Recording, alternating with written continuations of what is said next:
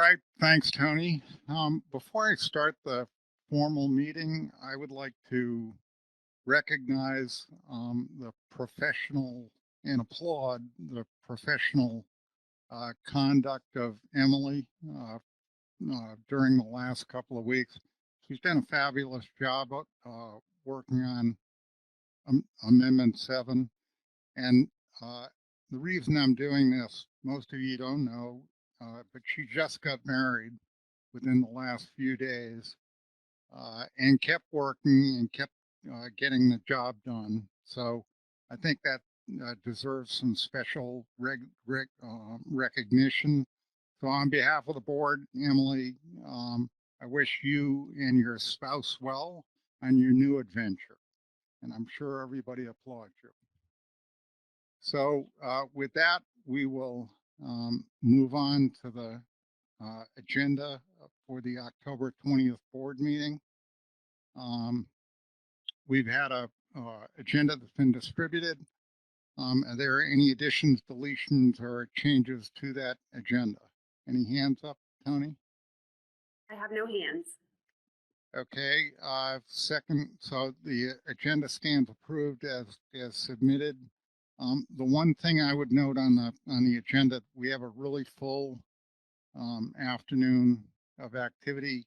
My intent to take Amendment 7, which is the primary issue, and dedicate most of the agenda to that issue. But I also intend, if we have not gotten through Amendment 7 by 5 o'clock, I'm going to stop the discussion on Amendment 7 and move to Addendum 7 and see if we can at least finalize one issue today. So the proceedings have been distributed. Are there any comments, corrections, objections to those? Any hands up, Tony? No hands. Okay, so the proceedings stand approved without objection. Public comments, this is for items that are not on the agenda. Did anyone request an opportunity to speak to the board at this point? Right now I have one hand up, Phil Zalzek. Okay, so this is for items that are not on the agenda. And we'll allow you a minute to address the board. 1 minute? I thought we had 3. 1 minute, please. All right, Chairman Borden, according to NOAA documentation, 60% of the Atlantic coast ocean-going striped bass begin and spawn in Chesapeake Bay. The Atlantic Menhaden Management Board has determined that striped bass are dependent on Atlantic menhaden for their survival. Though Atlantic menhaden are neither overfished nor overfishing is occurring, the Atlantic Menhaden Board has concluded there are not enough Atlantic menhaden along the Atlantic coast to ensure the survivability of key predator fish, such as striped bass, bluefish, and weakfish.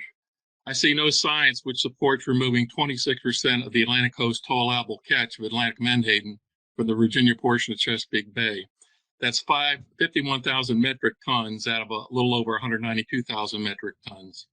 Clearly, over-harvesting is occurring in the Chesapeake Bay. Just let me jump to the very end of this. I strongly recommend, Chairman Borden, that you advise Mr. Spud Woodward, the Atlantic Menhaden Management Board Chairman, to end the Atlantic menhaden reduction fishery in the Virginia waters, as this is adversely impacting the striped bass fishery along the entire Atlantic coast. Omega protein, the last remaining Atlantic menhaden reduction fishery on the Atlantic coast, doesn't have to lose one fish from its quota of 156,800 metric tons. They just need to catch the Chesapeake Bay cap at 51,000 metric tons of Atlantic menhaden outside the Virginia waters, where the majority of their allocation is now anyway. Implementing this solution will allow Atlantic menhaden to recover in the Chesapeake Bay to the benefit of predator fish, the commercial and recreational fishing industries, osprey, and the marine environment. Ending reduction fishing in the Virginia waters, as other states have done, will be an enormous benefit to the Chesapeake Bay region. All this is documented with links to commission data or Maryland, Virginia, or Potomac River Fishery Commission data. That's it. Thank you. Thank you for being brief. I'm sure that Spud will take that recommendation under advisement. In terms of public participation during the meeting, I may or may not take public comments when we get to motions. But in any event, if I do decide to take public comments on issues, I'm going to ask the public to really limit themselves. We've had substantial opportunity for the public to provide input to the board, and I'm sure that the members of the public have been discussing issues directly with their commissioners. At least I hope so. I would also ask that members of the public not raise your hands when we're calling on board members. If we get to a point where I'm going to solicit public input, that'll be the time for you to raise your hand, and then we'll call on you in order. So in terms of Amendment 7, this is potentially an action item. We're going to start with a series of reports by staff on various issues in order to provide the board with comprehensive updates on all aspects of the subject. I mean, the task today is to approve the document for public hearing. And if we can't do that for some reason, then we need to provide sufficient guidance to the PDT to redraft specific elements in the document. In the case of the latter, we will approve any of those changes at a subsequent meeting. And at this point, according to what Emily has told me, the likely implementation date is 2023, regardless of the action, regardless if the action gets taken today or it gets taken at a subsequent meeting. In terms of the process that I intend to follow today, Emily is going to go, or at least she's going to start with an overview of the draft document and timeline. And since the draft amendment is separated into 4 parts or elements, as I call them, we will present those separately, and we're going to take questions on those first, and then we will ask for comments and changes. I would prefer doing as Spud Woodward did on Menhaden, to try to operate by consensus if that is possible. But if it's not possible, then I think motions are in order. And I'd also like to recognize, so that some of you don't have to point this out, there's a linkage between some of those elements and subsequent elements in the document. So the staff will be prepared to note changes that we make, and basically point those relationships out when we get to a specific item. So I'm almost done. In terms of my own thoughts on this amendment, I'm very concerned about the level of complexity in the document.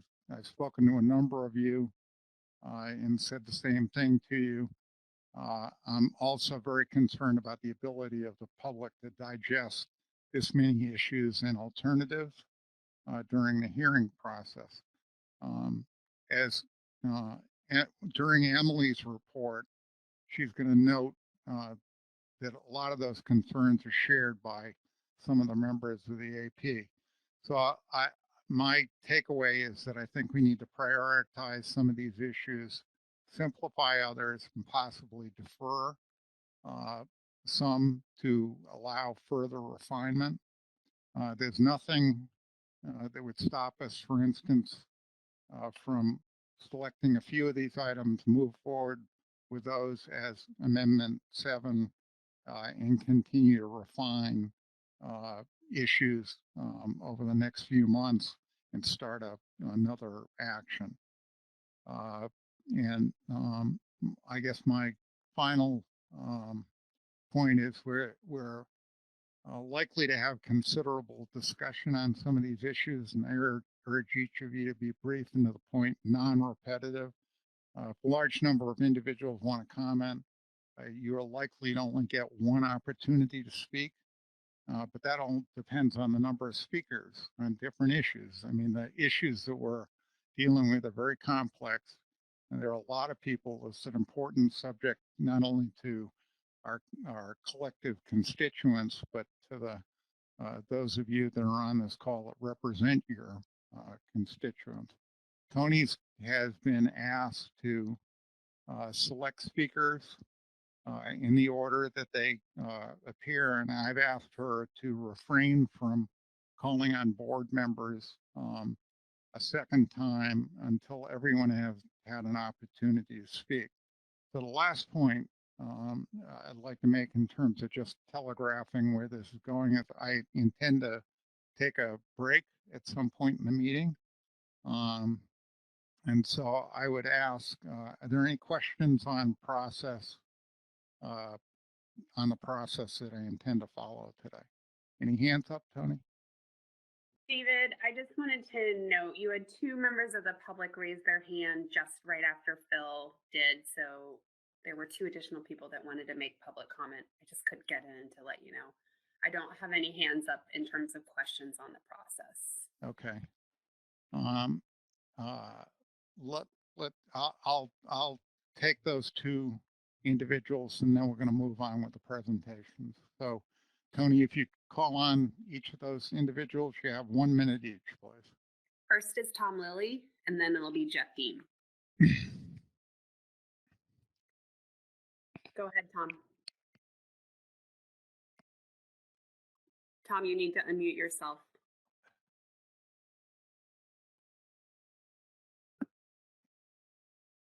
Tom, you are self-muted.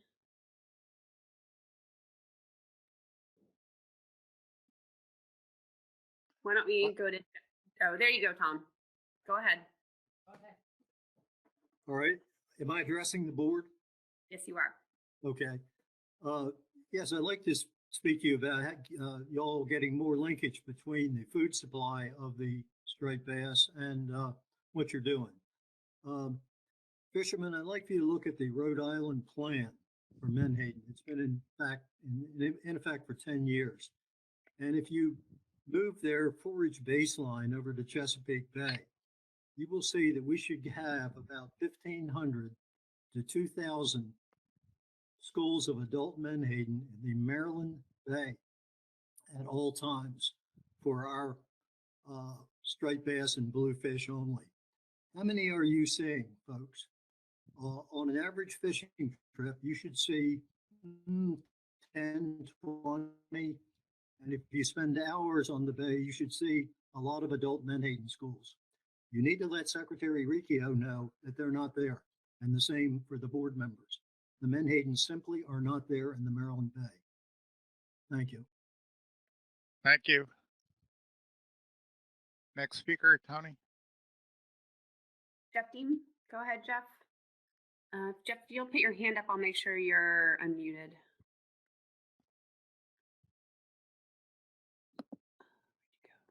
I didn't mean to have my hand up. Oh, okay. Then you're good to go. All right, so Emily, you're on, and congratulations on getting married. Thanks so much, Mr. Chair. I really appreciate it.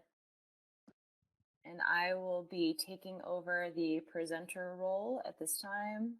All right.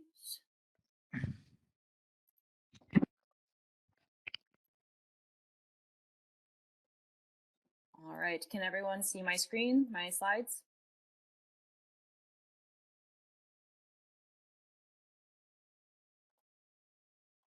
Yes, Emily. Great, thanks so much, Tony. All right, so as the chair mentioned, I will start today's presentation on Draft Amendment 7 with just a brief background, the timeline and overview of what's in the draft amendment document. And then I will transition to reviewing the draft options issue by issue for the 4 main elements. and we'll pause for board questions and discussion after each issue. And throughout my presentation today, I'll note comments from the advisory panel on the scope of the draft options. And as a reminder, as Mr. Chair mentioned, the board action for consideration today is to consider approving draft amendment 7 for public comment. So first, I'd like to thank the PDT for all their time developing this draft document. We've had numerous meetings and emails over the past few months. So again, I just want to thank all the PDT members. So starting with a recap of the background here, since Amendment 6 was adopted in 2003, the status and understanding of the striped bass stock and fishery has changed considerably. And the results of the 2018 benchmark stock assessment in particular led the board to discuss a number of issues facing management. And that stock assessment indicated the striped bass stock has been overfished since 2013 and is experiencing overfishing. So in August 2020, the board initiated the development of Amendment 7 to update the management program to better align with current fishery needs and priorities, and to build on the Addendum 6 action to end overfishing and initiate rebuilding. In February of this year, the board approved for public comment the Public Information Document, or PID, for Draft Amendment 7.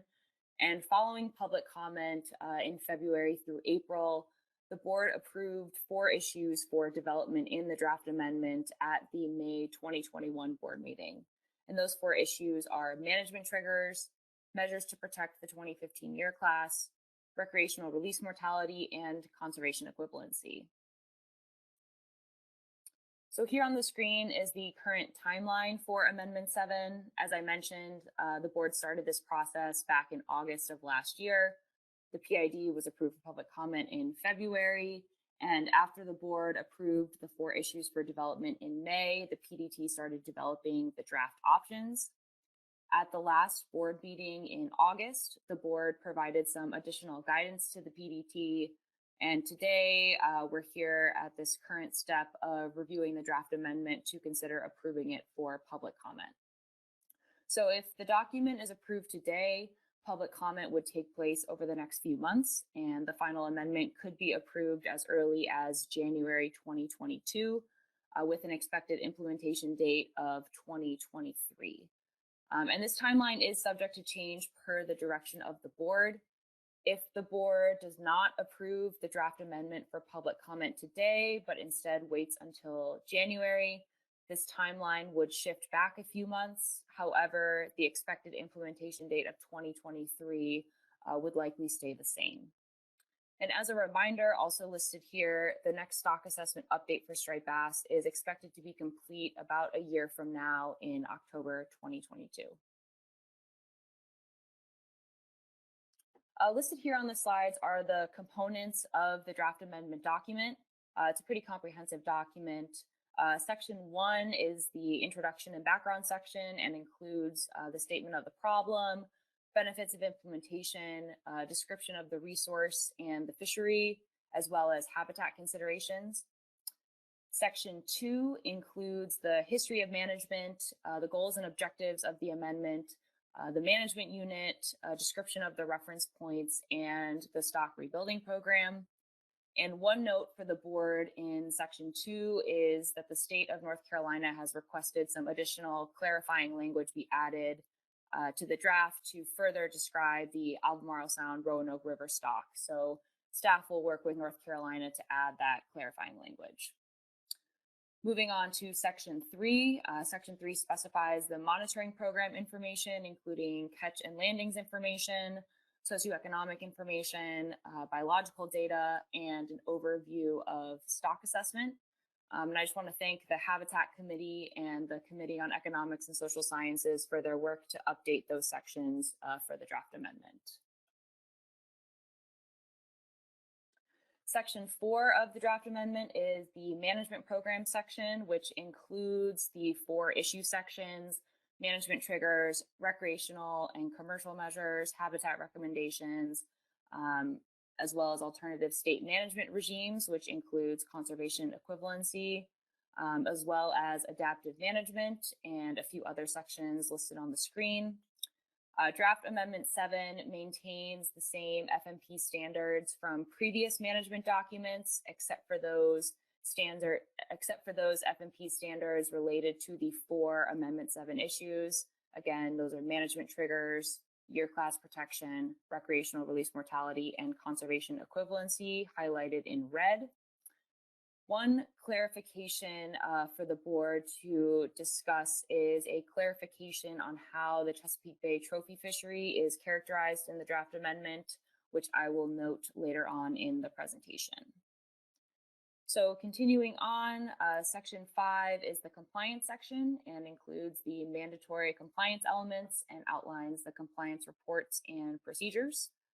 Section 6 describes the management and research needs, and section 7 reviews potential interactions with protected species. So as Mr. Chair mentioned, the next part of my presentation will be to review the draft options for each issue. And after I review the options for each issue, I will pause and have this question up on the screen for board questions and discussion or any proposed modifications to those draft options. And again, I'll be going through the 4 issue sections listed here, as well as touching on the need for board clarification on the Chesapeake Bay trophy fishery. In addition, I want to note that the advisory panel met on September 29th to provide feedback on the scope of the draft options, and I'll include the AP feedback throughout my presentation today. The full AP meeting summary was included in supplemental materials. As far as general comments from the AP did note overall concern about the complexity of Draft Amendment 7 and the large number of options that are presented in the draft. And the AP noted that this would be difficult to present at public hearings and it would make the public comment process challenging. So with that, I will move into the first issue today, which is management triggers, which is section 4.1 of Draft Amendment 7. So I'll start with the statement of the problem briefly for each issue. So for management triggers, as stock status and fishery performance have changed over time, there are some shortfalls with how the triggers are designed that have emerged. First, when female spawning stock biomass is below the target level, the variable nature of fishing mortality can result in a continued need for management actions. And these shorter timetables for corrective actions are also in conflict with the board's desire for management stability. And the board is sometimes criticized for considering management changes before the stock has had a chance to respond to previous changes. Additionally, the use of point estimates for management triggers does not account for an inherent level of uncertainty. And finally, the long periods of below average recruitment has raised questions about the current recruitment trigger. So the plan development team divided the trigger options into 4 tiers. The first tier outlines the fishing mortality trigger options. The second tier outlines the female spawning stock biomass trigger options. The third tier outlines the recruitment trigger options, and the fourth tier outlines options for deferred management action if certain criteria are met. So within each tier is a set of primary options and a set of sub-options to consider. And this tiered framework is really designed to provide the board with the option to consider each individual existing management trigger individually. So starting with tier 1, which is fishing mortality triggers, the board must choose one sub-option within each of these primary options. So option A, starting with option A, that is the timeline to reduce fishing mortality to the target. Sub-option A1 is the status quo option, being required to reduce fishing mortality to the target within 1 year. A2 would be requiring to reduce to the target within 2 years. And A3 would require a reduction to the target within 3 years. Moving on to option B, which covers the fishing mortality threshold trigger. Option B1 is the status quo option, where that trigger is tripped if F is above the threshold for 1 year. For the alternative sub-option B2, that trigger would instead be tripped if the 3-year average of F is above the threshold. So those are the two options for the F threshold trigger. Moving on to option C, which is the fishing mortality target trigger. Option C1 is the status quo option, where the trigger trips if F is above the target for 2 years and spawning stock biomass is below the target in either year. Option C2 would trip if F is above the target for 2 years, but spawning stock biomass is less than the target in both years. Option C3 would trip if F is above the target for 3 years. Option C4 would trip if the 5-year average of F is above the target, and C5 would eliminate the trigger related to F target. So moving on to tier 2, which are the female spawning stock biomass triggers. Again, the board must choose one sub option within each of these 3 main option categories. So starting with option A, which considers the deadline to implement a rebuilding plan once a spawning stock biomass trigger is tripped. The status quo option A1 is that there is no deadline for when a rebuilding plan must be implemented. So again, the rebuilding timeline is the stock must be rebuilt within 10 years, but currently there is no deadline for when a rebuilding plan itself must be implemented. Sub-option A2 would require that the board implement a rebuilding plan within 2 years from when the trigger is tripped.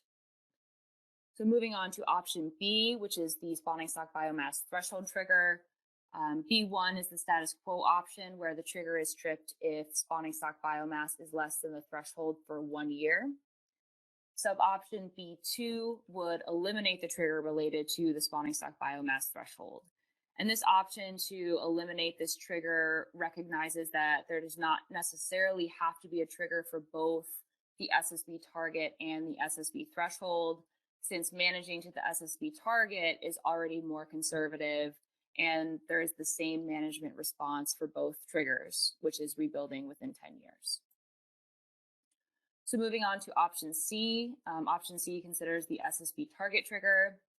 C1 is the status quo option, where the trigger trips if SSB is less than the target for 2 years and F is above the target in either year. C2 would also trip if SSB is below the target for 2 years, but the 3-year average of F would need to be above the target. C3 would trip if SSB is below the target for 3 years. C4 would trip if SSB is below the target and there is at least a 50% probability that SSB will be below the threshold within 3 years. And C5 would eliminate a trigger related to the SSB target. And just note that there must be at least one SSB trigger, so the board could not eliminate both the SSB target and the SSB threshold trigger. There has to be at least one of those in place. And then finally, I just wanted to note some AP feedback here. The AP noted some concern about these options that would eliminate either one of the SSB triggers, given the importance of these triggers in the management program. So I'll move on to tier 3, which is the recruitment trigger.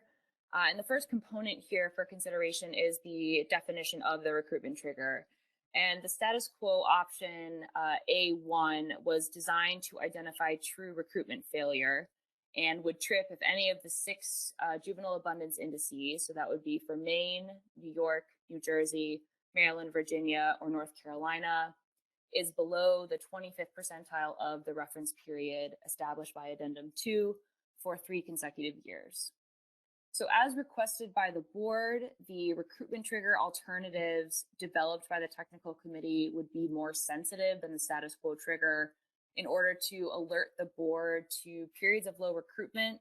And those alternatives are designed to be an early warning sign of reduced productivity of the stock following multiple weak year classes entering the population. So starting with sub-option A2, A2 would have a moderate sensitivity and would trip if any of the 4 core JAIs is below the 25th percentile of values from a reference period of 1992 through 2006 for 3 consecutive years. And the term core JAIs refers to the 4 JAIs used in the stock assessment model. So that is New York, New Jersey, Maryland, and Virginia. Sub-option A3 would have a high sensitivity, and that would trip if any of the 4 core JAIs is below the median of values from that reference period of 1992 through 2006 for 3 consecutive years. And that reference period for these alternatives, 1992 through 2006, was identified as a period of high recruitment by the technical committee, and changing that reference period results in these more sensitive trigger options. This is table 2 from the draft amendment, which shows when the status quo option A1 and the alternative trigger options would have tripped, which are the black shaded cells. The red and green cells offer a comparison of whether the model estimate of recruitment was above or below the average each year. So you can see that the status quo option in this second column here tripped only once since 2003. Option A2, which is the moderate sensitivity option, would have tripped 3 times in that time period. And option A3, which is the higher sensitivity option, would have tripped 6 times during this time period. And so the second component of the recruitment trigger is the management response. And the status quo option B1 requires the board to review the cause of recruitment and determine appropriate action if the trigger is tripped. Sub-option B2 would require the board to manage the stock under a lower interim F target calculated based on the low recruitment regime. So this would include reducing fishing mortality to that new interim F target if F was above that interim target. And that interim target would remain in place at least until the next stock assessment update or benchmark assessment is approved for management use. B3 would require the board to adjust to an interim F target if SSB is below the target. And this interim F target would be calculated again using that low recruitment assumption, but it would be calculated specifically to rebuild the stock within 10 years. And these sub-options B2 and B3 are intended to reduce fishing pressure as those weak year classes enter the population. So just to recap for the recruitment trigger, there are 2 components, and the board would have to select one sub-option for option A to actually define the trigger, as well as an option from option B to define the management response. And so now I'm moving into the final tier for the management triggers, which is deferred management action. Option A in this tier is the status quo, which is no deferred management action. So that is, if a management trigger is tripped at any time, the board must take the corresponding action. So the following alternative options would provide the board the flexibility to defer action until the next stock assessment if certain criteria are met. And these options were developed in response to the board's concern about the frequent need for management action. So option B here would allow management action to be deferred until the next assessment if it's been less than 3 years since the last action was taken in response to a trigger. Option C would allow action to be deferred if the F target trigger is tripped and SSB is above the target. Option D would allow management action to be deferred if F target trigger is tripped and SSB is projected to increase or remain stable over the next 5 years. Option E would allow action to be deferred if F target trigger is tripped and there is at least a 50% probability that SSB will be above the threshold. And finally, option F would allow action to be deferred if a management trigger trips after the board has already initiated action in response to a different trigger. So for example, this scenario might occur if the board selects a new recruitment trigger that might be tripping on a different time frame than the other triggers. And just a note here from the advisory panel, AP members noted general concern about this suite of options. The AP noted that there is already public concern about the board not responding quickly enough to management triggers, and that these options might delay the timeline for a response even further.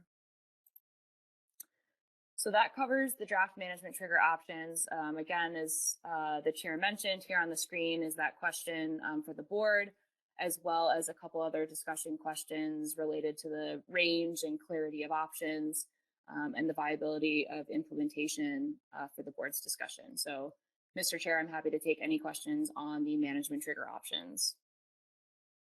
Thanks, Emily. Any questions for Emily? Tony? Just giving the hands a second. I just have John McMurray. John?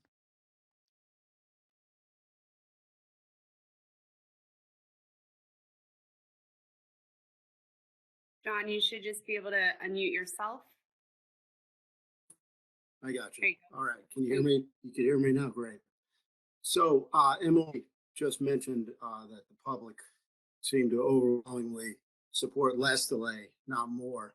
So I'm trying to understand how sub-option A2 and A3, as well as the deferred management options, I'm trying to understand the rationale. And I understand that we're trying to avoid a continuing for management action, and that shorter timetables for correction and action are in conflict with stability. But I'm not sure where all that concern is coming from, because in the last 15 years, between 2003, when Amendment 6 was adopted, and today, those management triggers were tripped only twice. And both of those times, we were overfishing, or the stock was overfished, or both. So I'd like to hear the PDT's rationale, and I'm not gonna move to have them taken out. I think we should probably include them for public comment, but I'm not quite sure where that concern is coming from, and I'd like some clarity on that. Thanks, John. As you mentioned, these options for deferred management action were developed to address the board's concern about the continuous need for management action and the criticism the board has received in the past for taking management action before the stock has had a chance to respond to previous management action. So that was really the motivation for these options, to try to address that concern as outlined by the board. And again, the PDT tried to be very specific with what criteria needed to be met for these options to be implemented.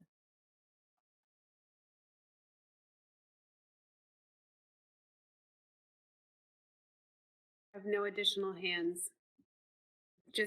I'm sorry, Mike Luisi. Mike? Yeah, thanks, Mr. Chairman. Just one question about Tier 1, which is the F trigger, and under option A, there are 3 sub-alternatives. The first one is 1 year, which would, if to reduce F to the target in 1 year, 2 years, or 3 years. Did the PDT discuss, let's just say that 2 or 3 years is determined to be the timeline for F to be reduced to the target.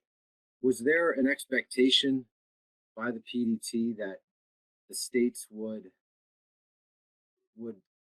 implement measures over those 3 years to achieve that F, to reducing the F to the target, or would it be more so in just one? It would. So I look at that and I think, if we had 3 years to reduce F to the target, are we taking consecutive actions over 3 years to get our fishery there, or are we going to work on something and implement it within those 3 years as a means to getting the F down to the target? Because in the first example, it almost would seem as if it goes against the goals and objectives for stability. But if the PDT was thinking more along the lines of allowing the board and the states additional time to reduce F to the target, that would make more sense to me. That's just a quick question. I've got a few comments along the way, Mr. Chairman, but I'll hold those for now. Thanks. Thanks, Mike. The PDT did not discuss how that action would be taken, whether it was one action in year 3 or more of a gradual action over those 3 years. I think that would be a decision for the board at the time the trigger is tripped. Okay, thanks, Emily. Mr. Chair, you have one other hand, John Maniscalco. John? Thanks, Mr. Chair. So I guess I have a little bit of concern about how options B and C, the F threshold and F target triggers, work when you kind of consider the timeline of assessment, management response, and so when you start considering these longer period, um, 3-year averages of F, for example, could you please go over, for example, the timeline of, receiving that assessment from, 2019, the data that that assessment included when the board took management action, and how many years of, you know, of fishing mortality we would be kind of basing our next decision on that reflects the current regime versus before the board took action. And I hope my question is clear. Thank you. Thanks, John. If my response doesn't address your question, just let me know.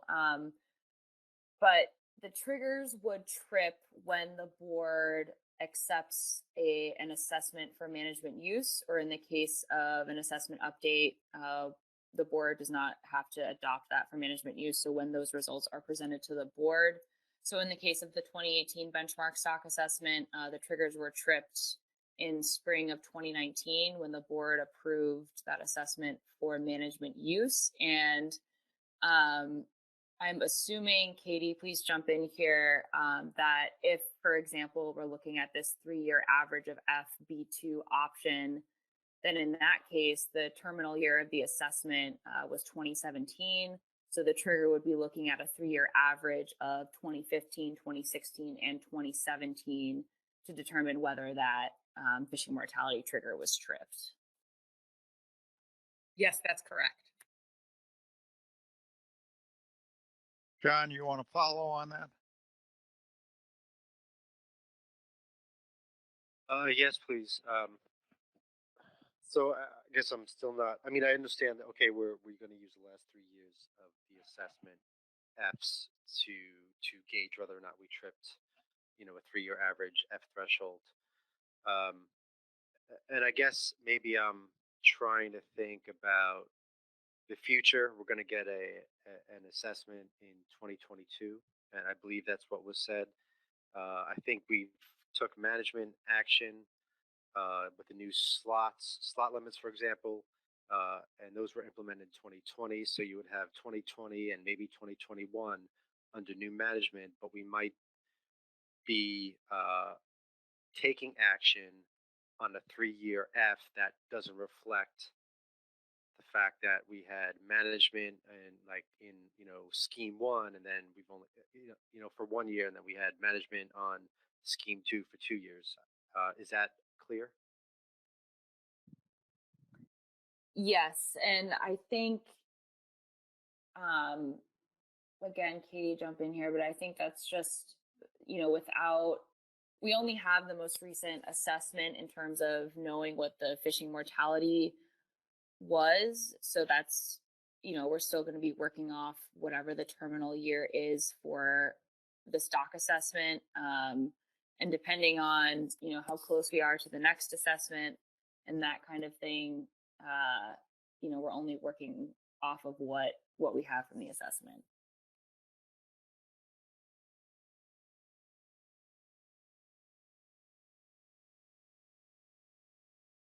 Any other questions, Tony? No other hands. Okay, so at this stage, we're going to move on to the issue of comments. So I would like to hear a few comments from board members. Are you happy with the way this is structured? Do you think it should be changed or not changed? And if you want to change it, then propose a specific course of action. So those individuals who would like to speak to the point, please raise your hand. Tony, Just writing down names. Justin Davis, followed by Mike Armstrong. Justin, and then Mike. Thank you, Mr. Chairman. I was one of the proponents of keeping management triggers in this document because I thought it was worth taking a look at developing some additional alternatives and evaluating them and sending those out to the public. I'm concerned with what's currently in the document. I agree with the general sentiment that this document as a whole is really complex and has a lot of options, and I'm concerned about effectively conveying all those options to the public in a hearing environment. I also just sort of worry about a general perception that by building all these options into this, that it will create that perception that the board is trying to find a way to sort of wiggle out of having to take conservative action for striped bass when necessary. So, I feel like it would be in the board's best interest to consider narrowing these list of options down a bit. But I'm not prepared at this point to make a motion because I'd like to hear more of discussion around the table. But that's sort of where I'm at this point, is I would favor taking some time at this point to try to narrow this list of options down a bit. Thanks. Justin, I don't want to put you on the spot, but it would be helpful without making a motion, as I indicated before. I'd like to deal with this by consensus if it's possible. So I think it would be illuminating if you could just, we could ask Emily to put up the list, and then you could just suggest what you think would be appropriate to remove. I think that would be helpful. You don't need to talk on each one of them, but just identify the issues that you think should be removed. Okay, I could take a shot at that. So under the F trigger options, I would be in favor of removing sub option A3, the 3-year timeline to reduce F to target. Sub option C4, the 5-year average F above target. C5, no trigger for F target.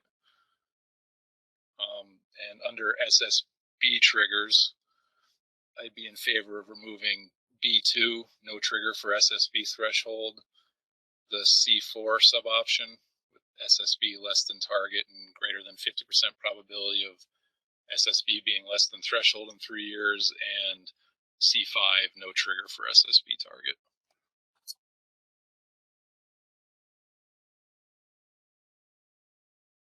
Thank you for doing that. Mike Armstrong. Thank you, Mr. Chairman. It's a good segue from what Justin said. I think option A, I think in the interest of reducing this down, this board just needs to make some hard decisions and put in the document rather than bringing it to public hearing. I think there's too much to bring here. Under that, I would get rid of option A.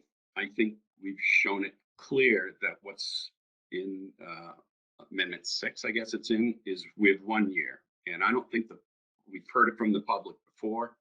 I think most people on this board probably feel, especially given the light that we've all been informed that the stock status is looking different in the last week with another bad recruitment year. I would say get rid of option A, keep it a 1-year response. Under B and C, the problem is, the threshold and the target are 0.04 apart. And someone correct me if I'm wrong on that. I think the target's 0.2, the threshold 0.24. That's measurement error in a stock assessment. And so we're doing a lot to put out a bunch of options around the target. And I'm not going to suggest it now, but I'm going to throw it out there. Maybe we get rid of option C and we just go with the threshold, because it's really not much different than the target. That would simplify things a great amount. And that's about as far as I've gotten so far. So I'll leave it at that. All right, thanks, Mike. Tony, anyone else with their hands up? Yes. We can go back to these comments later. I'd just like to get the ideas on the board so that people understand where other members are coming from. What other hands? Mike Luisi. Mike? Yeah, thanks, Mr. Chairman. In line with Justin and Mike Armstrong's comments, I thought I would provide some comment regarding Tier 1 and Tier 2. I do agree, maybe not entirely with Mr. Armstrong, but more with Dr. Davis, that A3 under option A is probably too long of a time period for the public to be supportive of in the event that it takes 3 years to get F down to the target. In my mind, that shows too much delay. I can agree though with the 2-year time period, just given the new information as it becomes available. There are times when it's difficult within a year to make changes in it. It could actually be the follow-up year or the future year when changes would likely be made at the state level. So I'll leave that option A comment there. I also have concerns in Tier 1 and in Tier 2, both option C's in those cases where there's a combination of fishing mortality and spawning stock biomass as it relates to a trigger. We're calling Tier 1 an F trigger, yet C1 and C2 combine spawning stock biomass as it stands to in comparison with the target as an indicator along with fishing mortality as to tripping the trigger, as well as in option C under Tier 2 for spawning stock biomass. We discussed spawning stock biomass being below the target for a number of years, but then again, we're adding in fishing mortality as well. I didn't like it I didn't like it in the previous amendment, and I don't like it here. I think it just adds more complexity than necessary. In my opinion, fishing mortality is what we have ultimate control over. And if fishing mortality and spawning stock biomass are continued to be linked based on the modeling and the actions that we take by focusing on fishing mortality, we will achieve spawning stock biomass if we can maintain that fishing mortality at the target. And I think we should consider eliminating C1 and C2 from both Tier 1 and Tier 2 to simplify that and not confuse the public any more than they would be if they had to look at all these options at the same time. Thank you. Tony, anyone else? Thanks, Mike. No other hands at this time. Okay, so there are some similarities between the comments that were made. So let's deal with the Tier 1A. The suggestion was, there were a couple of suggestions and they're different, but the suggestion was to remove A3 3 years. Any objection to doing that? No hands. Okay, so 3 years is out. Then on option B, anyone proposing any additional changes on that?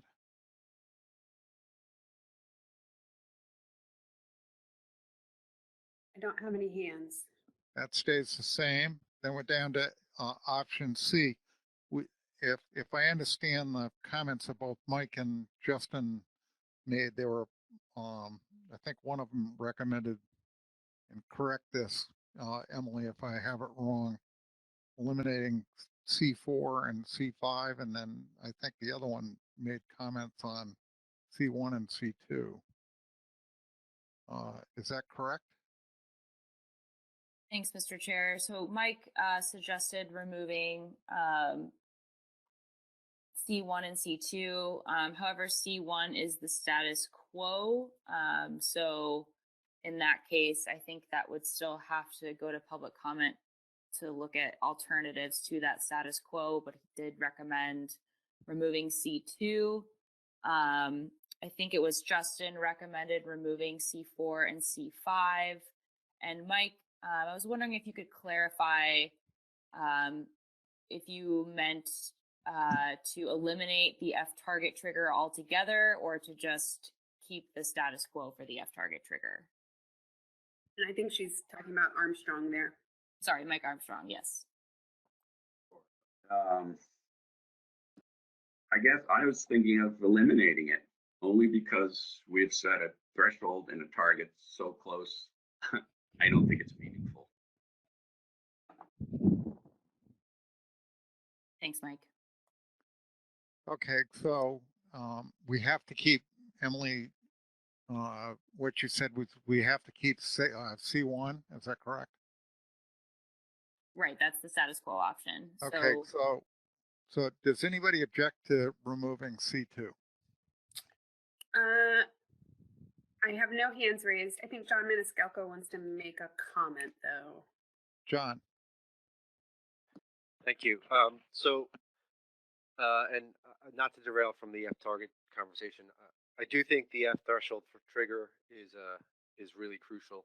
And so kind of going back to where I was going with my earlier questions, could we modify B2 so that it's a 3-year average or 2-year average if that reflects the most recent management actions? Something to that effect. Thank you. All right, so I'm still on the issue of C2. The suggestion has been to take it out. Anyone object? No hands in objection. Okay, so it's out of the document. On C3, John, you want that changed to 2 years? Or do you want to add a statement that says you can use 2 years under certain conditions? So, I mean, I guess my comment could apply to both B and C, but my issue is that we take action on current management, not take some kind of action on split management that represents, a prior management scenario. So that could apply for any time we're using a 3-year average. If we took management action and the assessment only incorporates 2 years of the fishery under that most recent management. So any objections to doing that? I have no hands. Emily, if you can perfect the language, that would be very helpful. Sounds good, John. I think what you're saying here is for B2, for the F threshold trigger, that it would be looking at a 3-year average of F, or in some cases, a 2-year average if there has been less than 3 years of a management action. That is correct. Thank you.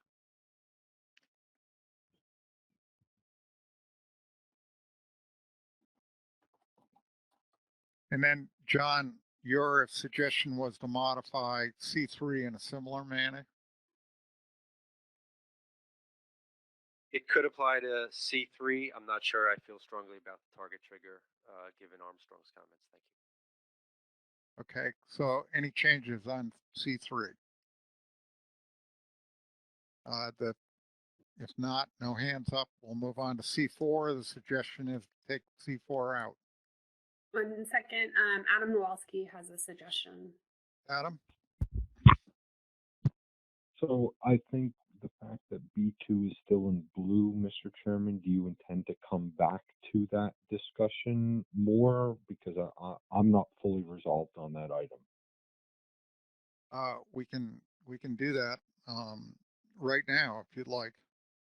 So specifically, I think I would prefer to see these either as 2 separate options or have it broken down as some type of sub-option associated with B2 as to whether or not we're going to apply that. Because in my mind, to have an either or in here, I think those really are or the ability to select both. Maybe if we have them as two separate options here, but for this particular section, we have the ability to select multiple ones. I think in the interest of clarity, I would rather see these as separate options, and then again, either language added that we could select both of them. But I just think this or aspect is going to add more confusion for the public as we seek to whittle down options to add clarity.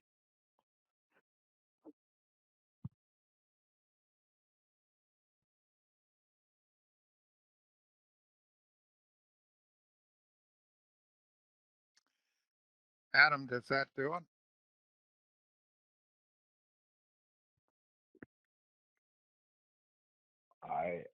It's awfully hard, right, to just take the words. I think staff's doing a tremendous job, quite frankly. I love this idea of putting essentially a whiteboard in front of us and erasing and doing it. All we need are some Post-it notes around the screen here, and we'll have a real live conference room. I think staff's doing a great job. I think this gets it up there. Welcome to other comments. Wouldn't oppose if there needs to be some other wordsmithing moving forward, but I think this helps address my concern. Okay, so I'm going to leave that the way it is and then move back to C4. The suggestion is to take C4 out.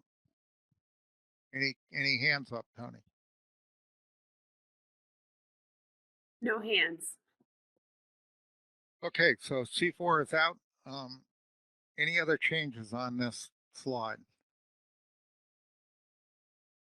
If not, let's move on to the next comment. Justin Davis has his hand up. Justin. Thank you, Mr. Chairman. I just wanted to reiterate that I was suggesting removing C5 as well, and I don't think we reached a decision point on that. Okay, to Justin's point, any objections to taking C5 out? I have one hand up, or I have a couple hands up. Jason McNee. Jason. Thank you, Mr. Chair. Not necessarily an objection, just wondering, I think, there was this notion of not having F-target triggers at all. Per Emily, we need to have the status quo option in there. So I wonder if we didn't want an F-target trigger, if we need C5 in there, or if it just defaults to C1 or C3. So I wonder about, I'm just curious as to whether it's wise to remove C5. I'm fine if we do. I'm just wondering if that kind of, sorry for the pun, triggers us into one of the other options just by default. Emily, to that point, please. So if the board's intent is to eliminate the F target trigger, which is option C5, C5 needs to be in there as something that the public and board would consider, which is eliminating this trigger altogether.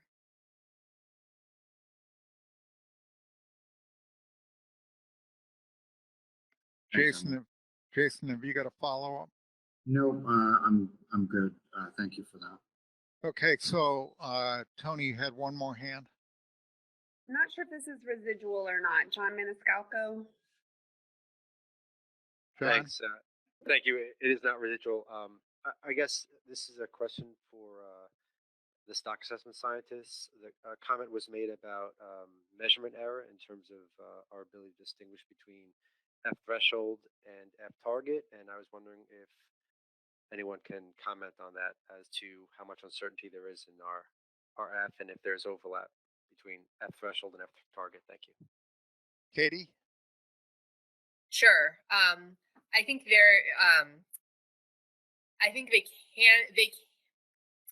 I don't want to overpromise based on, we'll have to see what this next coming year of data says.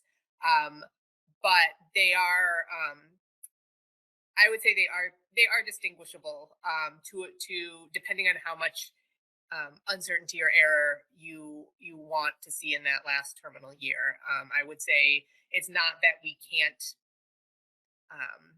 if you say, okay, we're between the target and the threshold, we could be anywhere in there, is not quite true. I do think we have a fairly decent handle on the uncertainty, but it is true that it's there is some uncertainty about that stock status determination. But it depends on kind of where you are relative to those reference points, and how you're quantifying that uncertainty.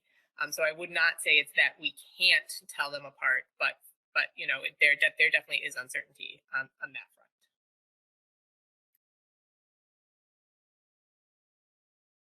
Tony, have you got any other hands up on this? No other hands.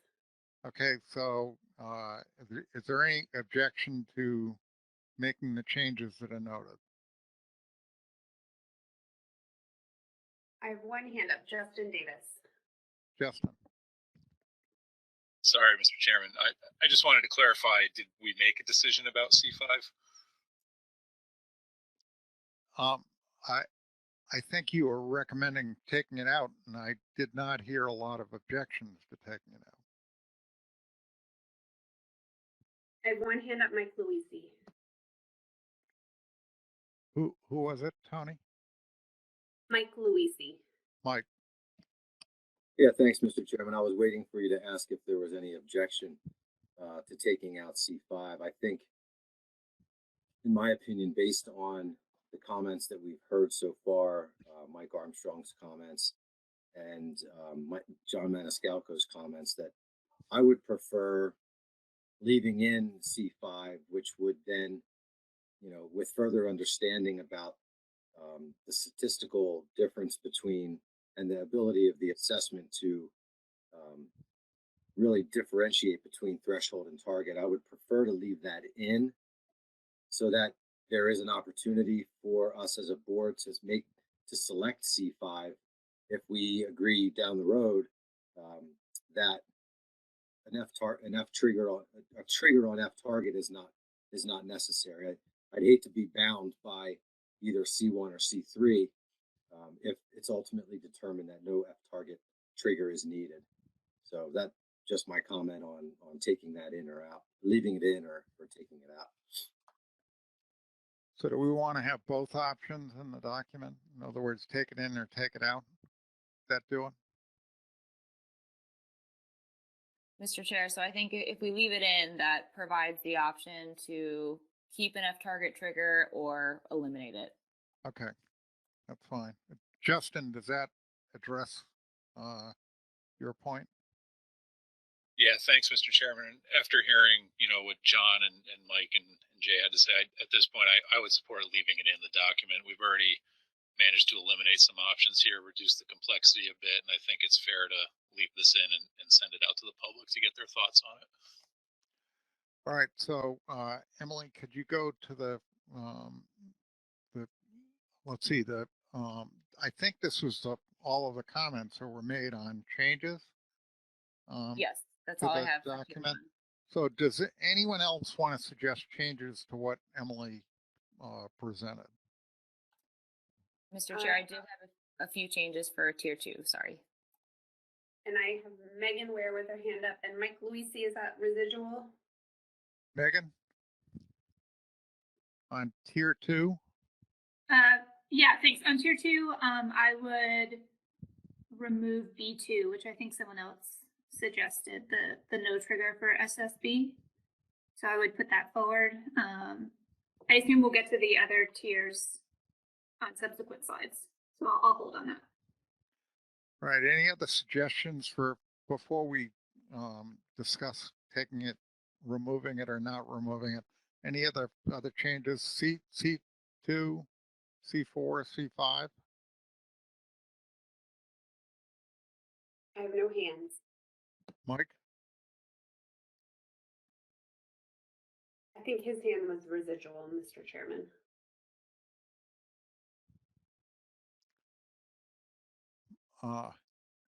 You're breaking up a little bit. Mike Luisi? Yeah, Mr. Chairman, my hand was up from before, but I'm happy to make a quick comment. I think my comment would be the same regarding C5 here. Leaving something in to allow the board a decision on, well, I guess it would be for B2 and C5. I think the board will need, decide which triggers would be the most important. I don't know. I'd like to hear some others' thoughts about the no trigger, having options in here for no triggers for thresholds or targets. I know we can't select both of them. But in some cases, or in my mind at least, it gives us an option rather than being bound by the status quo, at least for B. And for C, if we remove C5, we're going to be bound by either the status quo or C3. So, but thanks for calling on me again. I'll make sure to put my hand down this time. All right, so other comments on the suggested, the suggestions in red are, it has been suggested to remove those. Comments on that? I have no hands. Okay, any objections to removing those? I have no, one hand, Adam Nowalski. Adam? If I just understood Mr. Luisi's comments, I believe he was suggesting that B2 and C5 should stay in if I understood him correctly. And I would support keeping B2 and C5 in as well. If that was not his comment, then I think I need a little bit more clarification and I might reconsider my position. But if his comment was that he supported keeping B2 and C5 in, then I would offer that as another voice of support for keeping those in. All right, let's see if we can make some progress on the points that I think we have common ground. Does anyone object to taking C2 and C4 out? Any hands, Tony? I have no hands in objection. All right, those two items are taken out of the document. We have a difference of opinion on whether or not B2 and C5 should be removed. We've got recommendations on both sides. Does anyone want to comment on that who has not commented? I have John Clark followed by Roy Miller. John and then Roy. Thank you, Mr. Chair. I just want to agree with Mike Luisi and Adam Nowalski that I think it's a good idea to keep those in there. That way we could choose one or the other. As is noted down there, there has to be one SSB trigger, but we may not want both. So that would be helpful. Thanks. Right, Roy? John expressed my concern. Thank you. Okay, so we have 4 speakers that have basically recommended leaving those in, and 2 that have recommended taking them out. Is there, now that you've heard the discussion, both pro and con, is there any objection to leaving them in? Anyone want to object? I have John McMurray. John McMurray. Thank you, Mr. Chair. I'm not sure I'm objecting to leaving them in, but I have a clarification question. And I understand the rationale for wanting to leave these in, and particularly Mr. Armstrong's rationale that target and threshold are very close to each other, but that changes if we get new reference points, correct? And I could be wrong, but we may have those with the new stock assessment. Is that a right way to think about this? Emily or Katie, to that point? Sure. I think with the assessment update would provide new values for the SSB triggers and the F, but we don't expect those to change significantly, and probably the uncertainty around them would not change very much with the assessment update. If down the road the board wanted to create a new definition for the reference points. So maybe regional reference points or reference points that are more based on SPR or something like that through a benchmark assessment. That may also affect the precision or the confidence intervals around those reference points. But for the assessment, the updates in the near term is not likely to change kind of those confidence intervals or the level of uncertainty that we have around them. That was helpful. Thank you. So, John, not to put you on the spot, but do you now have a position on that? I see no reason to take it out at this point, but I will likely oppose it if it stays in. Thank you. Okay. So I think we've basically got a consensus to leave those in, those two in. I have Mike Armstrong with his hand up. Mike? Yeah, I'm okay with that, but I do think we need, under C3, I think that language should be under B also. I think we should have an option to take a running mean.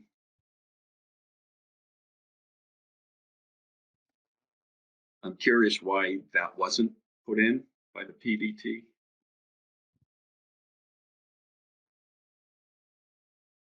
Emily, to that point? I think there you have the potential for overlap. So for example, if we had that same trigger for both option B and option C, it's essentially the same trigger for both. So I think the PDT was trying not to overlap, considering you might have both of these triggers. Yeah, and to that point, I mean, I go back to the first one. Target is redundant to threshold. We should have triggered the threshold before the target. And if we get to the target triggers, we've done something wrong because we should have done something at the threshold triggers. And it's almost like we could throw out option C. If we don't, we put in thresholds for these things, and then we don't use them by putting in a bunch of options that target, that go for the target. So, I mean, I'm fine going to public hearing with this. I'm just thinking we need to simplify. Right. Are there any other changes to this? The items in red come out. I have no hands. Okay, so we're going to move on to the next slide. Emily, if you would, please.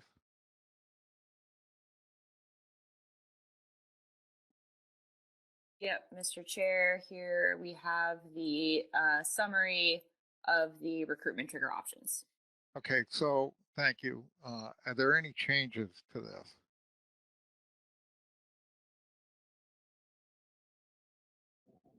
I don't have any hands. One hand, Megan Ware. Megan. Mr. Chair, I guess I'm looking for your guidance here. I had sent a motion to staff that speaks in some ways to the management response, although it's a separate issue. If you feel it's appropriate to make that motion now, I can, or I can wait till we get through the management trigger slides and then make it. But I do think it's most related to the management response options. Okay, so Megan, let's take that up as a separate motion at the end of this. Okay. Just keep going. I'll come back to you. Anything else on tier 3 changes? If not, we're going to move on.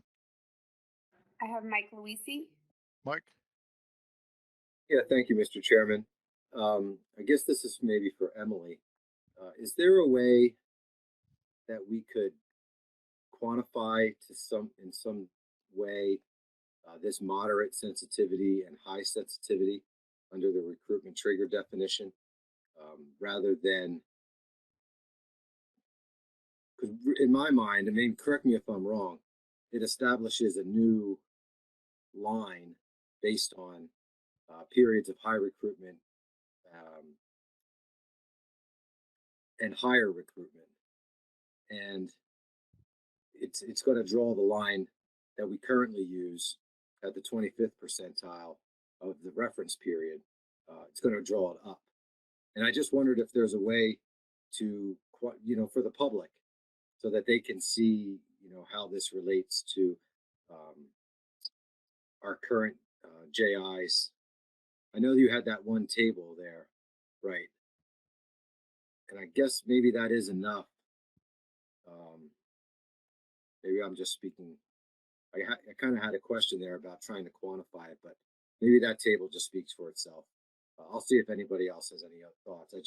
The whole concept of an interim or a new target, it's not a target, but the whole idea of adjusting that baseline for the JI is just a little confusing as to how high it really would go. I don't know if you have any thoughts on that or not, but I was confused by this a bit. Right. Any other comments on this? In this section? Any hands up, Tony? No hands. Okay, we're going to move on unless somebody wants to propose something different here. Okay, Emily, if you could go to the next one. Deferred management actions, changes on this slide.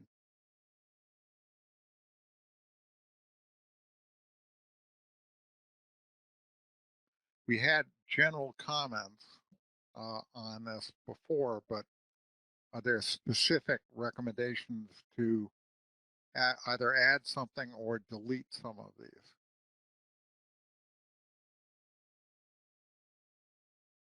No hands so far. Okay, let me ask one more time. Do we have any suggested changes?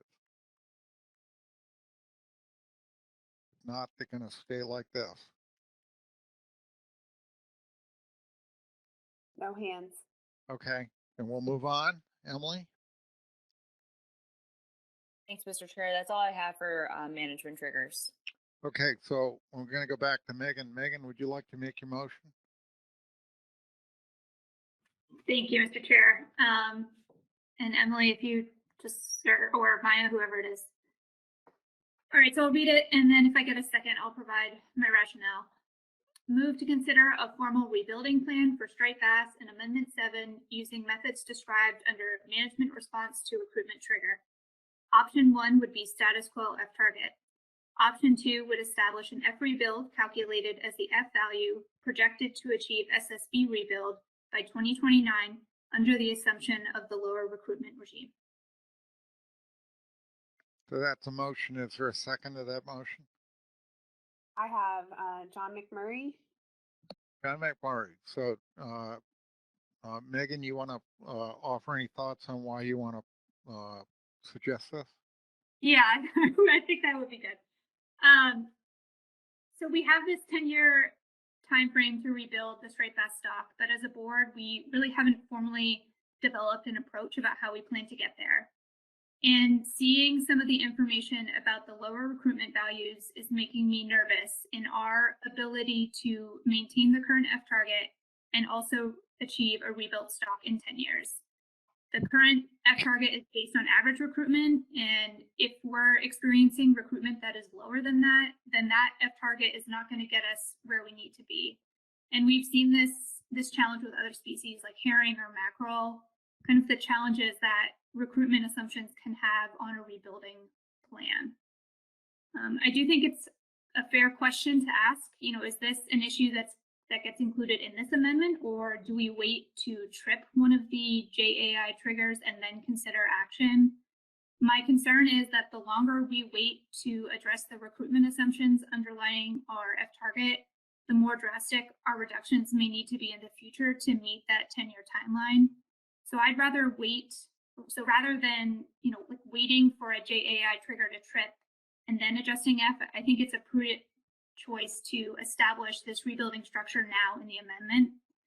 I also think taking action now would align well with the upcoming assessment, as this would allow the TC to calculate that F rebuild in the 2022 assessment. And I'll just close by saying, I completely understand that this is adding some complexity to the document, but in my opinion, I think this marginal increase in complexity is well worth it for the board to signal to the public that we have a rebuilding plan for striped bass.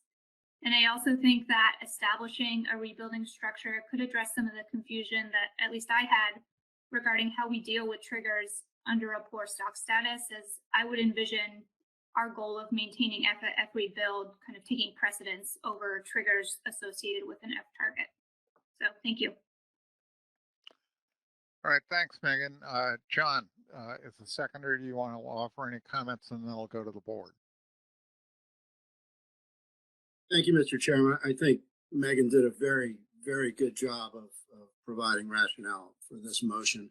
I would just add that the public has been very vocal on the need to initiate a rebuilding plan.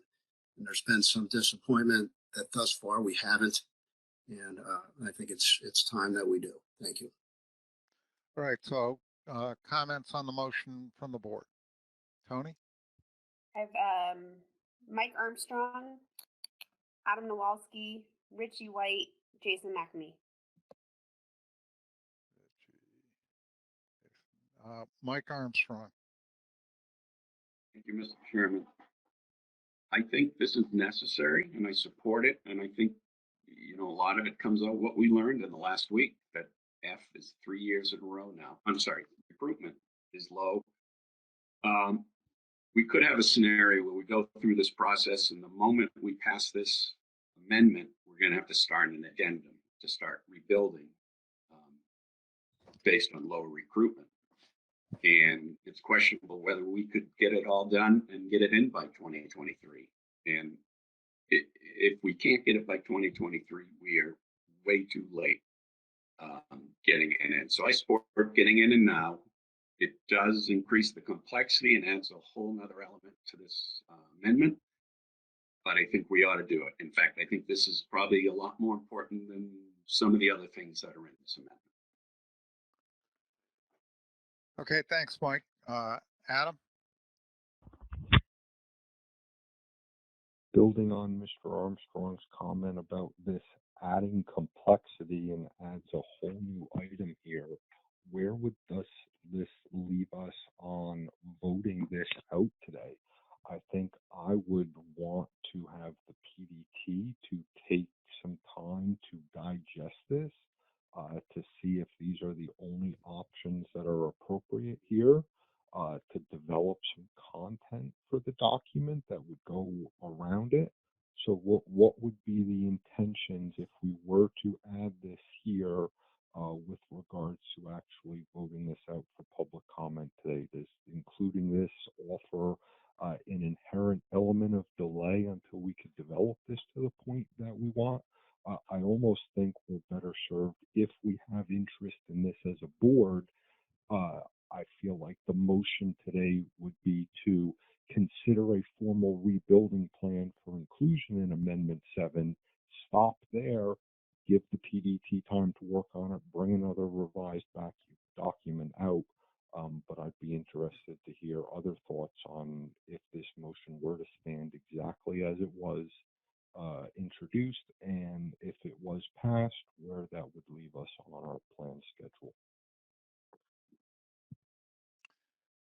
Yeah, I guess my response to that, Adam, is that to some extent the how we treat this will depend on where we end up today. If we end up in the position that there are going to be a number of issues that may get referred back to the PDT for work, we certainly could do what you are recommending. If the board, as an alternative, if the board wants to vote it out, then you still, I think we still could ask for comments from the PDT, but it's a question of how we handle it in terms of the document. So let me move on to Richie White. Thank you, Mr. Chair. I strongly support this motion, and the herring example is a perfect example. We certainly do not want to do what has happened to herring. and it certainly is recruitment. So we have to pay attention to the low recruitment, and we have to be prepared to take the necessary action to make sure that this stock does not get in a very bad situation. Thank you. Thanks, Richie. I've got Jason McNamee next. Thank you, Mr. Chair. I also really like the idea behind this motion. I have a couple of questions, though.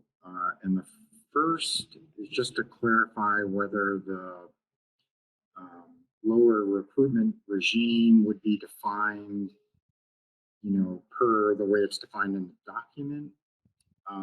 And so I just want to clarify that, because the notion of lower recruitment regimes is a topic of discussion across species, and it can be a pretty hot topic. So I think it's something we need to be very specific about what we're talking about.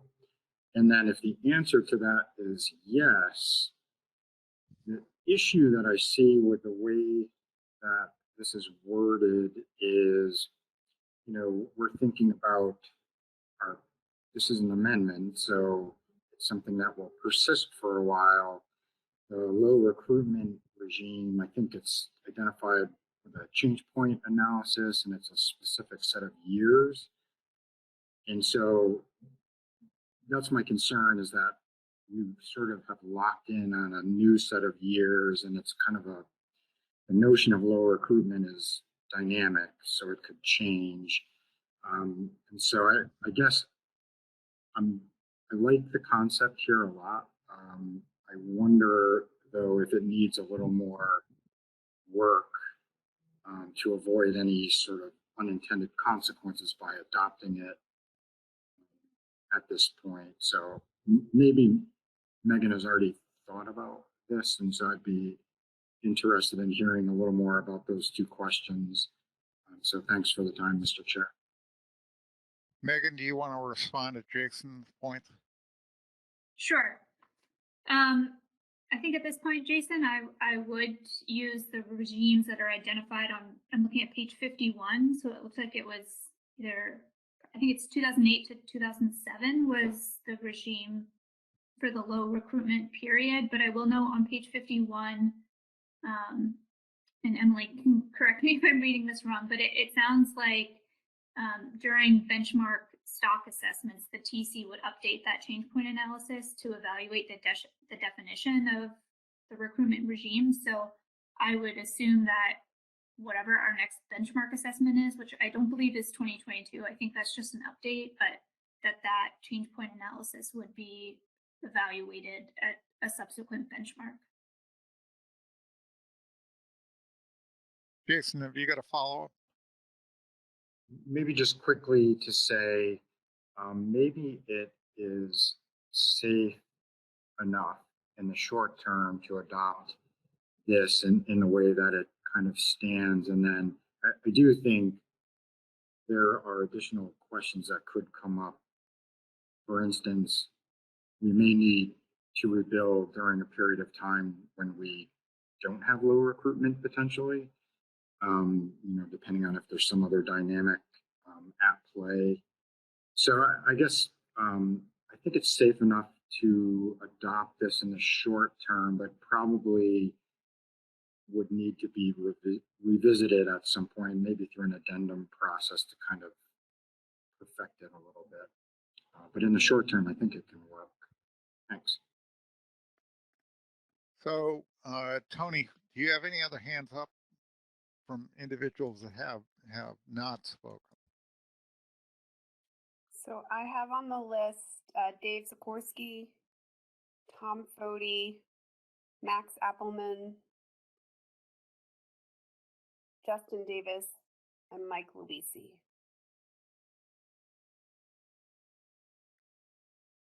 Okay. The first one, I can't read my own handwriting. The first one was David Sikorsky.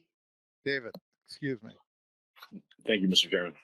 I will say me too to Mr. Armstrong's comments and Ms. Ware's comments, and just kind of highlight from the Chesapeake Bay perspective that in 2018 we had an unprecedented freshet and saw the spread of blue catfish throughout the watershed, especially to the upper bay where key spawning happens and reaches of the spawning rivers. And so I think I'm very supportive of this motion, and I just want to raise the issue that these invasive species, which were first noted by Maryland's team in the Upper Bay this year, and is reproducing, is a key factor here, whether it be competing for forage and places to live, or simply eating juvenile striped bass. It's something that's been on my mind and on the mind of a lot of anglers here in Maryland as we continue to interact with blue catfish in areas of even moderate salinity. So this is of the utmost importance to me, and I look forward to seeing the results and really just flag that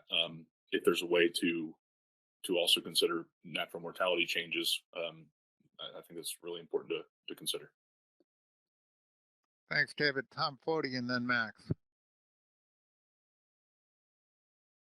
My concern is when we look at recruitment and spawning stock biomass, we had some high recruitment in a couple of years where the spawning stock biomass is not much different than it is now.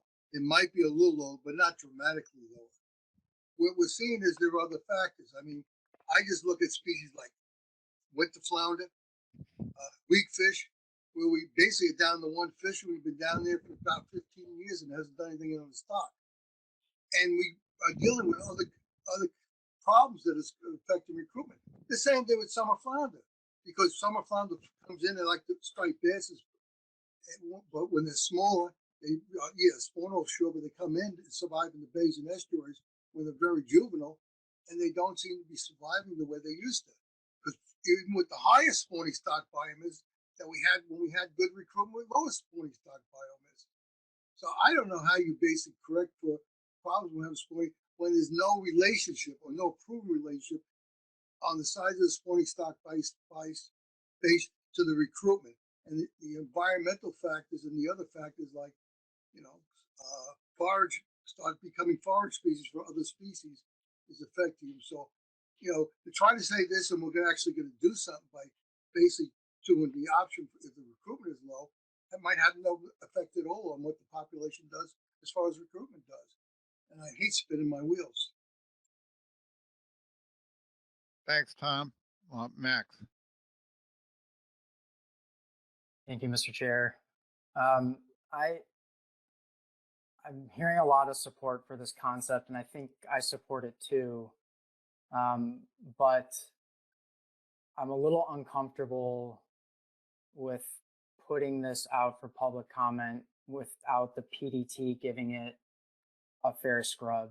I think we've heard some concerns or possible challenges of how this F rebuild would be used in the future.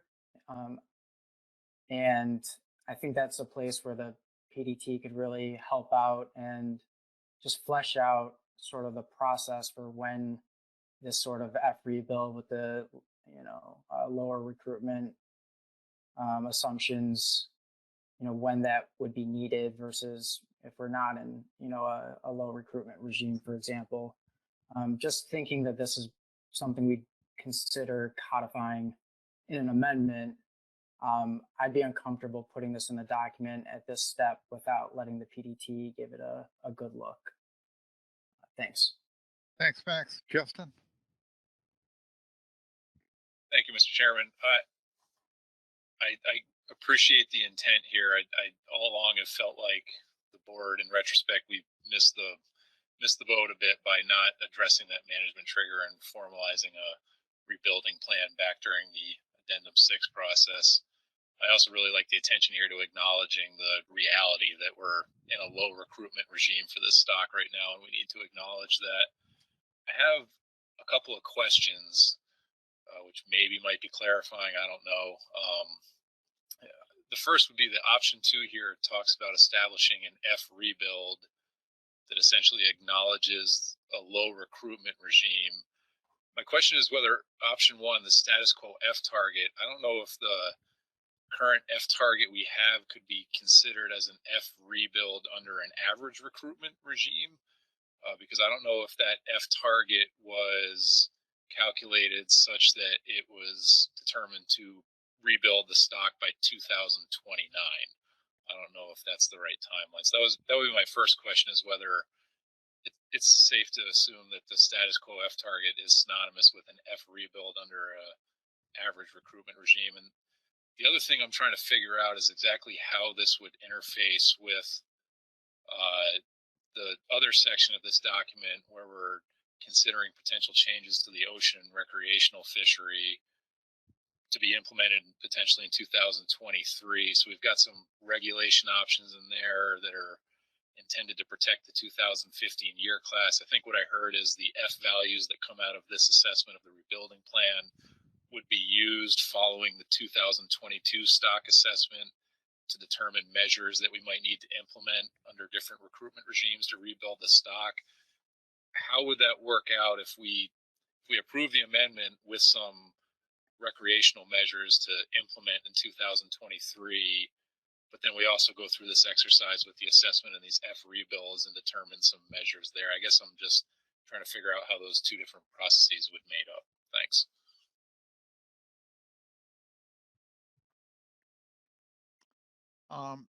Megan, you want to take any of those? Sure, I'll try to take both, and people can correct me if I misspeak. So I think the first question is basically, does F target equal F rebuild under average recruitment? I guess I would say, I don't know, we would need updated projections to know that. My understanding is that the F target is set that if you held it there, you should get to the SSB target. I just don't know if you get there within 10 years or a longer time frame. So that, I guess that would be a question for a projection. The second question was, what happens if we take action in 2023? What does this do with this? And I'll say I've also struggled, Justin, with kind of how this amendment and the assessment in 2022 align, because I think we're scheduled to take final action on the amendment before we're going to see results of the 2022 assessment, which is kind of a weird position to be in. But I think what we want to see in that 2022 assessment is what our F rate is at present, and then compare that to where that F rebuild is, and see what the difference is, right? It's kind of hard to speak without knowing what those two values are.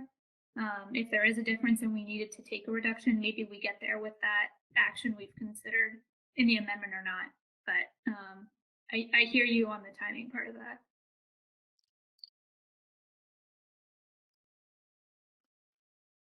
All right, next person on the list is Mike Luisi.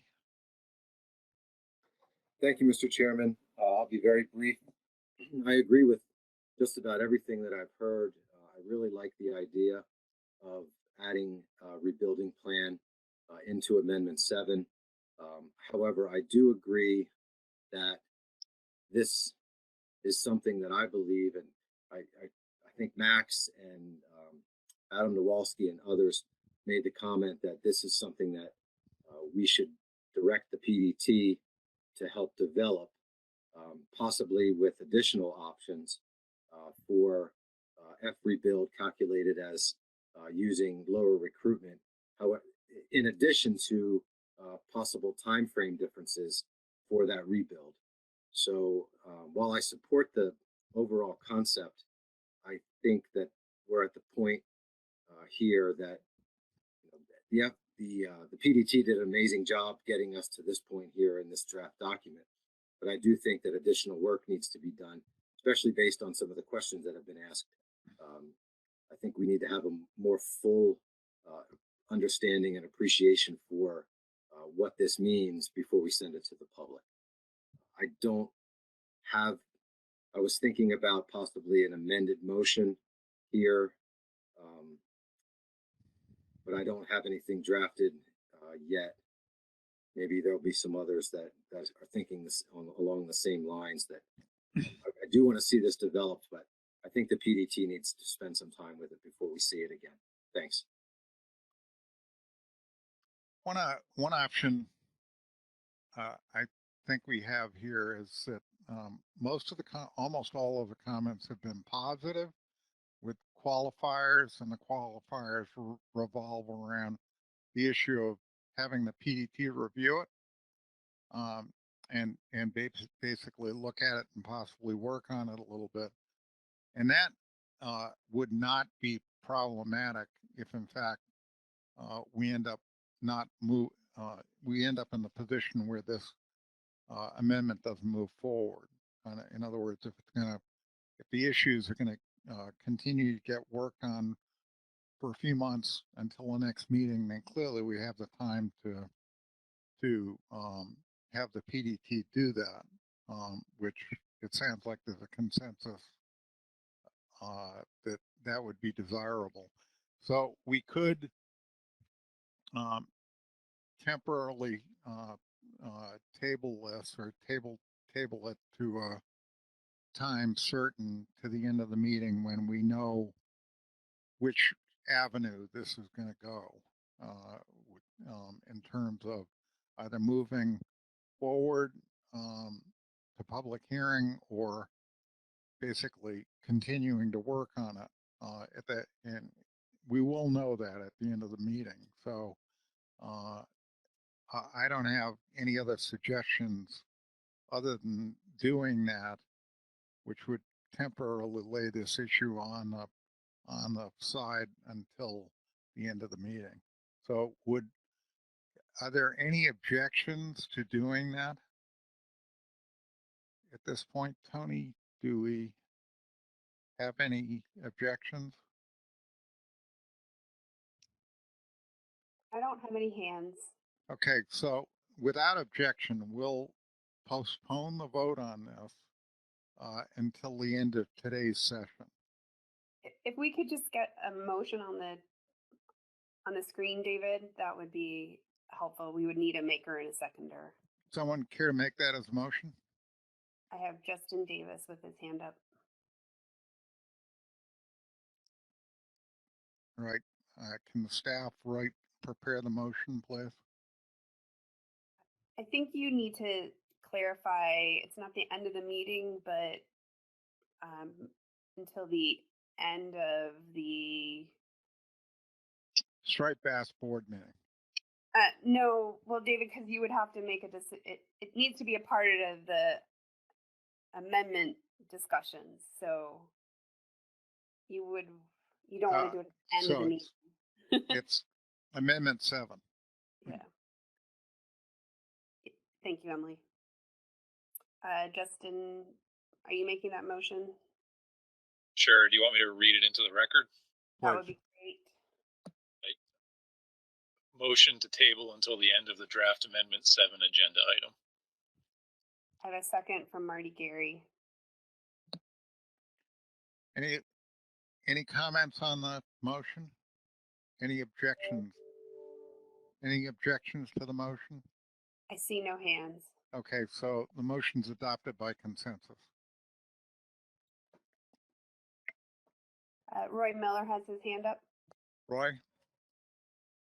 Mr. Chair, one clarification for when we come back to this item. I may have missed this, but we're defining the recruitment regime as the Maryland JAI. Am I correct in that assumption?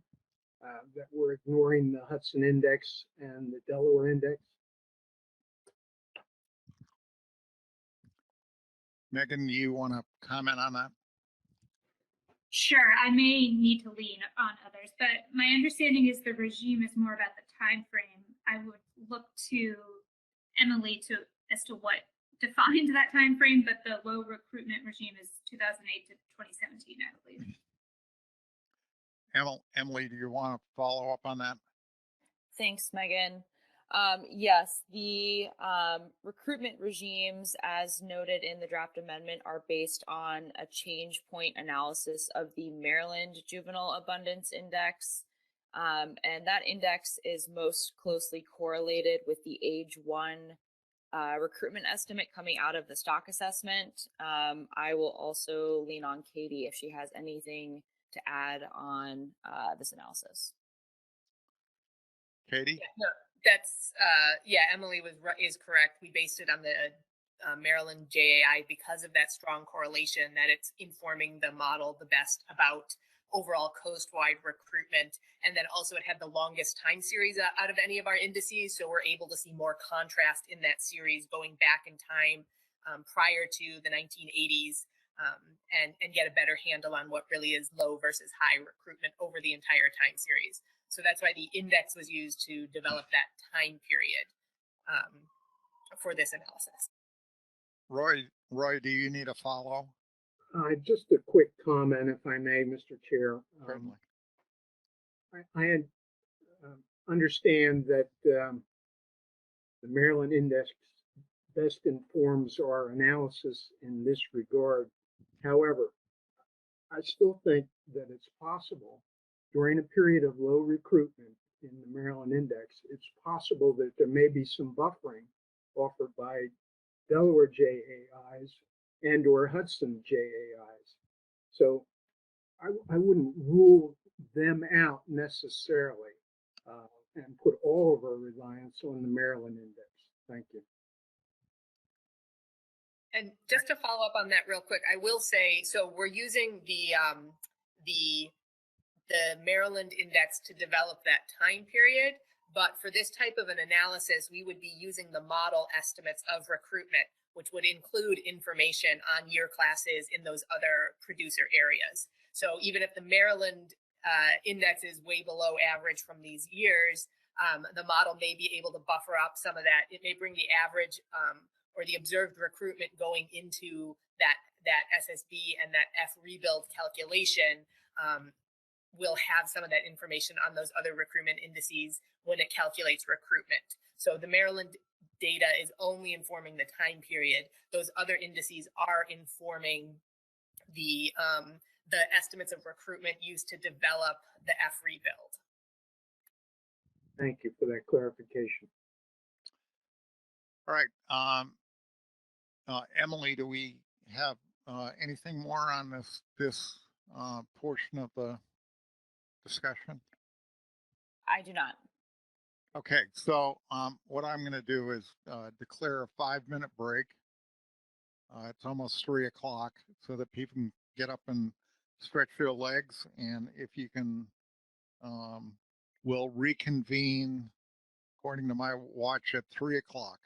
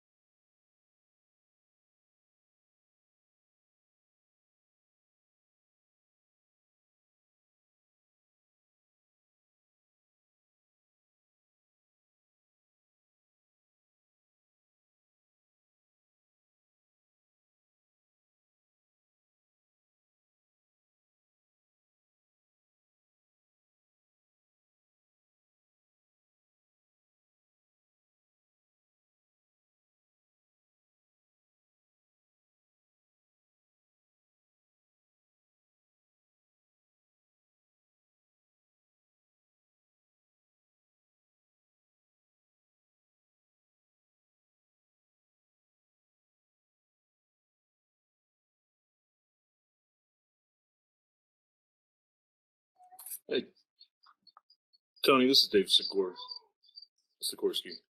Hey. I'm on 2 devices now. I'm gonna get off of one. Okay. I need to be I'll open. unmute you. I'll unmute you on your other device. Thanks. No problem.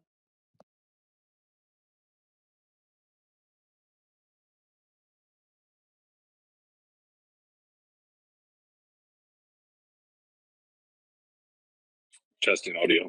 New device. Got you loud and clear. Thanks, David. Got rid of the echo. Great. Thank you.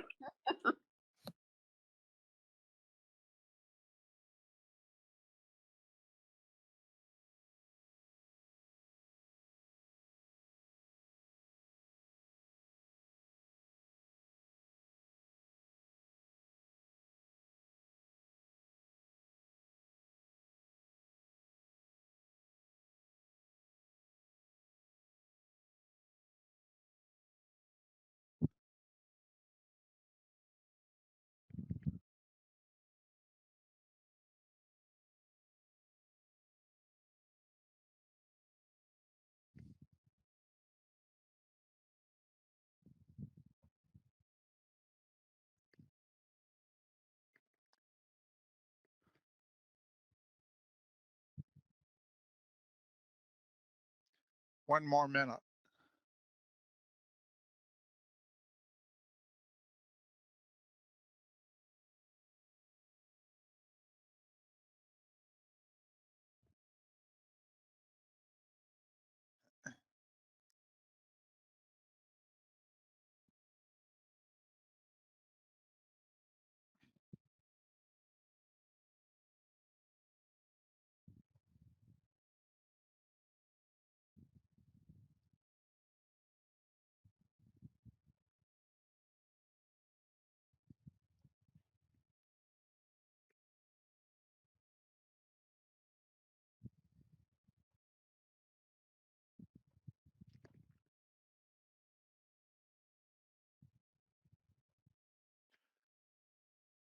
All right, I'd like to call a meeting to order again.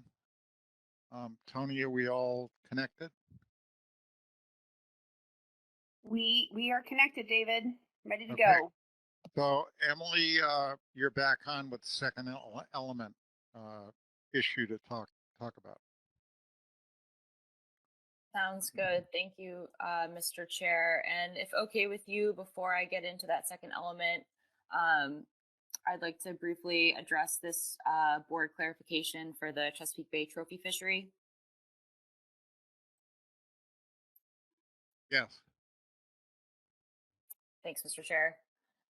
So as I indicated at the beginning of my presentation, the PDT noted an area requiring some board clarification related to the Chesapeake Bay trophy fishery.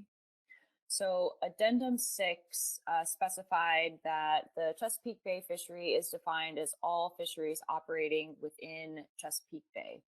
However, Addendum 4 specifies that the Chesapeake Bay spring trophy fishery specifically is considered part of the coastal fishery or ocean fishery for management purposes. And Addendum 4, just as a reminder, implemented measures to reduce harvest by 25% for the ocean fisheries and 20.5% for the Chesapeake Bay fisheries. And the Addendum 4 implementation plans for the Chesapeake Bay states were developed to reduce the Chesapeake Bay trophy harvest by 25%, consistent with this characterization of the trophy fishery as part of the coastal fishery for management purposes, since the trophy fishery targets large migratory coastal fish. So the PDT noted that some clarification is needed from the board on how to characterize the trophy fishery for draft amendment 7, just because that language in Addendum 6 was not as specific as the language in Addendum 4. So there was a little bit of uncertainty in how to characterize the trophy fishery. So that's all I have, Mr. Chair, if there are any questions. Comments on that issue? Tony, any hands? Giving it a moment to see if I get any hands here. Ma'am, I have Mike Armstrong followed by Max Appleman. Mike and then Max. Just a quick question. If we were to return to the Addendum 4 definition, what would we have to do in this document?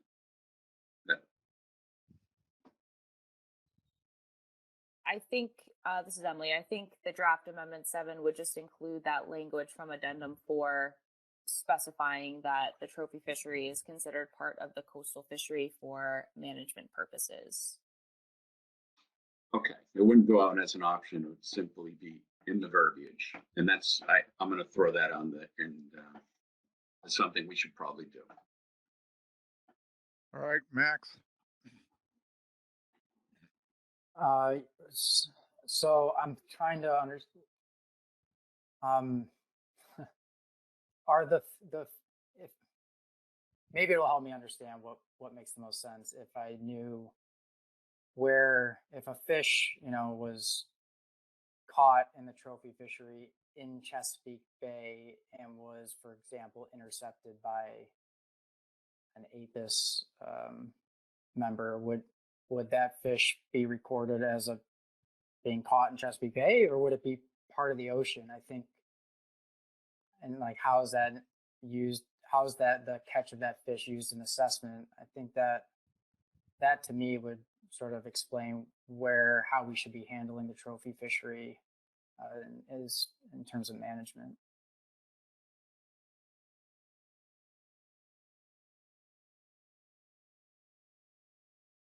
Any response? Yeah, I guess I can take the first stab at it and say that yes, from the MRIP data alone, if we said a fish that was reported as being caught in inland Chesapeake Bay, i.e. inland Maryland or Virginia waters, would be recorded as part of the Chesapeake Bay catch, and a fish that was reported as being caught in state or federal waters would be reported as being from those two states would be reported as being part of the ocean population. I think previously the Chesapeake Bay states have gone through and sort of cleaned their data on the basis of timing and size of fish that are caught in order to separate the sort of those spawning fish or those trophy fish out from the rest of the population. But I don't know if that's which could be an option if the Bay states wanted to continue that approach. But I don't think it's something we've done in recent years for the most recent assessment. So back to the board, which language do you want in the document? I have Tom Fody. Tom. Yeah, if I remember this right, and Dave, you were around when we did this, we basically awarded Maryland and Virginia and Potomac River 25% of the coastal migratory stock. So they figured that because they spent that much time in Chesapeake Bay. And so that's where the trophy tag program came out of. And, it was an amendment 4. We have done nothing to change that. And since that's historically what it was, unless we do an amendment to basically take it away, that should be what we are doing. Do I got this right? Anyone else? I have no other hands. Mike Luisi. Mike. Yeah, thanks, Mr. Chairman. I'll just clarify what we've done. And, I am interested in what the board thinks about how we use the trophy fishery as a follow-up for any management actions. But when Addendum 6 came out and reductions were needed, we used modifications to the trophy fishery as part of our overall reduction in Chesapeake Bay.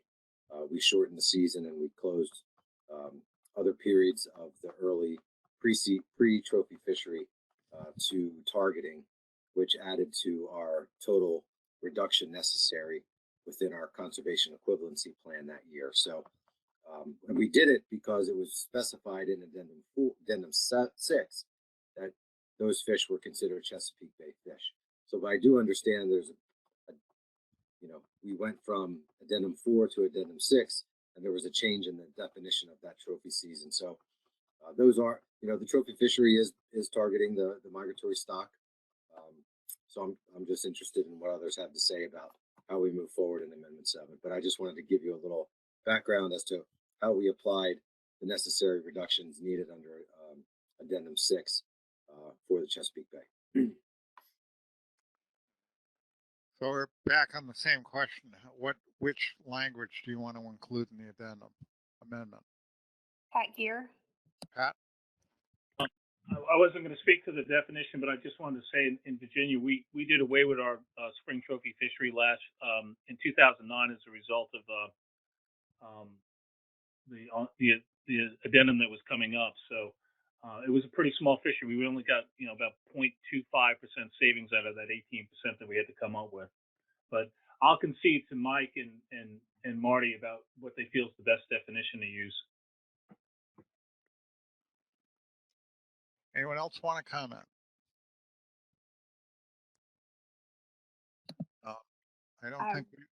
I'm waiting for hands. Mike Armstrong.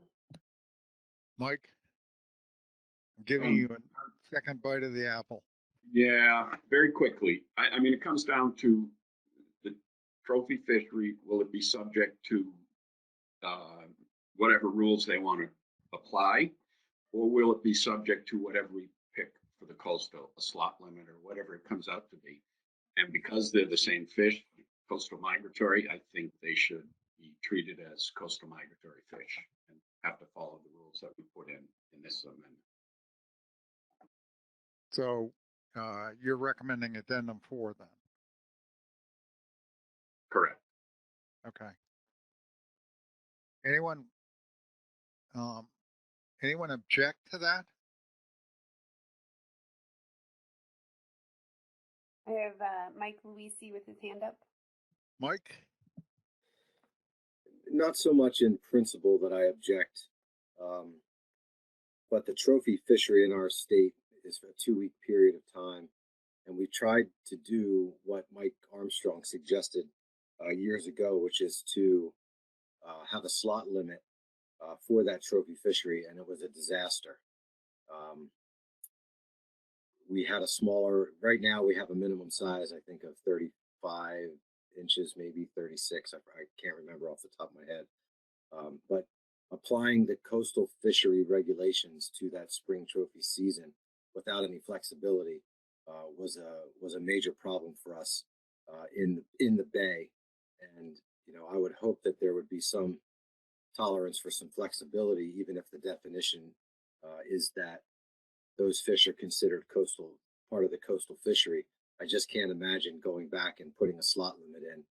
People see a trophy season as being something where they can, you're throwing back the largest fish during a trophy season, which a trophy is defined as a certain size limit. So it makes it really difficult for us to maintain that season, maintain that fishery, if we had to go back to what we have on the coast for the slot limit. I'll leave it there. It's more of a management concern than the definition, which makes sense. They are coastal migratory stock, but it's a management issue on our end. Thanks.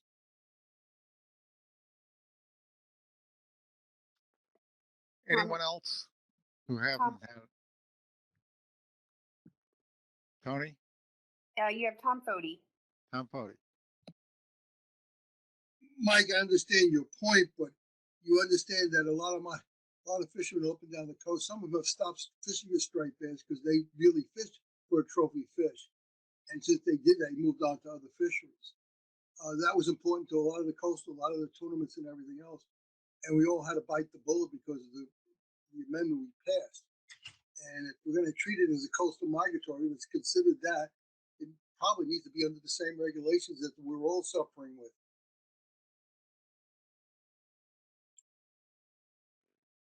So my suggestion is we use the addendum 4 language and in the minutes note the concern voiced by Michael Luisi. Any objections? I see no hands. Okay, so next issue, Emily. Thank you, Mr. Chair. So moving on to this next set of draft options, and these options address protecting the 2015 year class, These options are listed in section 4.2.2 of Draft Amendment 7, which is the Ocean Recreational Fishery section. So starting with the statement of the problem here, it was raised by stakeholders and the board that protecting emerging strong year classes is important for stock rebuilding. And there is some specific concern that the 2015 year class, which is the strongest year class observed since 2003, is entering the recreational ocean slot limit of 28 inches to less than 35 inches. And that was implemented by the majority of states under Addendum 6 in 2020. So if that slot limit is maintained, the 2015 year class may be subject to high recreational harvest for the next several years, while that year class is within the slot, and that potentially reduces its ability to help rebuild the stock. And then also, while outside the slot limit, the 2015 year class would still also be subject to recreational release mortality. So the following options in this section consider whether to change the ocean recreational fishery measures to protect these strong year classes. And the status quo option of 28 inches to less than 35 inches with a one fish bag limit, as I mentioned, was adopted under Addendum 6 to achieve that 18% reduction. So that is option A, the status quo option. Options B and C were also actually considered as part of Draft Addendum 6. They were also projected to achieve at least an 18% reduction. So they were considered here as part of Draft Amendment 7 in the context of providing some protection for the 2015 year class. So option B would implement a 35-inch minimum size limit with a one fish bag limit. Option C would implement a 32-inch to less than 40-inch slot with a one fish bag limit. And then the final two options here are option D, which would implement a narrower slot limit of 28 to less than 32 inches, and option E, which would implement a coastwide moratorium on recreational harvest. And this needs to be clarified in the document, but the PDT's intent is that this moratorium would apply both to the ocean region and to the Chesapeake Bay. So it would be a moratorium on all recreational harvest. I just wanted to note some feedback from the AP, just some general concerns about considering these size and slot limit options. Some AP members noted some concern from the for-hire industry about these larger minimum size options and these larger slot options. There was some support for the simplicity regarding compliance and enforcement when considering a larger minimum size option. And some AP members also noted some concern about higher discards associated with slot limits. So just a little bit more detail on option E, which is the coastwide harvest moratorium option. There were a few different sub-options for how long the moratorium would be in place. When the moratorium ends, the status quo recreational measures would be re-implemented. So for sub-option E1, the moratorium would be implemented through 2024. So if Amendment 7 is implemented in 2023, that would be a 2-year moratorium. Continuing on with that 2023 implementation assumption, E2 would be a 3-year moratorium, E3 would be a 4-year moratorium, and E4 would be a 5-year moratorium on all recreational harvest, both in the ocean and the Chesapeake Bay. And the longer the moratorium is in place, as noted in the draft options, a higher percentage of the 2015 year class would be protected from harvest once the status quo options are implemented at the end of the moratorium. So in their discussion for this issue, the TC noted that both the 2017 and 2018 year classes were also above average in multiple JAIs. And so the TC recommended including those 2 year classes in this analysis as well. Each of the alternative size and slot limit options that I just reviewed were analyzed in terms of the protection from harvest provided to each year class. And that's indicated by the percent of each year class that is estimated to be outside the size or the slot limit. so the percent of fish that could not be harvested. And the TC noted that while changing the size or slot limit might protect a year class from harvest in the near term, it's important to develop stock projections to look at the potential impact on total SSB and stock productivity over time.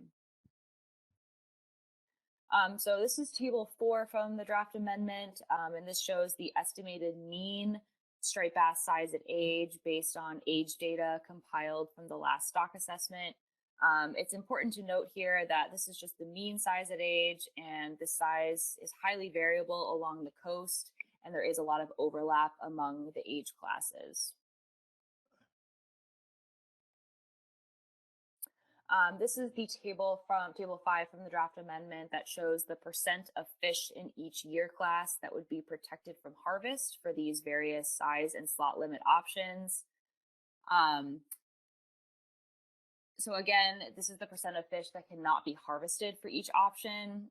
It's important to note here that this level of protection from harvest will change over time as the fish age.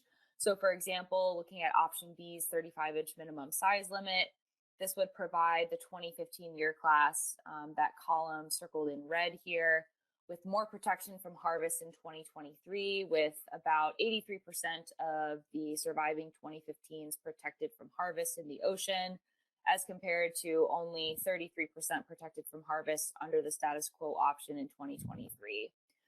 But again, this level of protection will change over time as those fish age. That level of protection from the large minimum size limit will decrease as those fish get larger and larger and reach that minimum size. So the projections that were developed for each size and slot limit option estimate the change in total female SSB for all year classes as compared to the status quo. And this is again to try to address that question of how these size or slot limit options might affect overall stock productivity. So these projections assume that the stock is fished at the target fishing mortality rate over time. And the projected change in total SSB looking at each of these options as compared to the status quo only ranges a small amount, seeing only about a 2 to 4% change depending on the option.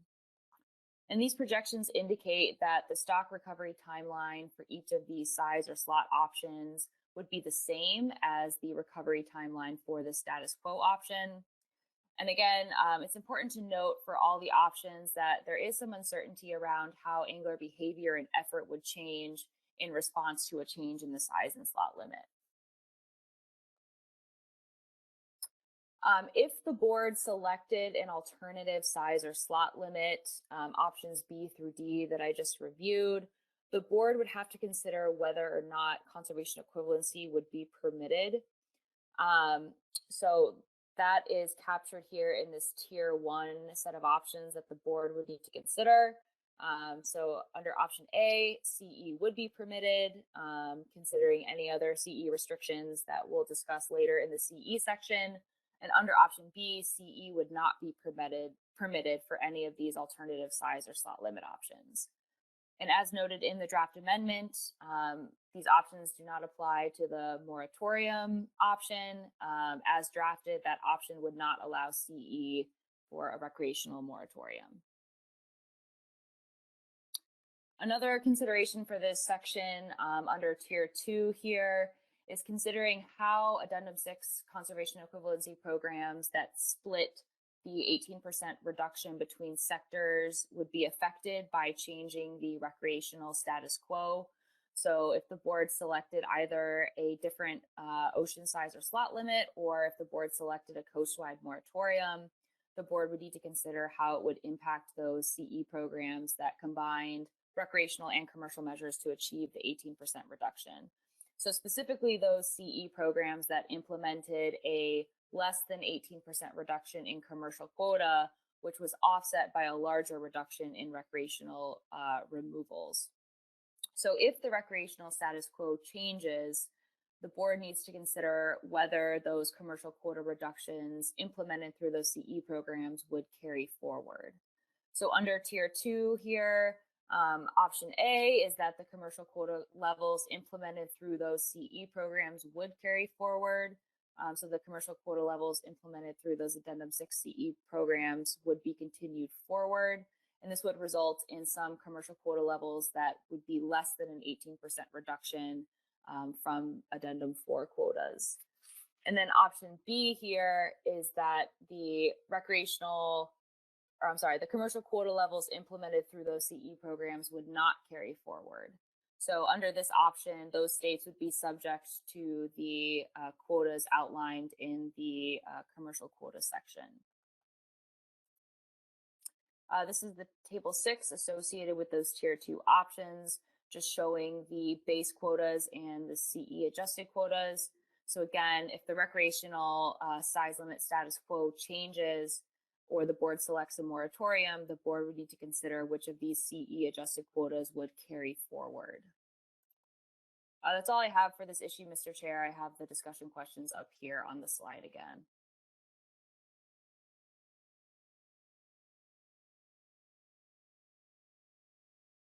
Okay, thank you, Emily. Comments on this section? Okay, I have, the list is getting longer. Justin Davis, John McMurray, Tom Fody, David Sikorsky, and Megan Ware. Okay, thank you, Tony. Justin. Thank you, Mr. Chairman. I think this question is for Dr. Drew, and it has to do with the projections that were done here to compare the different potential regulation options and their, potential impact on SSB rebuilding. So, I feel like one essential argument we were having during the Addendum 6 process was about a slot limit versus a minimum length. Proponents of a slot limit, like myself, sort of suggests that what you're essentially doing is declaring a moratorium on all but probably 4 or 5 age classes in the population, and that by doing that, you're going to hopefully sort of broaden the age structure and have proportionally higher abundance in those larger, older age classes that anglers find so desirable. Proponents of the minimum length would say you're focusing too much fishing mortality on a narrow band of age classes, and essentially not enough fish are going to make it through the slot.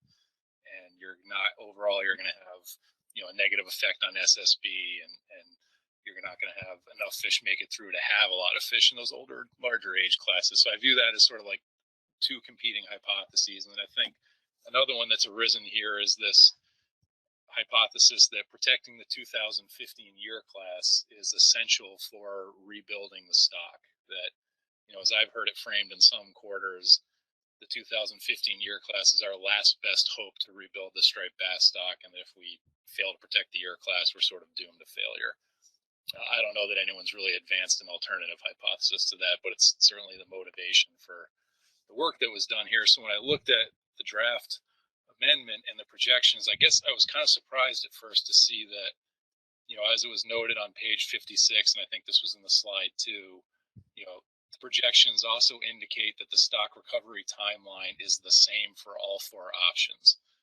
I think it's, tempting at first to look at figure 3 and, look at that and say, oh, it looks like the 35-inch minimum really provides a much, greater chance of rebuilding SSB. And then you look at the y-axis and it's essentially a 4% difference than the status quo over a projection that goes out to 2032.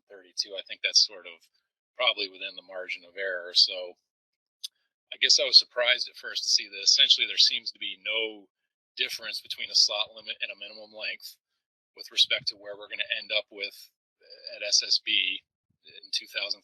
And also that there does not seem to be evidence from these projections that measures that are more protective of the 2015 year class are going to help us rebuild SSB better or faster.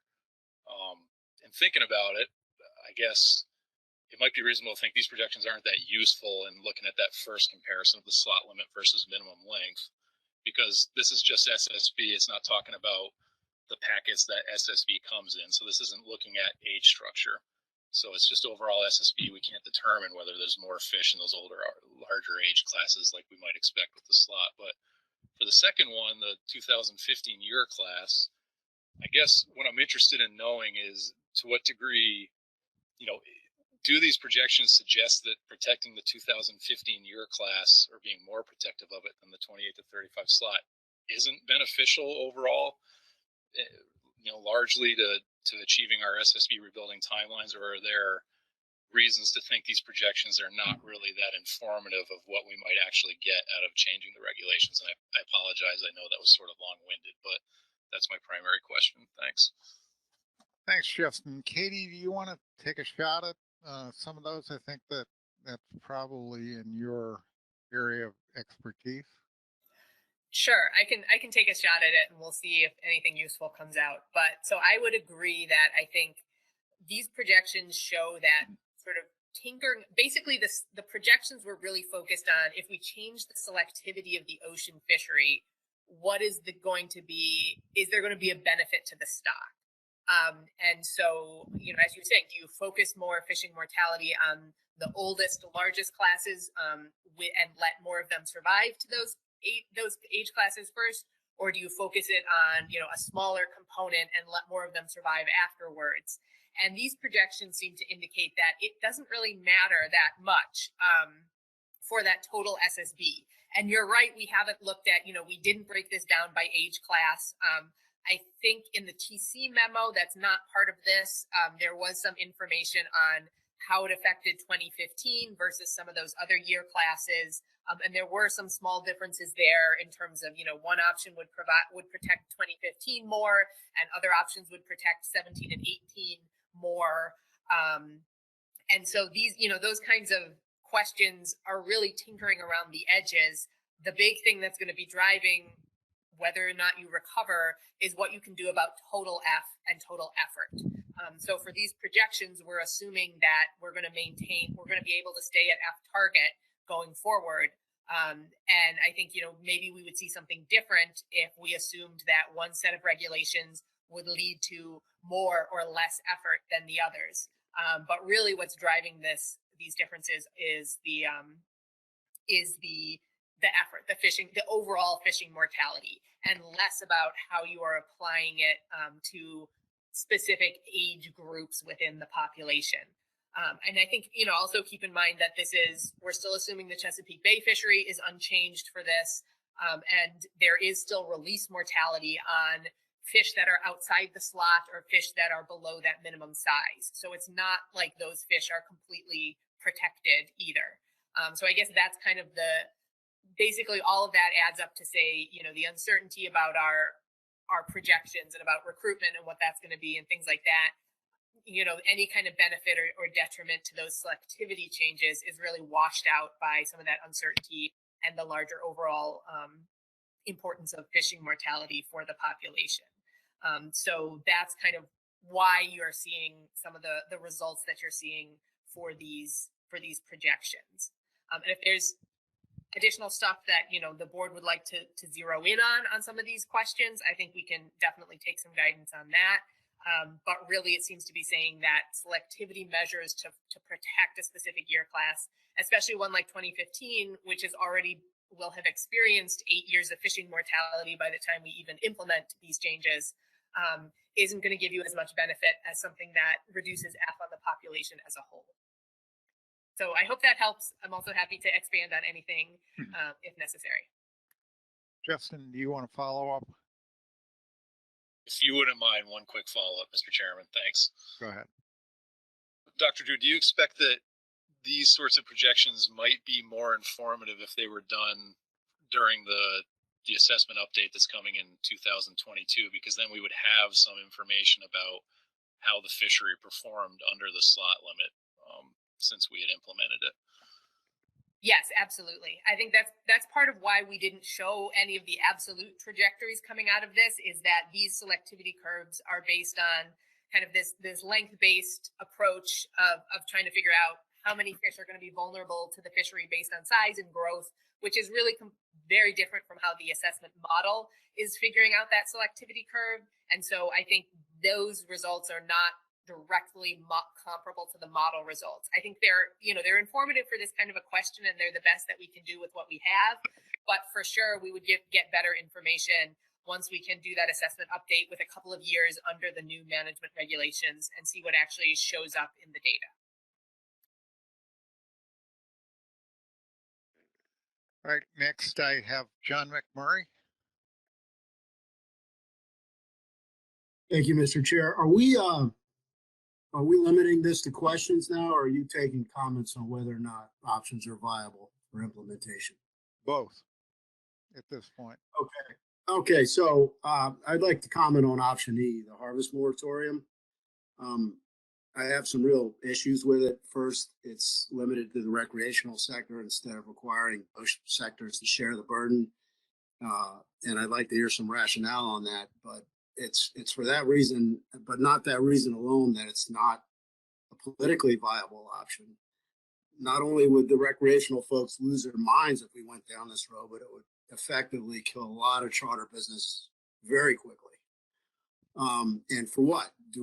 Do we even know what sort of impact it'll have? Right now, the PDT can't even provide a good idea of how a moratorium would impact the stock and whether or not it might significantly accelerate rebuilding, because we don't know how much recreational fishing effort would change if anglers can no longer kill bass. And nobody knows how much of fishing mortality now attributable to recreational landings would merely be converted to release mortality if the moratorium was imposed. Furthermore, I'm struggling to understand how anyone here believes that given the current state of the stock that such drastic action is actually needed. As depleted as the stock is today, the current SSB is between 3 and 4 times as large as it was in the early 80s. And the commission managed to rebuild the bass population by 1995 without ever completely closing the fishery.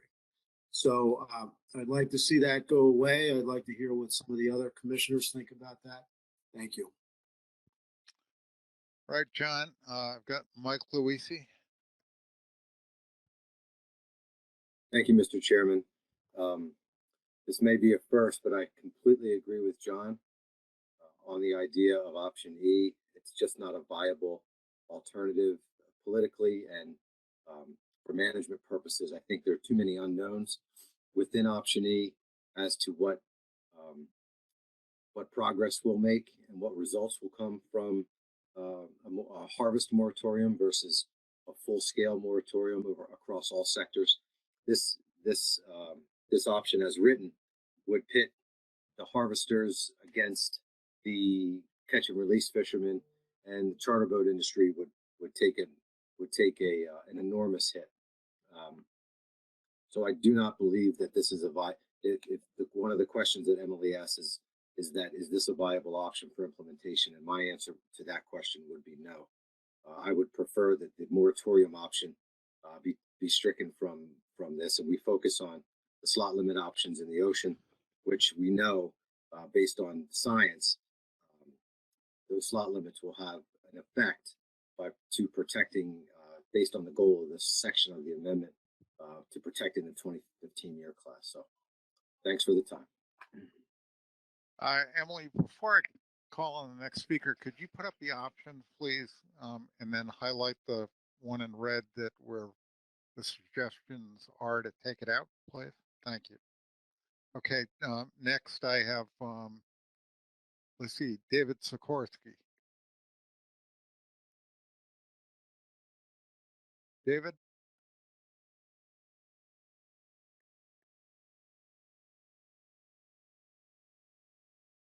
Tony, is he unmuted? I am looking for him. 1 second. All right, there I am. There you I was muted by the almighty and powerful. Thank you, Mr. Chairman.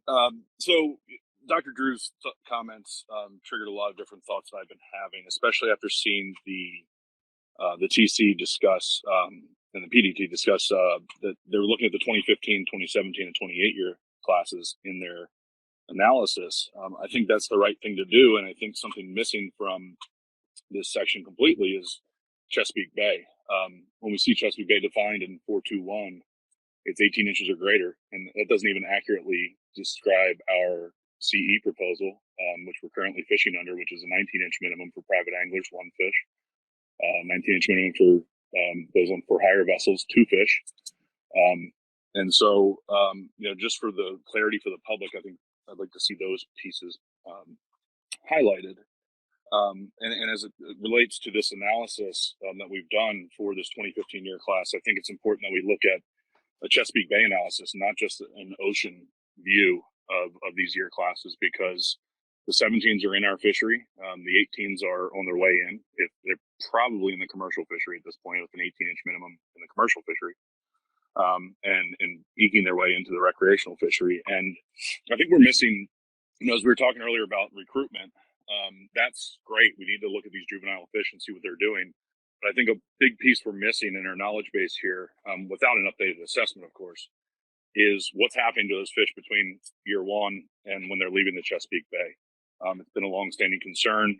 There's been changes, and if, I don't know enough about what we used to do here in the Chesapeake Bay, but I remember the term exploitable biomass, and I think that's kind of what this analysis does for the coastal fishery. It makes us understand what regs might impact certain year classes, and again, I feel like we're missing that for the Chesapeake Bay. Definitely for the recreational fishery, and that's what we're talking about here, but also the commercial fishery, to better understand that selectivity, because a quota doesn't tell the whole story, especially when we're really looking at these year classes and really looking at these recruitment challenges that are occurring. So I think we're a bit blind in that section.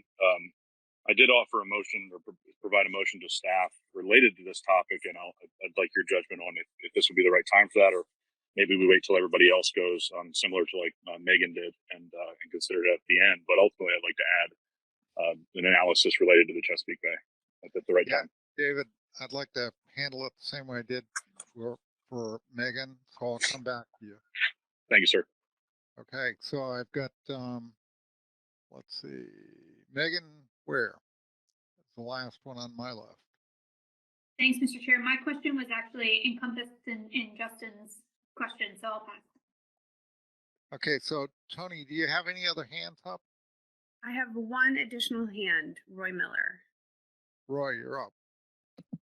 Thank you, Mr. Chair. I would just like to quickly add my support for the option E suggestion from Mike and John.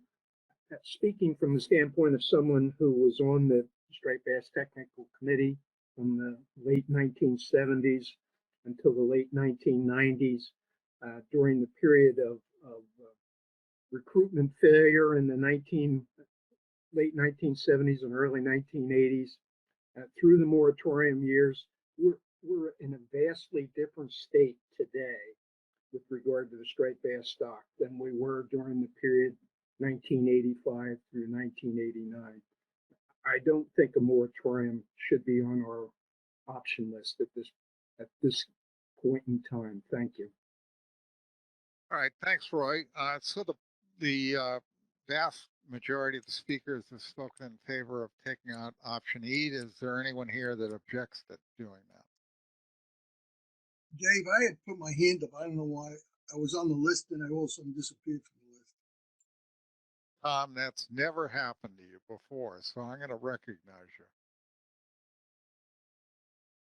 Yeah, I just listened to it's easy. It's interesting that I support what John is saying, what Roy is saying. We're all diverse in how we feel about this fishery, but this fishery is totally different than when we rebuilt it in the 80s and the 70s, when we started rebuilding it in the 80s.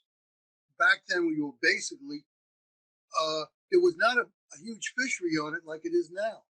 And it was not, most of the mortality was not coming from catch and release fishery as it is now in the recreational fishery. What we did was protect the year class until it spawned at least once. We moved the size limit, because I remember having to go, because we did it by statute, so I had to go every year to Trenton to raise the size limit 1 inch or 2 inches at a time. So I made like 9 trips, and one of the chairman of the committee refused to hear it anymore, so I had to move it to the Veterans Committee instead of the Fisheries Committee. I'm looking at this and I'm saying, what are we doing? I mean, this would, the economic impact that any of these were put in place, it would basically be a disaster. And also, what are we really doing? We're going to increase the catch and release mortality, which is the major part of this fishery to begin with right now in the recreational sector. And we're not addressing that problem. We made the circle hooks, that we did so many different tweaks to it that I don't think it's going to produce what we thought it was going to produce. And it's also going to be very hard to enforce. So I'm looking at this and saying, what are we actually doing here except spinning our wheels? And I'm just completely, I'm completely devastated that we're, after 30 years of doing 35 years of bringing striped bass back.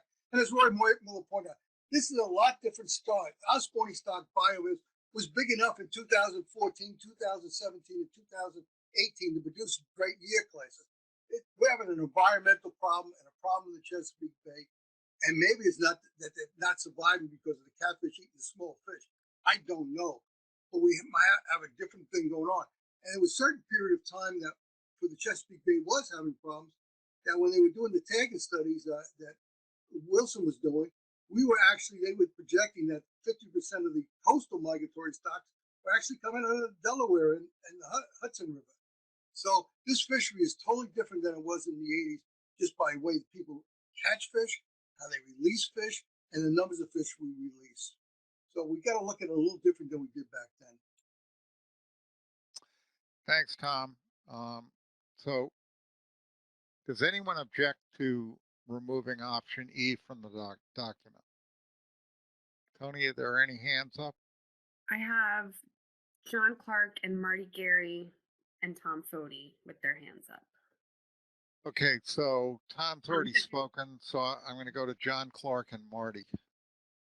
I'm sorry, Mr. Chair, I wasn't too opposed to that. It was just for clarification. I just wanted to ask Emily, it isn't clear that options B through D, if those are kept, whether approved recreational conservation equivalency programs from Addendum 6 would continue with those options. And I just, we discussed the keeping the division between recreational and commercial, but for example, we have a special summer slot season on striped bass in Delaware, which is currently approved under Addendum 6, and I just wanted to clarify whether that would continue under these other options. Thanks.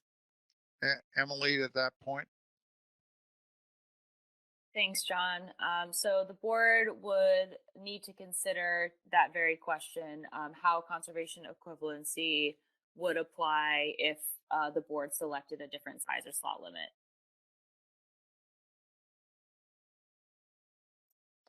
All right, so I'm going to go back on the list. Marty?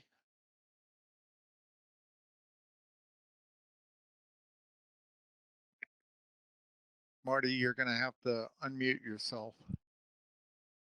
Oh, my apologies, Mr. Chair.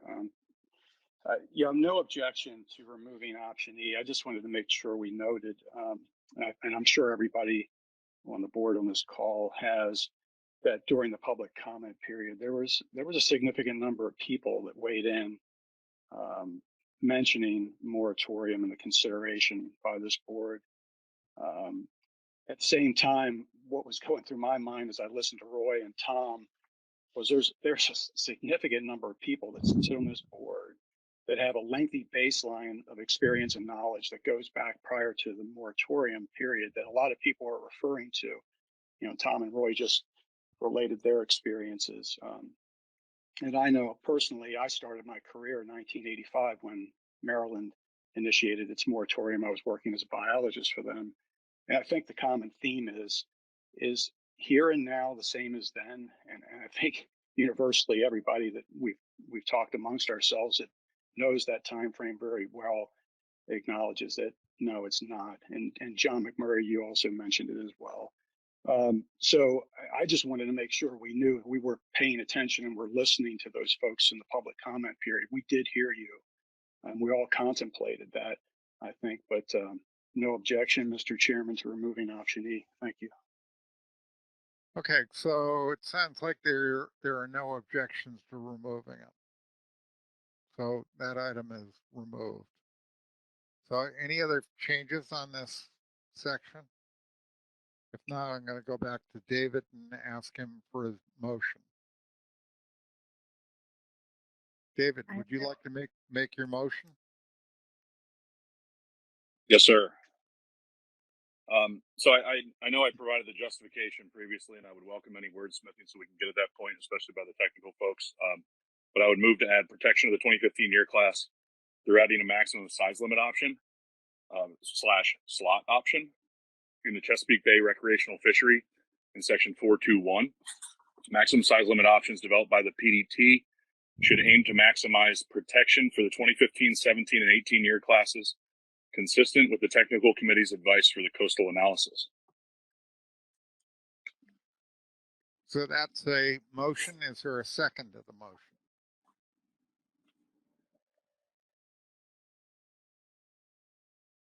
Do I have a second? Mike Armstrong. Mike Armstrong. So, David, do you want to speak to this? And then I'll call on Mike.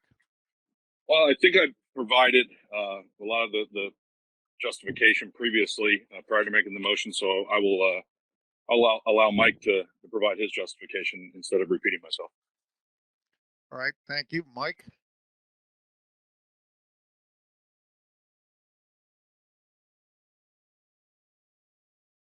Mike Armstrong. Sorry, I was muted. I think most of the justification has been said, but I do think there is a contribution to the mortality of these year classes still coming from the bay. And I think it's worthwhile to try to protect them everywhere they occur.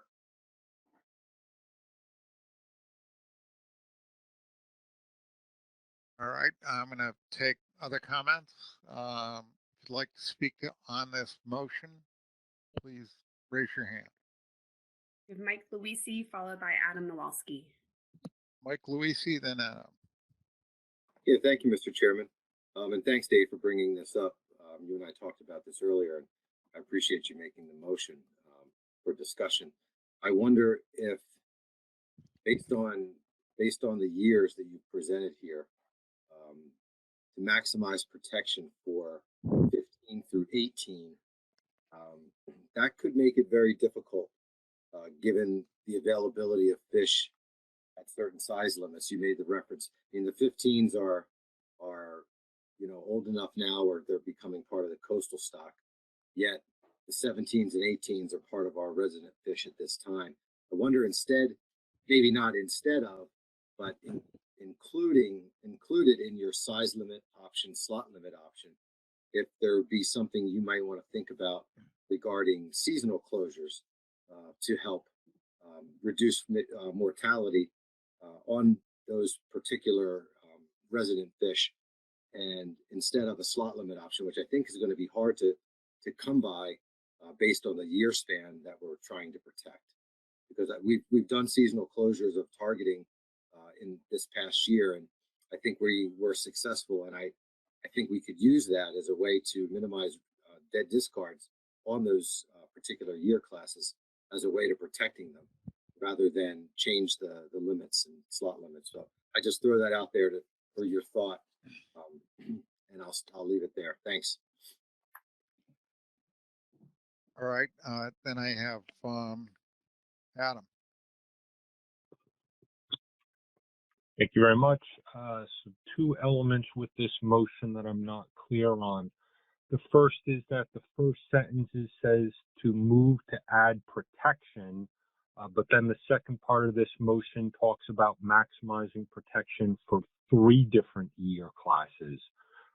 So it almost seems to me that we are ultimately adding protection for all 3 year classes. So I'm not clear what the direction we're giving to the PDT is on this.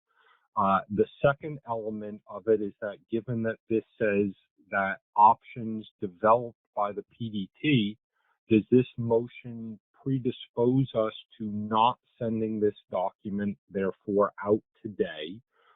And does this motion ultimately need to get discussion now, some degree of perfection, and ultimately on the same table that the other motion is?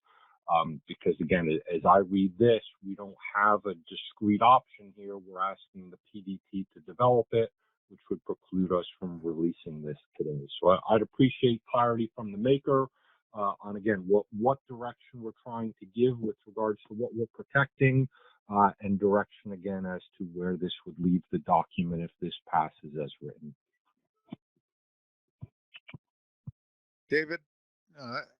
please follow up if you'd like to respond. Yes, sir. Thank you. As far as the intent is concerned, is to give us a nearly identical analysis that's been performed under the section of protection of 2015 year class. So where the TC added the 2017 and 2018 year classes into that analysis, I think it's pages 57, 58-ish in the draft document. That's what I'm looking for from a Chesapeake Bay perspective.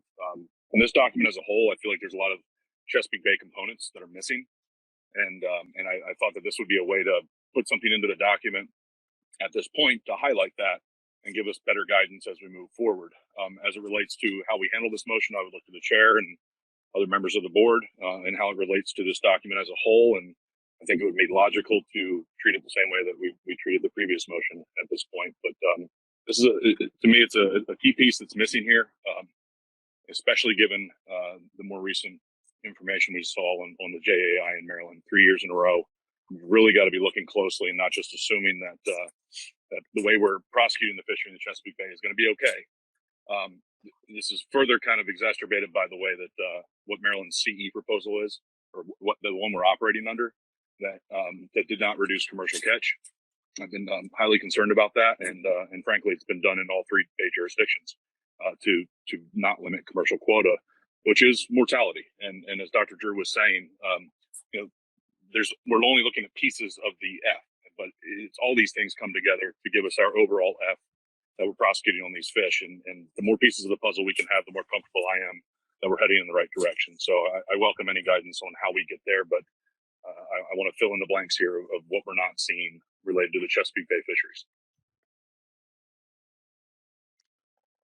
Adam, do you have a follow-up to that?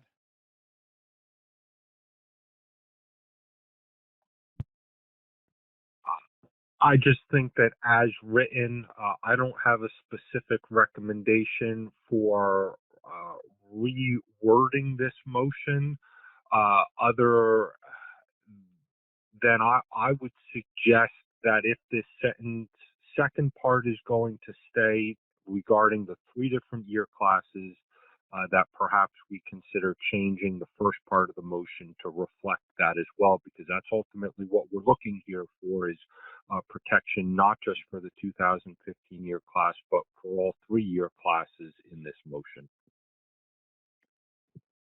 So, David, that's a question to you. Do you have any objections to adding 2017 and 2018 to the first line?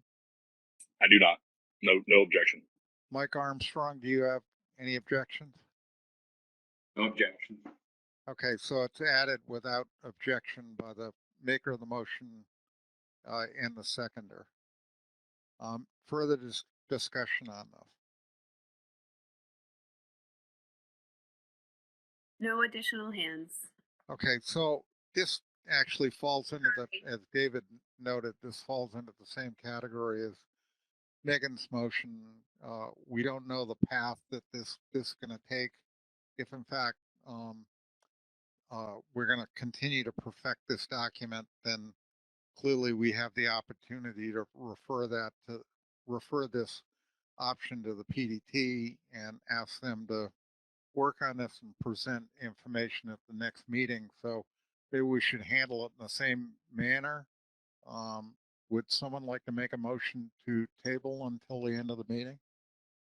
Mr. Chair, before you make that motion, Marty Gary had his hand up, and I don't know if it was related to objecting or where he was.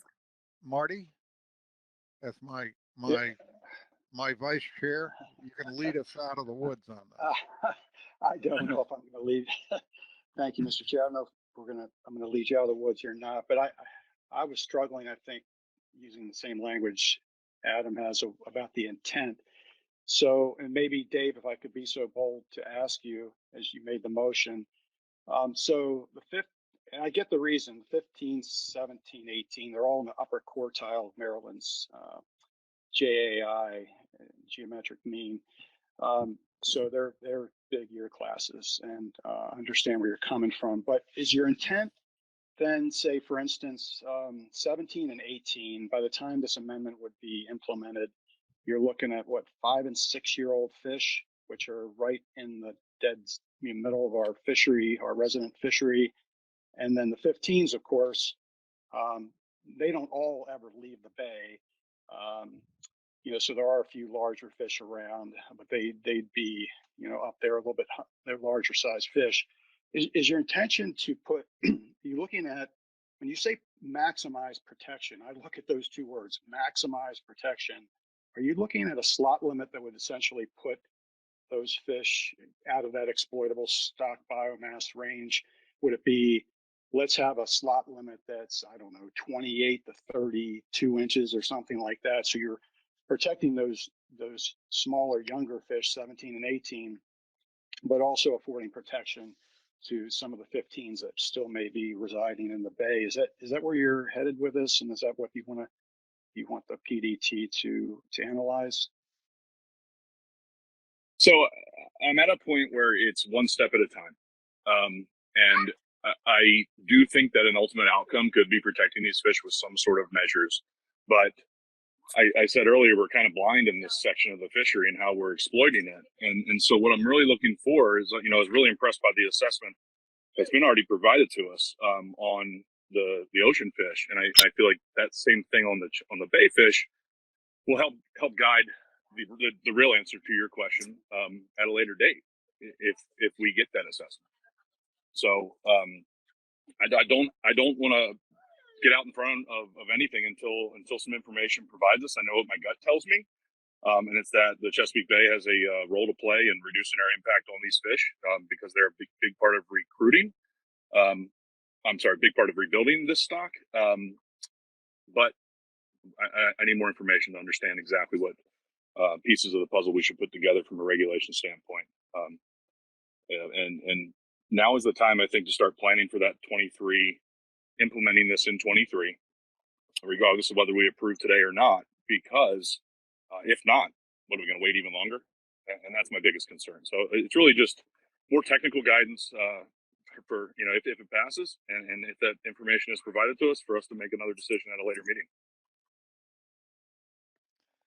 So what's the preference of the board here? You want to vote on this, or do you want to table it?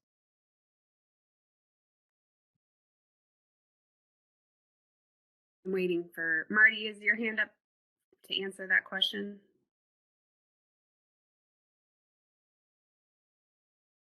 I'm sorry, the Mr. Chair, you're looking for a motion either to table or vote on it? Is that? Yeah, in other words, in the table motion would be to handle it the same way Megan Ware's motion was handled. We'd take it up at the end of the meeting when we have a better sense of what course of action is going to be taken. Okay, it sounds like we're going to vote on it now or later. I'm really uncomfortable with the way this is being explained and written. I'm happy to vote on it now. I'm not going to support it if we do, or we can table it and vote about it later. Thank you. All right, someone want to make a motion on this? Adam. I move to table until the end of the Amendment 7 agenda item.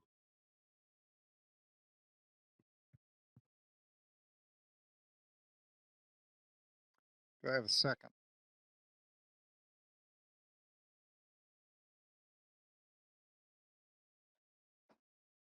John Clark.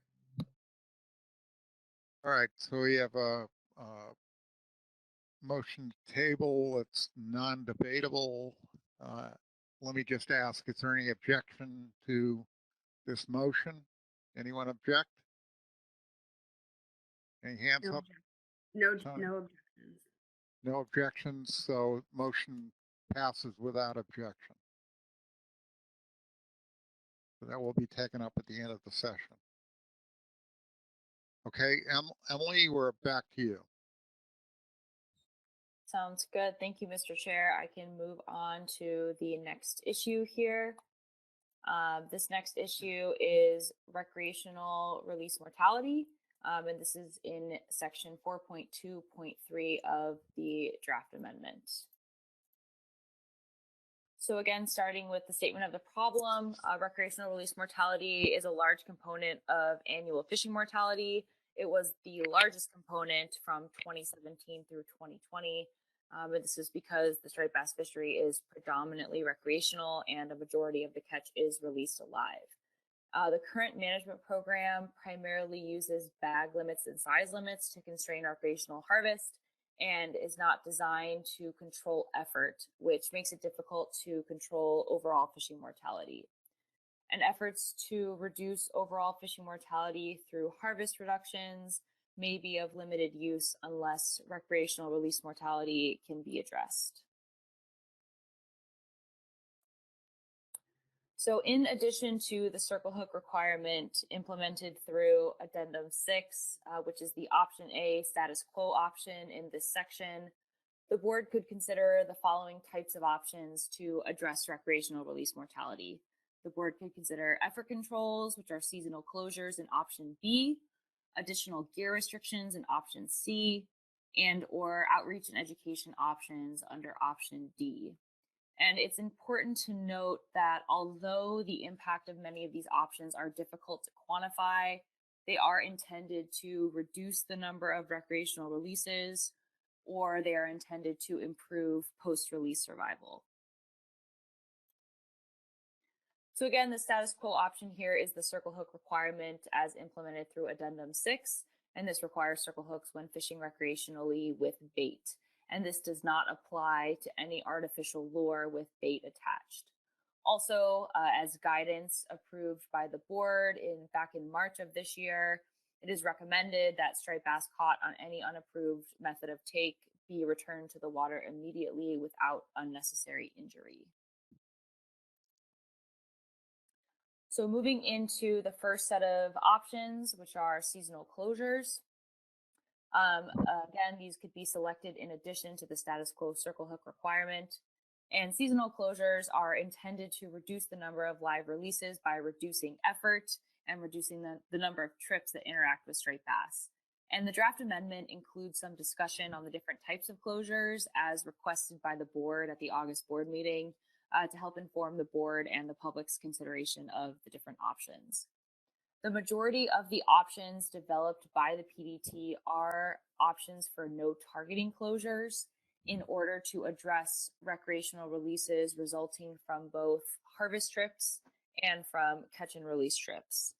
And again, these closure options are not associated with a specific reduction, but for future potential management actions, the draft document notes a PDT recommendation that the TC establish a standardized method for estimating the reduction in removals associated with a no targeting closure in advance of any future management actions. So I'll go through the different no targeting closure options at this point. The board can select one of these no targeting closure options. So options B1 and B2 would be no targeting closures during wave 4. And a no targeting closure during wave 4 would reduce effort during a time when all states have an active fishery and during a time when there are environmental stressors like peak air and water temperatures. So option B1 would be a coastwide no targeting closure during wave 4 for a minimum time period selected from the following sub options. It could be July 1st through 15th, July 16th through 31st, August 1st through 15th, or August 16th through 31st. And CE would not be permitted for this option. Option B2 would be a state or regional no targeting closure during wave 4.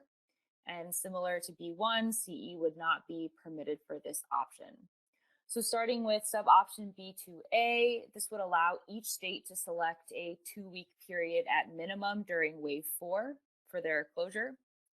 Under B2B, each state would select a 3-week closure at minimum during wave 4, except for Maine and New Hampshire, which would select a 2-week closure period at a minimum.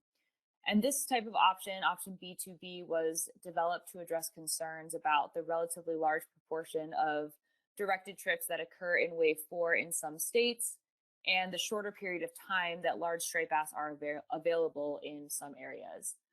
And this option was developed based on MRIP directed trip data from 2017 through 2019, using a method looking at the standard deviation of wave 4 directed trips to identify those 2 states that would take a shorter closure and the rest of the states that would take a longer closure during wave 4.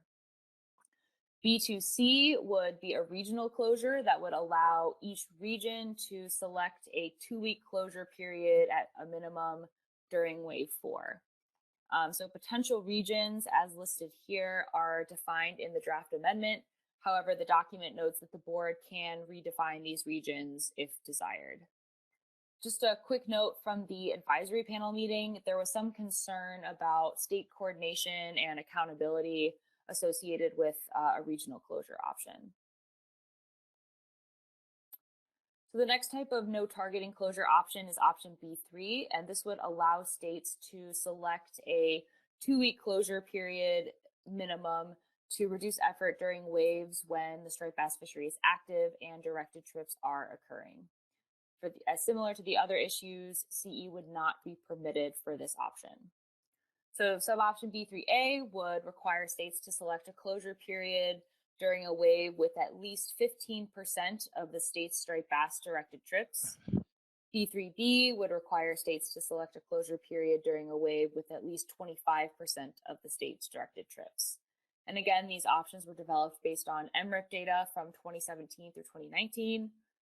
And again, a note from the advisory panel meeting, some AP members noted that even a 2-week closure could have significant negative impacts on the fishing industry. So here's the table from the draft amendment showing the proportion of striped bass directed trips by wave for each state from 2017 through 2019. And the data shown here informed the development of the options that I just described. From the advisory panel meeting, there was some support for using this MRIP effort data as shown here. There was also a question and concern about whether these directed trip percentages are really accurate, especially for some of the ocean regions of the southern states like Maryland, Virginia, and North Carolina. So the next closure option would be option B4. And this is actually an option the board needs to consider if the board selects one of the prior no targeting closure options. So the board would need to consider whether existing no targeting closures implemented in 2020 as part of the Addendum 6 CE programs would meet the seasonal closure requirements for any new closures or not. So option B4A, existing no targeting closures implemented in 2020 would fulfill the new closure requirements. Under B4B, those existing closures would not fulfill the new closure requirements. So those states would need to implement additional closures to meet the new requirements and maintain their CE size limits, or those states would need to implement the FMP standard size limit along with the new closure. And then finally, the last option for seasonal closures are spawning closures. And these spawning closures could contribute to stock rebuilding by eliminating harvest or reducing releases of spawning fish. And in this case, existing closures would meet the requirements of these options. So B5A would be a no harvest closure during wave 1 and wave 2 in spawning areas. And B5B would be a no targeting closure for a 2-week period on the spawning grounds during peak spawning. CE would not be permitted, and the board could choose one or both of these spawning closure options. So moving on to option C in this wreck release mortality section, which are gear restrictions. Again, the board could consider additional gear restrictions to increase the chance of survival of striped bass that are caught and released. So the board can select one or more of these options. C1 would prohibit the use of any device other than a non-lethal device to remove striped bass from the water or assist in releasing striped bass. And the draft amendment includes a definition of what a non-lethal device is. Option 2 would prohibit the use of treble hooks. Option 3 would prohibit option C3 would require barbless hooks. Option C4 would prohibit trolling with wire. And then option C5 would be an option where for the board to consider whether this incidental catch guidance through Addendum 6 would become a requirement. So this incidental catch statement would become a requirement that striped bass caught on any unapproved method of take would be returned to the water immediately without unnecessary injury. So again, if this became a requirement, this would apply to circle hooks and any other gear restrictions selected through this amendment. And a note from the advisory panel here is that there was some significant concern from AP members about these gear restriction options. The AP noted that these options seem to target certain types of certain parts of the fishing industry. And the AP noted that gear is used differently across states and the benefits of these gear restrictions would vary pretty widely. And then finally, the AP noted that the circle hook requirement was informed by relatively more science and more public support, and these options presented here are not. And then finally, option D is related to outreach and education. States have already implemented outreach and education campaigns, but these options are intended to more explicitly recognize these efforts as part of the draft amendment. So D1 would require states to promote best handling and release practices, and states would be required to provide updates in their compliance reports. And then under D2, education and outreach would be recommended that states continue to promote best practices.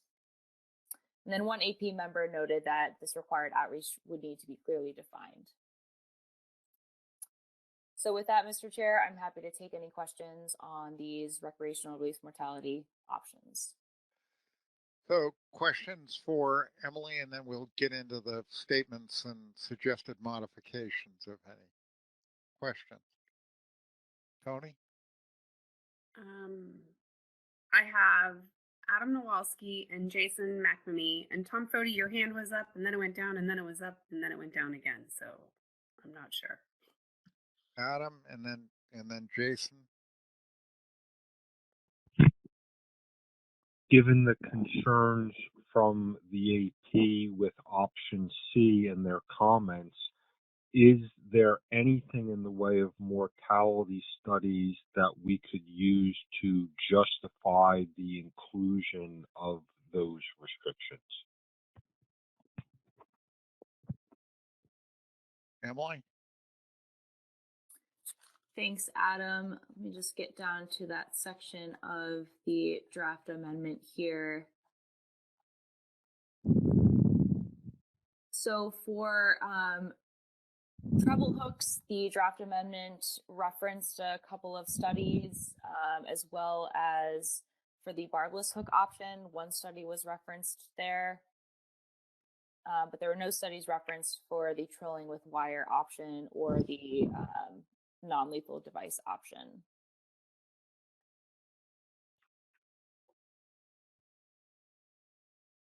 Adam, do you want to follow? I would just ask if the PDT weighed in at all on what information was provided for the barbless and the treble hook as to whether or not they felt that there would be quantifiable reductions in mortality that we would be able to go back to the public at some point in the future and say, here's what this got you. The PDT did not specifically weigh in on that, besides the discussion about the difficulty of quantifying the benefits of any gear restrictions. I guess the one note from the PDT is that these options were developed based on public comments heard through the Addendum 6 process and through the PID process. Next, I have Jason McNamee. Thank you, Mr. Chair. And I'll actually start, I was going to ask a different question, but I'll quickly work off what Adam was just talking about. And, you know, just to offer, I guess, a comment, I'm inclined to drop those with the exception of C5, and drop the gear stuff out of this. And the main reason is, I don't know if others enjoyed the circle hook experience that we went through, but it's clear that, individual fishermen have sort of a secret recipe for how they like to fish for striped bass. And I'm not interested in getting twisted up in that again for what in the end may be very little value. So just some comments on the gear stuff there. But my main question is the regional options for the seasonal closures. And it's a question for Emily, if you could sort of channel your inner PDT. Was the idea there to try and coordinate states that are sharing water bodies?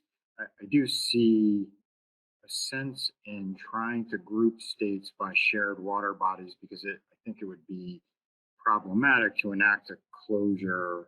I'll just use the example of Long Island Sound. If New York had one set of 2 weeks and Connecticut had another set of 2 weeks, probably defeat the purpose of reducing, recreational releases and the mortality associated with that. So was that kind of the idea there, was to group states by shared water body, more or less? Yes, exactly. That was the intent here. The PDT, again, took a stab at coming up with these regions here on the screen and in the draft amendment, but noted that, it was difficult to kind of get a clean breakdown by shared water bodies. There was sort of always, 1 or 2 ways you could go. So the PDT recognizes that there's not a straightforward way to break this down, but that was the intent, was to try and group them by water bodies. Great, thank you, Emily. Next, I have John McMurray and then Pat Gear. Thank you, Mr. Chair. So I don't know if I want to see all of the sub options in C go away. We did hear from the public about trouble hooks and barbless hooks and gaffs. And, maybe they come out later, but for now, I think they should stay in for the public to comment on. But I'm really surprised that sub option C4 made it into the document, because if I recall correctly, there was very little of any discussion at board meetings or in the public comment period about wireline trolling. And I guess my question is there some science that supports the contention that wireline trolling exhausts fish any more than any other method? And before you answer, I did want to point out that if this were to go into effect, I mean, it would be pretty devastating to the Montauk charter boat industry. And I just don't see the need for it in here. Thanks.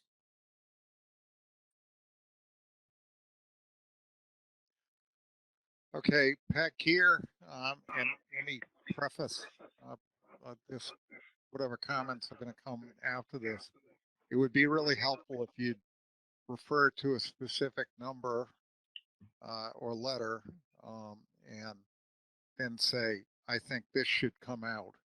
And then Emily will follow the same process she's followed in the past and highlight it in red. I think it'll make it easier for everyone to keep track of what's being proposed. Pat? All right, thank you, Mr. Chairman. I would suggest that we remove option C entirely and maybe move C5 under our existing circle hook requirements. But what I would like to say is that, these items are important, but, we may get more bang for our buck with education and outreach, and maybe put them into our outreach and education option number D, where we basically, including fish handling techniques, we include these items as probably not the best practices possibly for fishing, but maybe move them over there as ways, better ways of protecting the resource by not using these type of gears. Instead of making it a requirement that's going to be very difficult to enforce, move it into our outreach and education where we try to teach people that it might not be the best use of the resource by using these gears. So. Thanks, Pat. Think that's useful. Tony, do you have others on the list? I do. I have Justin Davis, Tom Fody, and Adam Nowalski.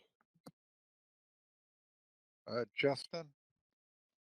Thank you, Mr. Chairman. So I would agree with Jason and Pat. I generally would support removing option C in its entirety. I do have a question relative to sub-option C5. It seems to me that the need for sub-option C5 is predicated on adopting one of the sub-options C1 through C4. We already have this provision in place relative to circle hooks, and absent adopting a new measure that creates another unapproved method of take, it doesn't seem like C5 as a standalone is needed unless something else is done. So I can't remember who, but I think at some point someone made the comment of we should keep or get rid of everything but C5. But to me, there's no need for C5 if C1 through C4 go away, which is what I would be in favor of. Thanks. Thanks, Justin. Tom Fody, and then Adam. Mr. Chair, can we just make one clarifying comment to C5 before you go there? Is that C5 it's in the plan, Justin, as it's a recommendation. It's not a requirement. If you'll remember, because it wasn't something that went out for public comment. So therefore it's a recommendation that it occurs, but not a requirement. Justin, do you want to follow up on that? Yeah, thanks, Mr. Chairman. So, Tony, do you mean relative to circle hooks? It's a recommendation, but not a requirement? Correct. Okay, thanks. Okay, so I'm back on Tom Fody and then Adam. Yeah, I'd like to add one thing in this, and it really goes to C5, is that if we have a closed season, no picture taken of any striped bass at all. All fish must be released in the water. And I think that any fish that can't be kept, because we know the size of it, should be released in the water and no picture taken. I mean, I look at these pictures of all these big fish being held up. We know they're going to be all released, and we put more stress out of pulling them out of the water, loading them into the boat, some guy holding them there for 5 or 6 minutes till he gets the best picture, and then throwing them back overboard. If we look at what they do in tarpon, they basically release the fish in the water. You're not allowed to take the fish out of the water if you want to protect them during a closed season, or even during if the fish are not going to be landed for food. You got to release them in the water without taking a picture. So, I mean, that would save more fish than anything else that's listed on these lines. Mr. Chair, this is Emily. Can I do a quick response? Go ahead. Thanks, Tom. So the PDTA did discuss a potential option for requiring in-water release of striped bass for the reasons that you mentioned. However, there were some concerns about safety in terms of making that a requirement. If striped bass are incidentally caught, or in other scenarios, that it would potentially be a safety concern requiring an in-water release. Adam. Can I answer that? Yep. If we're not supposed to be landing the fish and we're supposed to be releasing them, there's different tools you can get to release fish that are 4 feet long. I have one downstairs without basically pulling it out of the water. And people are required to get that, as you're required to do. You get the gear that takes the fish down, and when you're fishing reef fish, that basically lets them down easy fast, so you don't basically blow out the guts. So I think we can get around that. But I look at all these things, and we know every scientist I've talked to about holding fish up the way we hold it to take those pictures is damaging, especially the big fish. Adam, you're up. Yeah, based on the answers to my earlier questions, this would be another voice of support for, I'm leaning towards a complete removal of option C. I would not be opposed to the inclusion of C5 if there was some other place to put it, as it referred to some other gear restrictions that we've already talked about, that are in place already. But if we don't have C1 through C4 here, I'm having a hard time figuring out how we keep C5 in. But if staff had a creative way to do it, I would otherwise support it. But beyond that, another voice in favor of removal of option C. Sounds like we're getting general agreement to remove this, with the sentiment being voiced that we try to address some of these issues in our public outreach. And on C5, as Adam said, if there's another way to weave that into another portion of the document, doesn't sound like there's a lot of objection to that. So let me ask, do we have objection to removing this and handling it that way? Anyone object? I just want to give a second for the people who had their hands up, I think, and wanting to make questions, a chance to take them down. So I have two hands in objection, John Maniscalco and John McMurray. Okay, and John, to both Johns, could you just clearly state, so it's part of the record, what your objection is?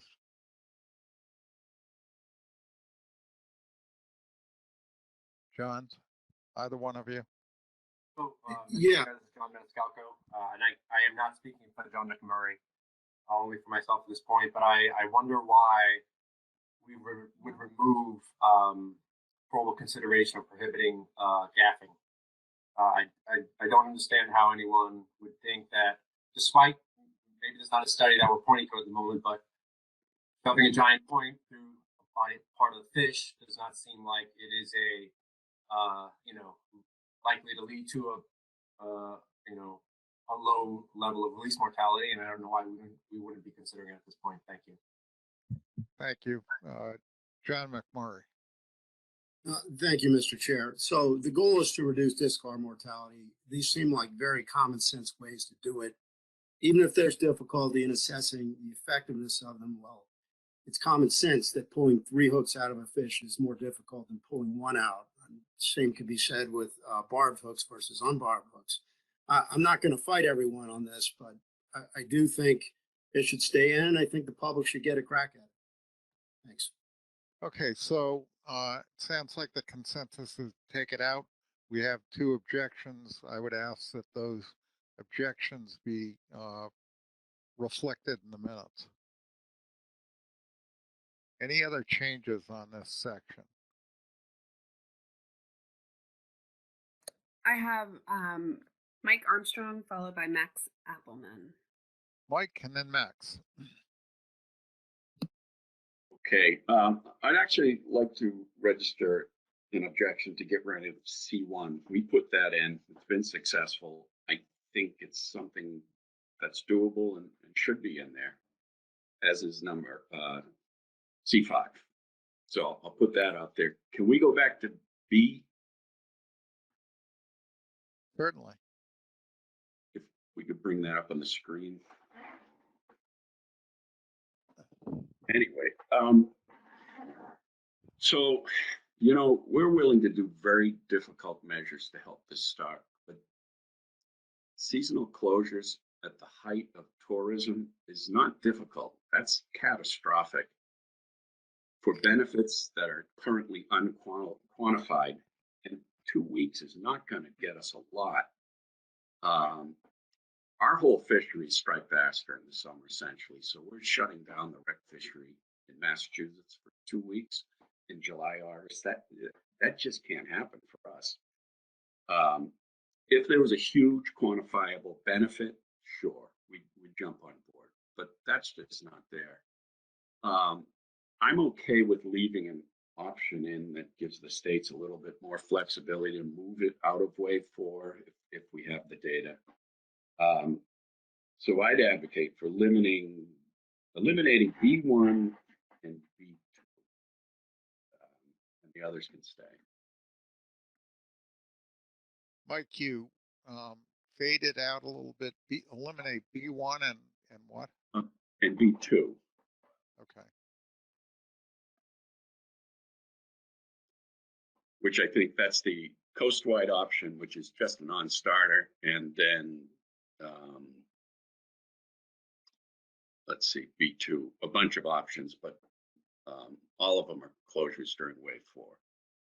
And I understand why we would want to do that, but I am not seeing a huge benefit from getting people off the water for 2 weeks. And the other thing, I think for most people, it's completely unenforceable, the no targeting aspect. And, maybe Mike Luisi can jump in and advise us on that. But as long as you have bluefish in the water, you are fishing for striped bass. And, it's just an unenforceable thing. So I don't see going the route with the season closures. Okay, I've got Max next. Thanks, Mike. Max? Yeah, thanks. I put my hand up when we were talking about gear restrictions, and I realized the conversation shifted to the season closures. So I'm not prepared to talk about that, but I was just going to speak in support of not removing option C1 from the gear restrictions, voicing support for that with some of the other commissioners. Thanks. All right. You've heard the suggestions on this. Mr. Do we have any other comments? Yes. Hands up, Tony. I have a slew of hands. Okay. The list that I had, and I don't know if any of these hands have now gone down, so I'm going to try to keep track. Megan Ware, Richie White, Lauren Lustig, Dennis Abbott, Pat Gear, Justin Davis, Marty Gary, and Mike Luisi. And I have them all written down if you need me to repeat them later. And I just want to note, there is a member of the public that has their hand up, and the chair did say that he would not be taking public comment at this time going through the issues. So just letting them know that. Okay, so I'm going to run through these and try to provide some guidance at the end of this. Megan, and then Richie White, you're up after that. On bat, as they say in Boston. Thanks, Mr. Chair. I'll be brief because that's quite a list. I support removal of B1 and B2. I think what I'm struggling with here is some of the rationale for focusing on wave 4 is the peak air and water temperatures, which I totally understand is an issue in other states. But the states that are most affected by that are the New England states, which don't have that issue. I get hypothermia alerts on my phone in July for Maine water, so I'm struggling to go out to public comment with a wave 4 closure because of peak air temperature and peak water temperature. So I support Mike Armstrong in that. And then I would also keep C1 for the gear restrictions at this point. So perhaps the compromise there is removing C2, C3, and C4. Thanks. Richie White. Thank you, Mr. Chair. I agree with Megan. B1 and 2 is totally unenforceable in the Gulf of Maine with bluefish there. Law enforcement has been very clear about that, so that's just a waste of time. And I would agree with Mike to leave in C1. Thank you. Okay, Lauren, you're up. Yes, my comment relates to C5. Would you like me to give you the comment now or perhaps hold it for later? You can do that because I've allowed other people to stray into the seas. Okay, if I could have the slide back for C5, please, that'd be helpful. Earlier in our discussion, there was a comment made by a staff member that it really was a recommendation not a requirement. And I took note of that. And I believe yeah, there it is on C5. Notice it does use the word requirement. Perhaps if we do any wordsmithing, we should adjust that to be recommendation. And that's all my comment. Thank you. Thanks, Lauren. Dennis Abbott. Mr. Chairman, if it's okay, I just want to make sure that it's understood. What is in the plan right now relative to C5 is a recommendation. This document would make it a requirement as written.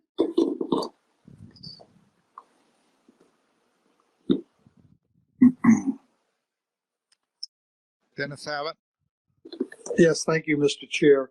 I think Richie covered the points that I was going to make, and I will additionally say that a 2-week closure with a season for us that runs approximately 12, 13 weeks would be quite an imposition, even if it was enforceable. So I strongly would recommend removing those closures for us. And while I have the floor, could I ask the chair a question? A general question. We've had a lot of discussion today about this document, getting it ready to go out for public comment today. What is the ramification of us putting it off for another meeting week? As I look at it, if it doesn't matter whether we finish the document in February or whether we do it in May, because our implementation time wouldn't be until 2023. So I think as it relates to the two motions that have been tabled, I think that we should be delaying, if possible, and allowing those two motions to go through and let the PDT do its work and allow us time to have a better document at the end of the day. So is there any loss of not finishing the document today?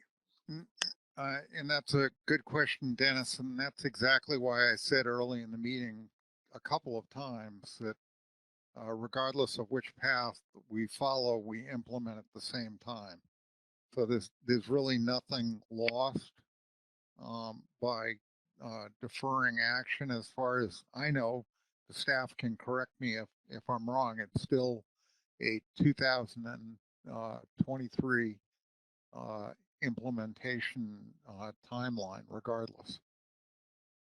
Thank you, Mr. Chair. That was my thinking. Emily, please correct me, or Tony, if you have a different opinion, please.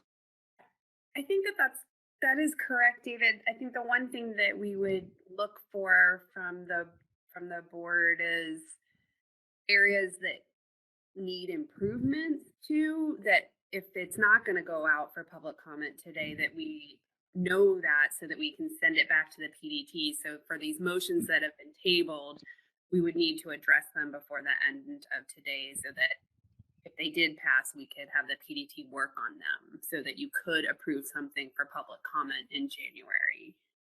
Because if we go much past January, then you would start to impact the implementation timeline. Okay, thank you. So I'm back on the list. I've got Pat Gear and then Justin Davis and then Mike Luisi. Pat.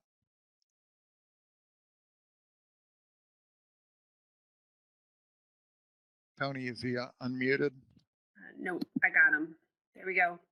There we go. I'm sorry. Thank you, Mr. Chairman.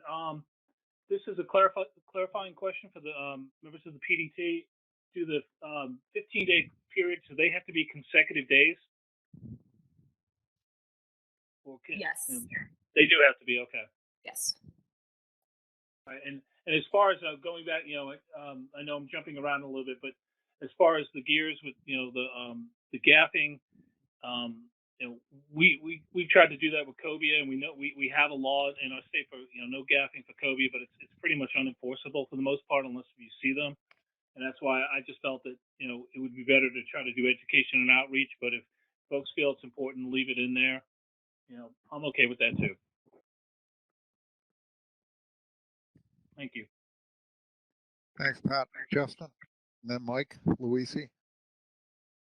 Thank you, Mr. Chairman. Real quick, I'll just express the opinion that I think we've heard enough folks say they would be in favor of keeping C1 in the document that I think we should keep it in the document. I just don't think we have consensus on taking it out at this point. I also wanted to comment on option B as a whole. From my standpoint, I would be in favor of taking option B as a whole out of the document. I think that no targeting closures are, certainly speaking from Connecticut's standpoint, I suspect for a lot of other jurisdictions are a regulatory nightmare and unenforceable. After what we just went through with the circle hook mandate and implementing that, I am really gun shy about creating more mandates with questionable enforceability. I also share the concerns expressed earlier that we can't quantify the benefit from these potential closures, so we can't explain to the public what benefit we're getting for the sacrifice we're asking them to take. I am do think there might be some merit to exploring the idea in B5A of no harvest spawning closures and putting that idea out in front of the public. But to me, that's not an issue around recreational release mortality. I mean, I think the connection made in the document is pretty tenuous, where it says, releases might be reduced during the period if you prohibit harvest because people will be discouraged from fishing. So I don't even know if a harvest spawning closure really belongs in this section. I understand why it's there, but I think it would be tough to retain just that. But in general, I just feel like this whole section is setting us up for implementing something where we can't clearly explain the benefit. It's going to create all kinds of enforcement issues. It's going to agitate a large section of the public. I think it also just sort of reflects, in my mind, a bit of a, I don't know what I'd call it, maybe an outdated or inaccurate sort of idea of like, what do we want out of this fishery? I mean, I think this is a fishery that's primarily recreational. The benefit we want from this fishery is opportunity for people to go fishing, which in turn provides economic benefits to society because people are going fishing and spending money to do it. I don't know why we would want to take opportunity to fish away from people without a clear idea of exactly what we're getting from it. So I'm in favor of removing option B altogether. I sense other folks on the board may not be as ready to go that far, but I just wanted to put that out there. Thanks. Mike Luisi. Yeah, thank you, Mr. Chairman. I'm of the complete opposite opinion of some of the folks around the table who are suggesting that we remove option B, option B1 and option B2 from the document due to the number of different reasons that were mentioned. The one thing that made me most happy about this document when I read through it was that these options on recreational release mortality were really starting to cut into a new way of thinking and a new way of approaching fishing mortality. Emily started off this section explaining that part of the problem with this fishery is that we have a tremendous amount of recreational release mortality occurring coastwide, whether it's in the different bays, the estuaries, or along the coast. It is making up a large portion of the mortality associated with this fishery. And Mike Armstrong mentioned it earlier, but we took the path last year at implementing a 2-week closure during wave 4 at the highest air temperature and water quality, where it was the most poor. And for 2 weeks, we heard from our fishermen that the sky was going to fall and everyone would be out of business. Yet that didn't happen. We had a couple weeks time when we had a tremendous heat wave. For the most part, fishermen complied with the no targeting provision. There were some warnings and citations written from my understanding, but it is a learning process. And most people, I think we could agree that the majority of people who are fishing are rule followers to some degree. You're not going to capture everyone in a no targeting closure, but you're going to capture the rule followers, the ones that want to see this stock come back. And unless we deal with recreational mortality and release mortality through non-targeting closures, we've basically done nothing. To eliminate the harvest, I mean, to modify harvest is one thing, but this is where we really need to put our focus, and we need to change the course of our actions to this non-targeting closure period. It's 2 weeks. And yes, maybe there are difficulties in the enforcement, but it's for 2 weeks. It's not for 3 months. You know, you can do anything for 2 weeks. And therefore, you know, I really feel like, you know, it would go against, you know, everything I believe in at this point as far as how we're going to address recreational release mortality by removing option B from the document. I could be inclined to consider removing B1 and B2 and leaving in B3, which gives states a little more flexibility as far as how they could apply that closure to time periods in their fishery where the effort's high. Maybe the middle of the summer isn't great for everyone, but as long as there's a closure during high effort periods, I think that's still going to make some progress in our development of addressing this recreational release mortality. If we don't do non-targeting closures, we really haven't done anything regarding release mortality. I will say once again, you know, we implemented the closure in 2021, the last 2 weeks in July, which is our peak tourist season and peak fishing time, and we made it through. And we know that we saved a lot of fish during that time. So, yeah, I'm against removing it totally, but could be convinced to take some of these options out as long as option B3 stays within the document. Thank you.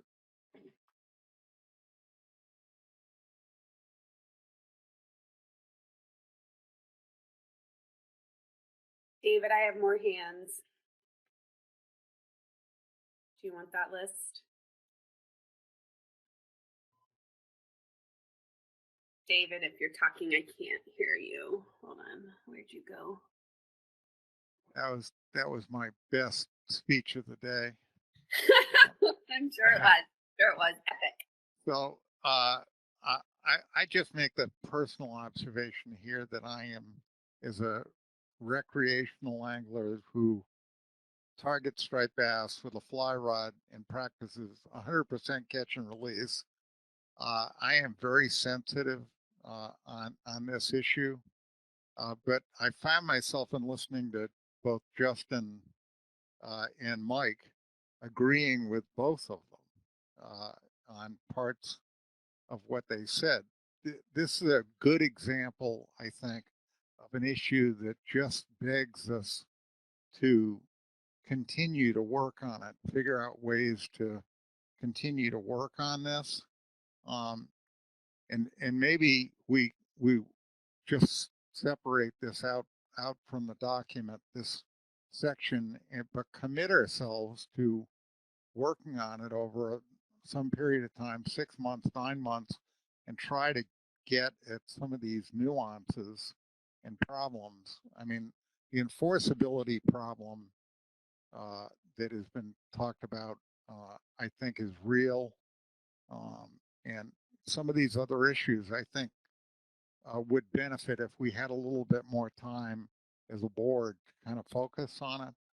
So I'm not exactly sure what the preferred way is to handle this, but personally, it wouldn't trouble me if this entire section came out of the document and the board committed itself to dealing with this issue fairly quickly in a trailing action.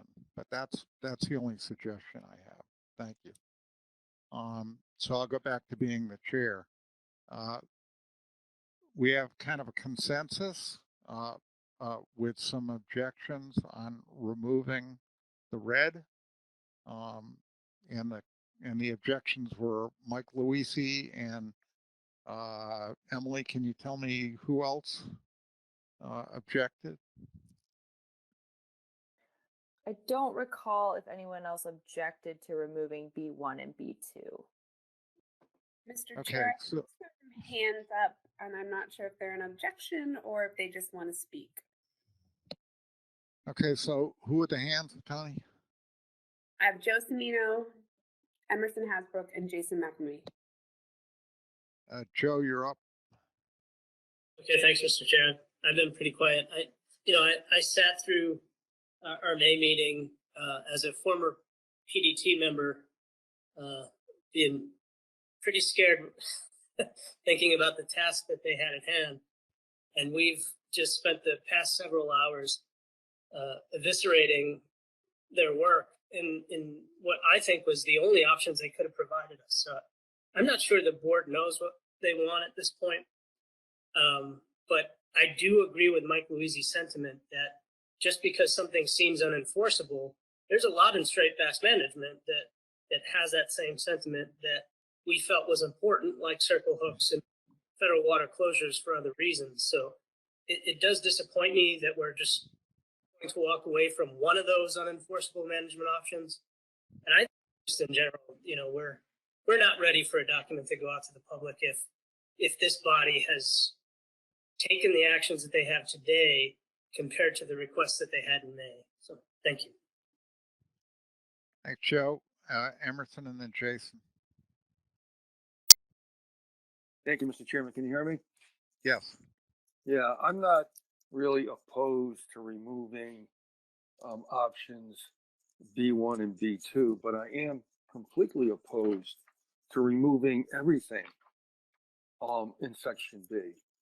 I mean, we know that the largest component of fishing mortality is discard mortality, right?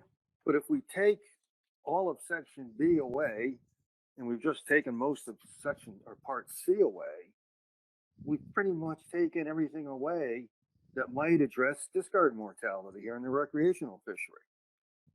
We've got a motion that's sitting on the table that we may or may not address later today.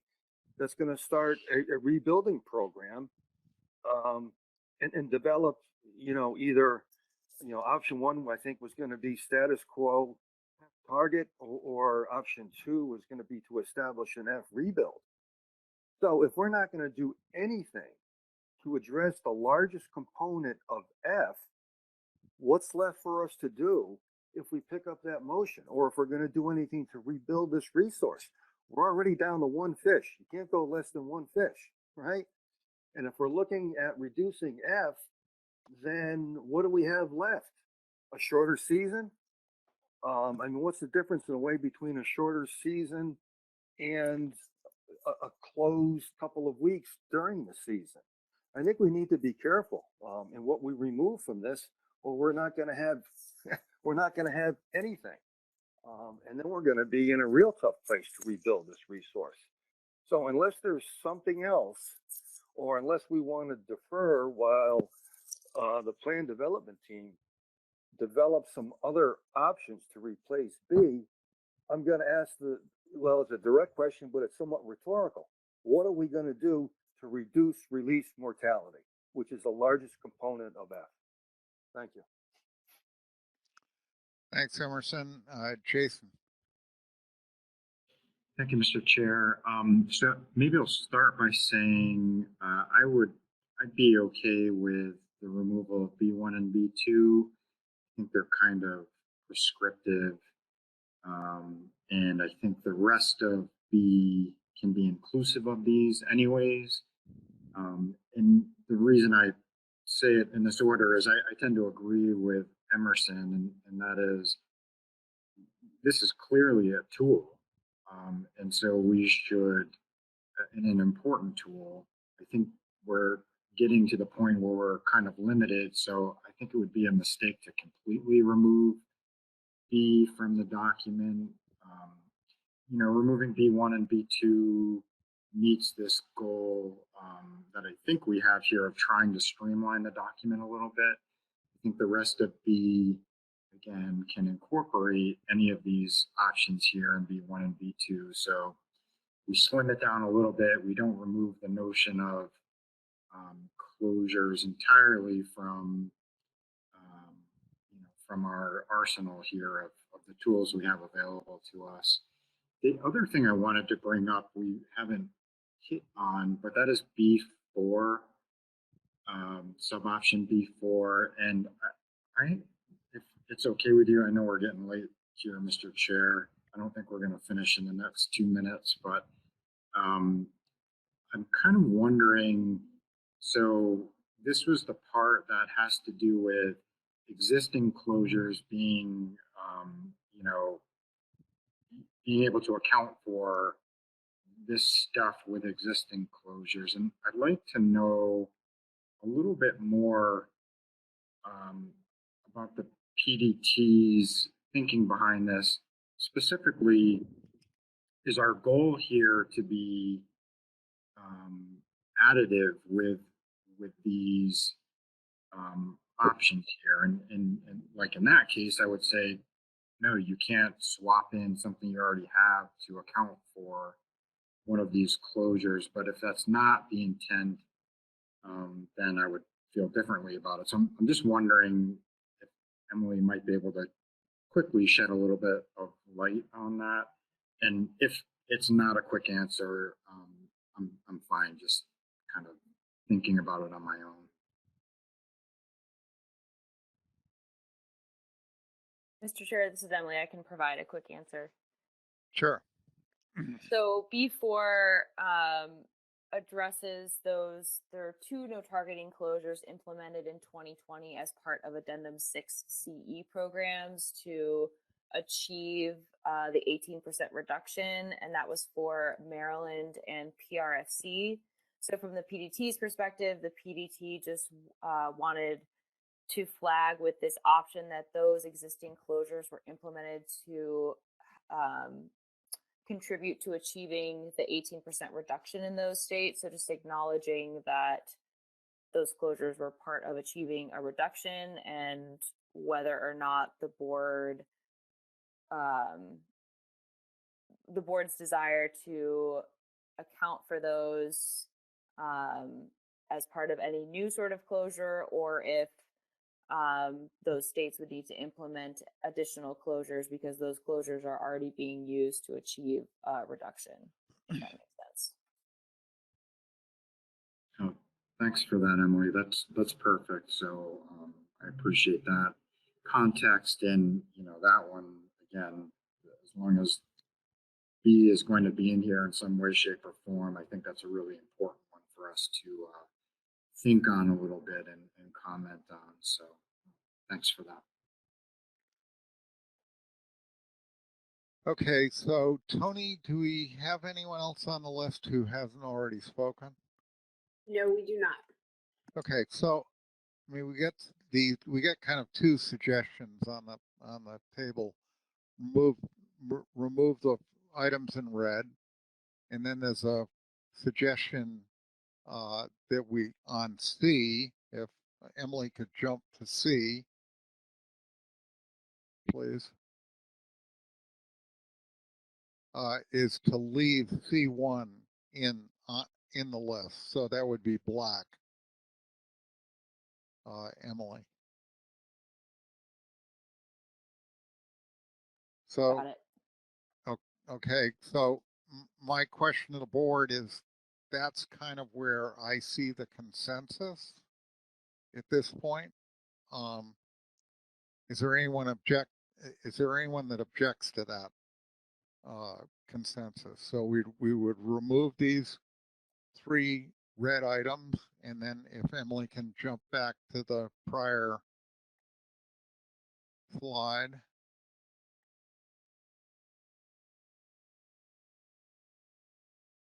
And you would remove that.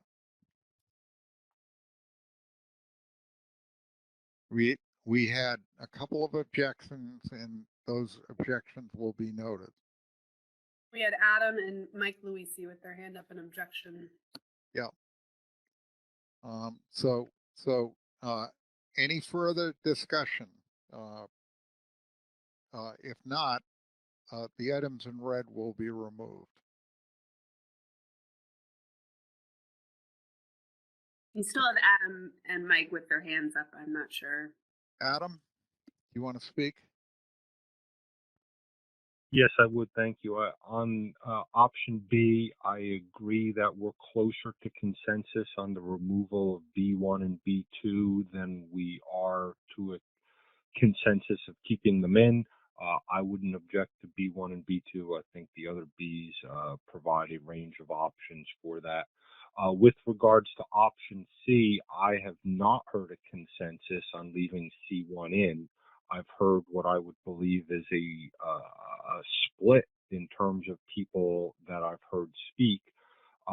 My suggestion would be consideration of, again, finding something else to do with C1 potentially under education. The question of a GAF, there are many ways to use a GAF that is non-lethal.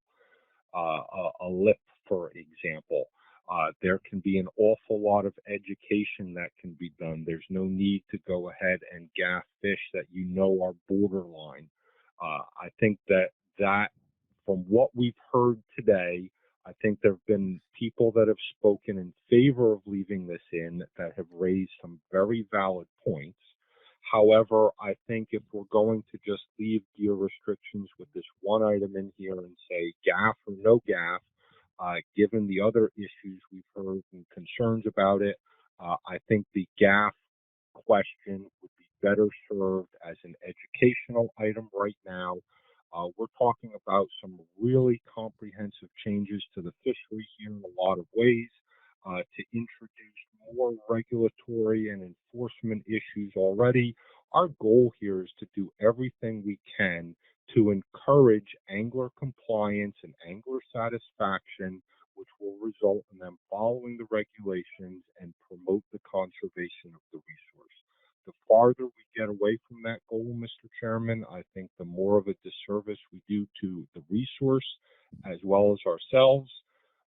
So again, I don't disagree on where you're at with B, but I would disagree that there's a consensus to leave C1 in. Again, I heard a split. I would be comfortable though with moving language about this topic to the area of information and outreach.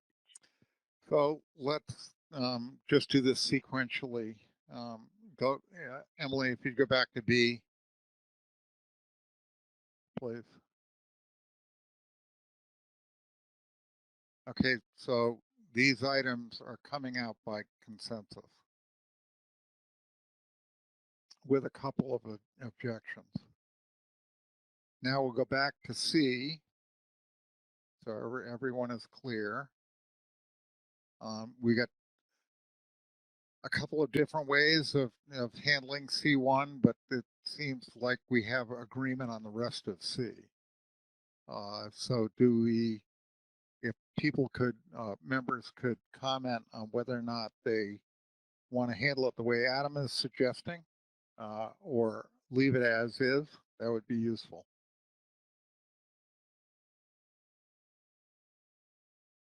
All right, we now have Justin Davis, Richie White, and Cherie Patterson, and Dave Sikorsky, in addition to Mike Luisi with his hand still up. Okay, so Tony, could you just read that over? Justin Davis, Richie White, Cherie Patterson, Mike Luisi, and Dave Sikorsky. Okay. Richie? Thank you, Mr. Chair. I think we should leave it in. New Hampshire already has regulations that do not allow gaffing of striped bass. You know, we talk about the potential of not allowing targeting for 2 weeks, and then we go to something pretty simple, is not gaffing. You know, it's kind of mind-blowing to me that something as simple as this, not hard for someone to get a device, it's easy to do, should be left in. Thank you. Cherie? Thank you, Mr. Chair. I agree with Richie. He was ahead of me on this. This is an enforceable rule. We have talked about some rules that are questionable as to whether enforceable or even whether they're functional towards determining if they're going to work or not. This is something that's understood it will work. And again, New Hampshire already has this in their rules, and I think it needs to stay in. Thank you. Mike Luisi. Yeah, thank you, Mr. Chair. I'm fine with leaving C as is. I don't have any trouble striking those three. I do want to make one last comment though regarding options B1 and B2. And while I, I think we probably heard a few additional people support the removal, and I appreciate the sentiment that the objection will be noted, but the note on that objection will die today, and it will not be carried any further along because the public won't even have those options to review and discuss and consider. And so I don't even know how those objections to the removal of B1 and B2 will even be made known to the public because it's not going to be in the document. And I'm a little disappointed. Mike, it's going to get reflected in the minutes, so. Sure, but most of the members of the public aren't going to read the minutes of this discussion over the last 4.5 hours. I'm just a little disappointed that we don't take those options out to the public to get the feedback from them. And if that feedback is as strong as those members around the table have suggested, then the board can consider eliminating them, or not selecting them down the road. So I'll just leave it there. But as long as B3 stays in, at least there will be one effort control that we can consider. Thank you. Okay, David Sikorsky. Thank you, sir. I am supportive of effort controls, so I support some of what Mike just said today. And I think it was Dr. Davis that had mentioned spawning closures and how they relate to rec angler or rec release mortality. And to me, spawning closures is a much bigger issue. How we're treating pre-spawn fish goes beyond the recreational fishery. Again, thinking through the Chesapeake Bay lens, there is harvest in both Maryland and Virginia on pre-spawn fish in both sectors. And I don't know where it fits because it doesn't. But if we're talking about F, we're talking about F as a coastwide level, and we need the need to manage it. And I just wonder if the PDT could provide some more guidance on what our impact is on pre-spawn fish across all sectors and all fisheries, just to give the board an understanding of potential places to alleviate F in a strategic way, knowing that these fish are headed to the spawning grounds and recruitment continues to be a challenge. So I'd look for some guidance from some folks on that issue if appropriate. Okay, so what I'm hearing is that C1 is going to stay in as is. Anyone object to want to go on a record as objecting? I have no hands. Okay, so Emily, does that finish this section? The only thing that hasn't been discussed is option D, which is education and outreach. There's 2 options there. Any comments on this? Other than the fact that it's a good idea?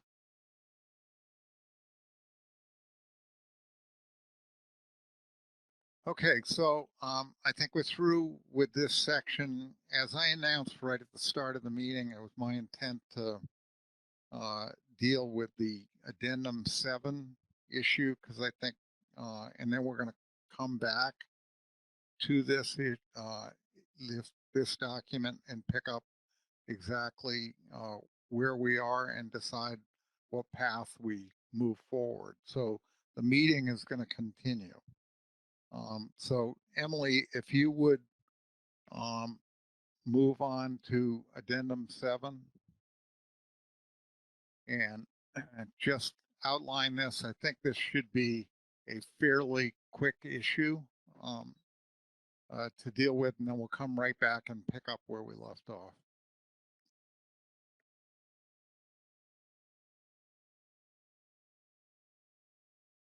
Okay, we're gonna do that. We're just gonna have to flip the PowerPoint back over to Maya. I think we're just switching up the PowerPoints here. So just give us a second, please.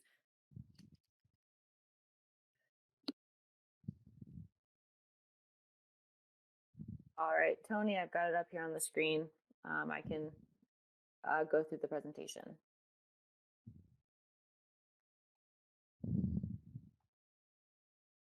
All right, so switching gears here to draft addendum 7 to amendment 6 for board review, and this is related to commercial quota transfers for the ocean region. So again, just some quick background. In February, the PID for draft amendment 7 was approved for public comment, and it included the issue of coastal commercial quota allocation. Coastal commercial quota allocation has been based on harvest data from the 1970s, which may or may not be an appropriate baseline. No other ASMFC managed species is managed with harvest data as old as used for striped bass. The board did not include this issue for further consideration in draft amendment 7. Many board members acknowledged the concerns that were raised, but found that it was not the right time to address allocation. The board noted that the draft amendment process would not be the right time because these allocation discussions could make the process more complex. However, in order to provide a management option that could provide some immediate relief to states that were seeking a change in commercial quota, the board initiated draft addendum 7 in August of this year to consider allowing voluntary commercial quota transfers of the coastal quota. So this draft addendum considers transfers of commercial coastal quota only between states with coastal quota. This draft addendum does not consider allowing transfer of Chesapeake Bay quota to an ocean fishery or vice versa, due to the distinct management programs between those two areas. So here's the proposed timeline for draft addendum 7.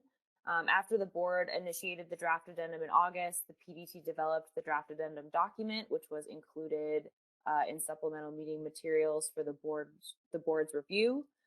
Today, the board is considering approval of draft addendum 7 for public comment. If the draft addendum is approved for public comment today, the public comment period would take place over the next few months, and the earliest the board could consider approval would be January of next year. So option A in draft addendum 7 is the status quo, in which no commercial quota transfers are permitted.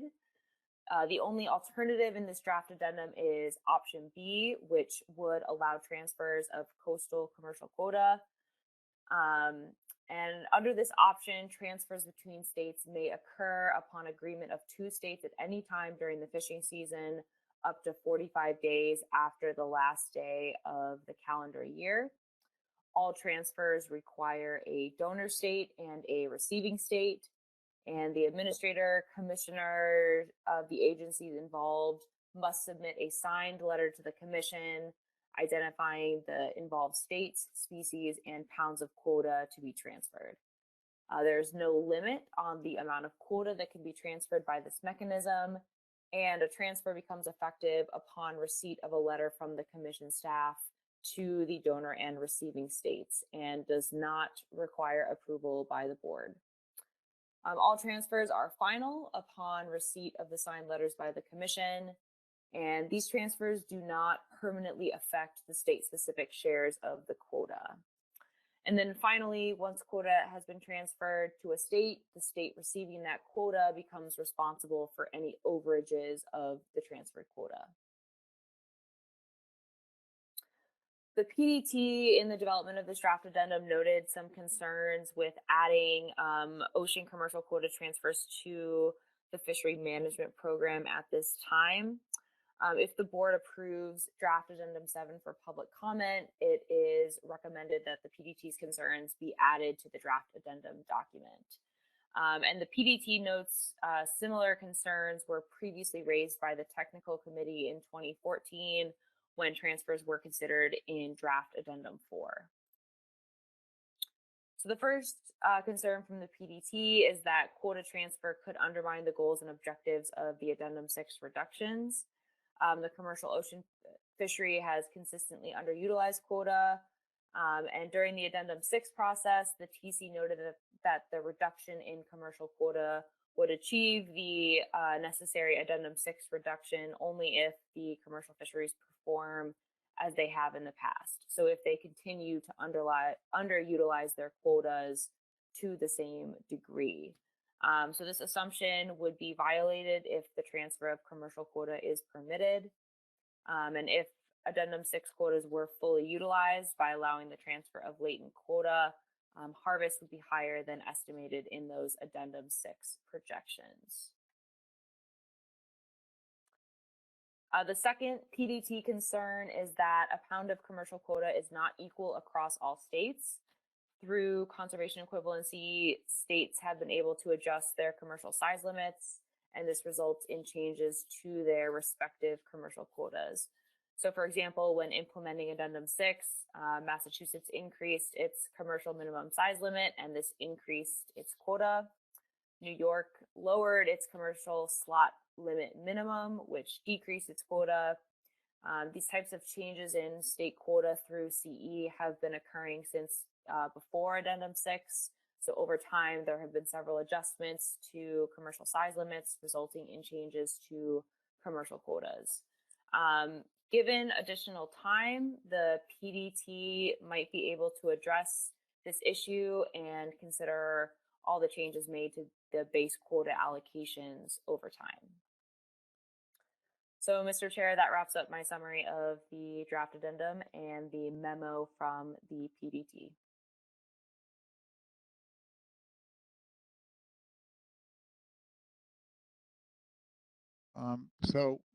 Emily's outlined the issue. These concerns came up. Honestly, they should have come up earlier in the process, and they did. But I think the problem here was the concerns were not voiced during the last session when we discussed it.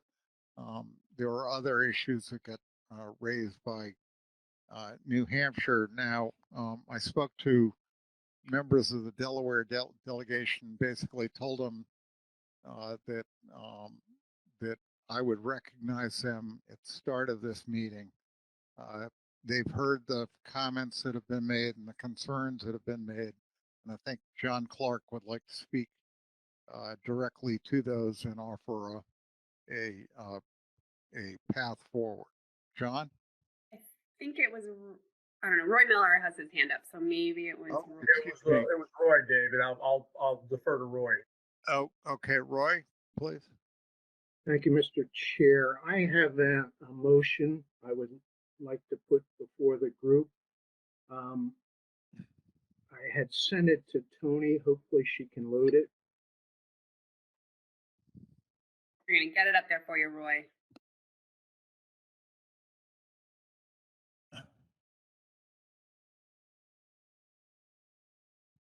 We're still waiting.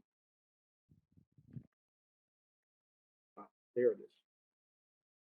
So I'd like to make the following motion. Move to defer consideration by the Striped Bass Board of draft addendum 7 to amendment 6 to the Atlantic Striped Bass Plan to allow further development and review of the transfer options. Our rationale for this suggestion is the concerns expressed by the PDT. There would be additional time with a deferment to address those concerns and also the concerns raised by the state of New Hampshire. So that's my rationale for deferring this action at this time. All right, so we have a motion by Roy Miller. Do we have a second to that motion? Marty Gary.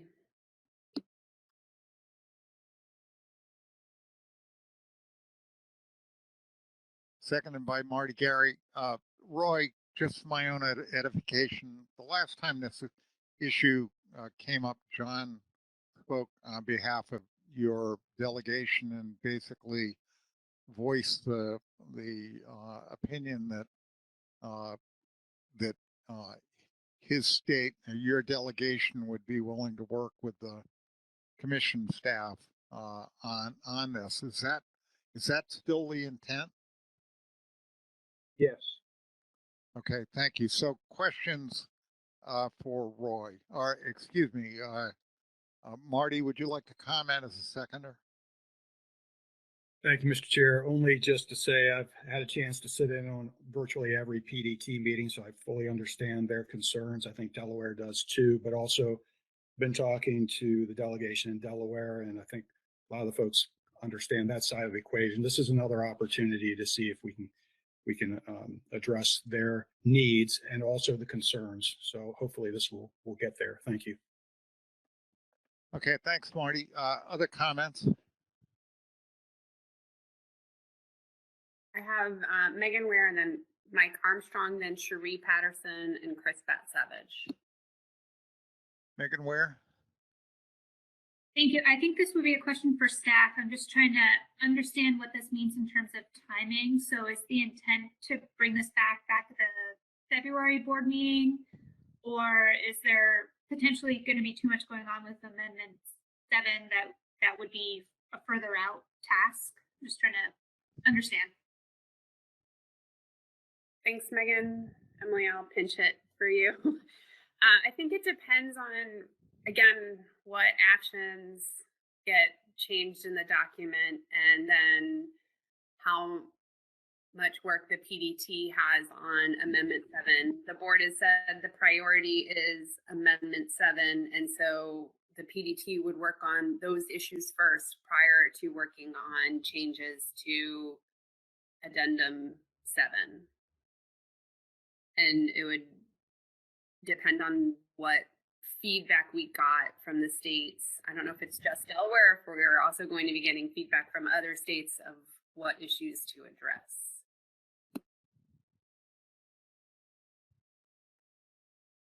Cherie? Thank you, Mr. Chair. I really appreciate this consideration by Delaware. However, I think that considering what we're dealing with in our current discussions we were just having, that we have a larger concern to deal with, not just transfer of commercial options. So I would like to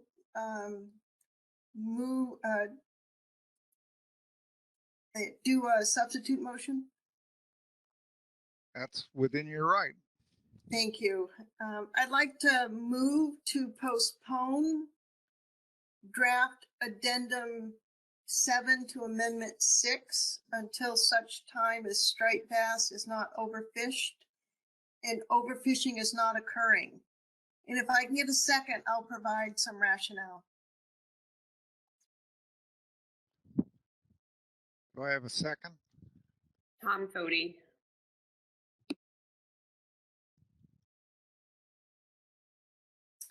Thank you, Tom. So the rationale is, apart from New Hampshire's concerns and questions that are in the materials, some of these points that are going to be hashed out were definitely silent in the approved motion, and I think we need to, as Delaware has indicated, need to delve further into that.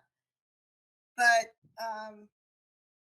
I'd like to point out more explicitly what came out of the PDT memo, in that their concern with quota transfers could undermine the goals and the objectives of the reductions taken under Addendum 6.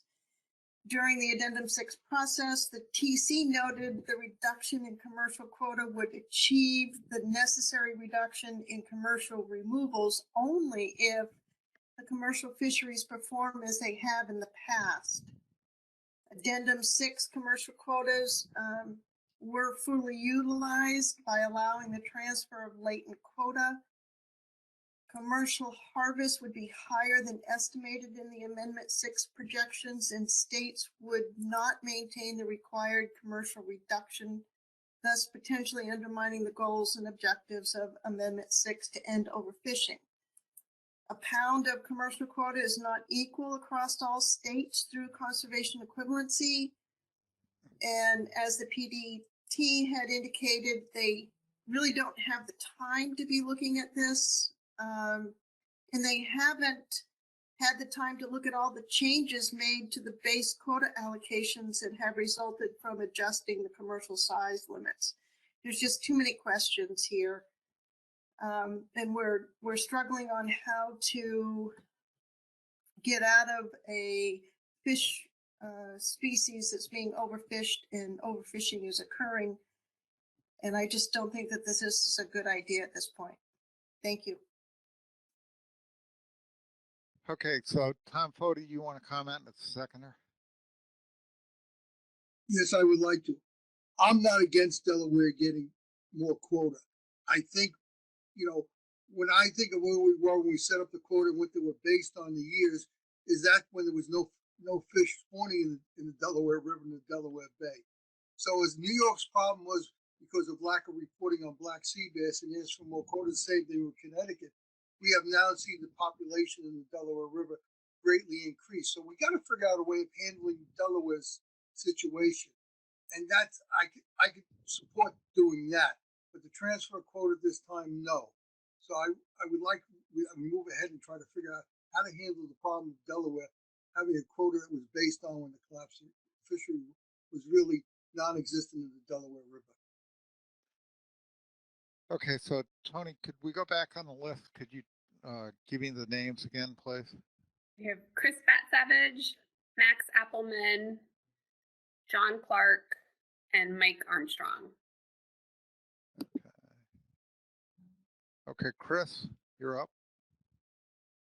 Thanks, Mr. Chair. I guess consideration, speaking to the first motion, if we were to go forward with something and not postpone, is maybe narrowly focus the amount of quota that could be transferred. I mean, yeah, admittedly, if we transferred all the latent quota, that would undermine what we're hoping to do in Addendum 6. I think transferring all of North Carolina's allocation would do the same thing. But if there was a small amount of quota that could potentially be transferred, that, and I don't know what that amount would be, but stay within the range of what the commercial landings have been over the last few years, that was used to kind of base projections from Addendum 6. That might be maybe a short-term solution to address the problems that Delaware has identified over the last several years at least. But I do understand and recognize the concerns of the PDT that kind of the way the addendum is written now, with kind of an all or nothing transfer option, that kind of really goes against what we're trying to do overall with striped bass. But I just wanted to throw that potential option out there to see if that's even something worth considering. Thanks. Thanks, Chris. Max? Thanks, Mr. Chair. I'm prepared to support the first motion because I think the PDT really could spend some time and try to address some of these concerns with transfers and sort of get them on the same playing field, or maybe propose some additional options to alleviate some concerns about undermining the most recent actions with Addendum 6. So I would support that first motion, but with the motion to substitute, I guess I'm a little confused as to what this would mean to where the board's priorities were with removing the issue of commercial allocations as a whole from Amendment 7.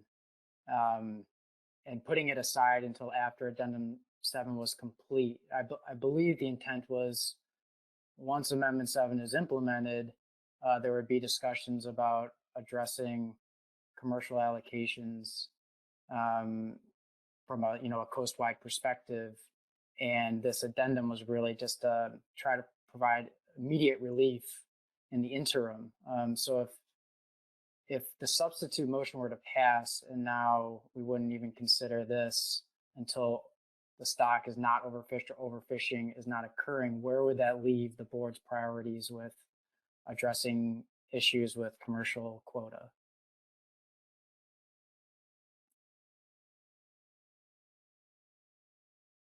Comments? David, I can tell you that it was staff's intention to bring up an allocation addendum after Amendment 7 was completed, regardless of where draft Addendum 7 went, because that was still that was the direction we received, that this draft Addendum 7, for lack of a better word, was sort of a quick fix to provide an option for Delaware to get an opportunity for some quota prior to that addendum on allocation.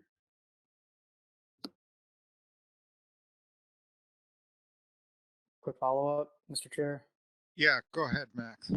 Thank you. So I guess my first question would be, if that is still the intent, would the concept of commercial quota transfers be part of that initiative? And I guess maybe some clarification from the makers of the motion if this would sort of adjust the board's priorities with commercial allocation, with broader issues with commercial allocations once Amendment 7 is complete. The thought being there that I don't think we would be the stock would not be overfished come that time. So I'm just my timeline here is a little confusing.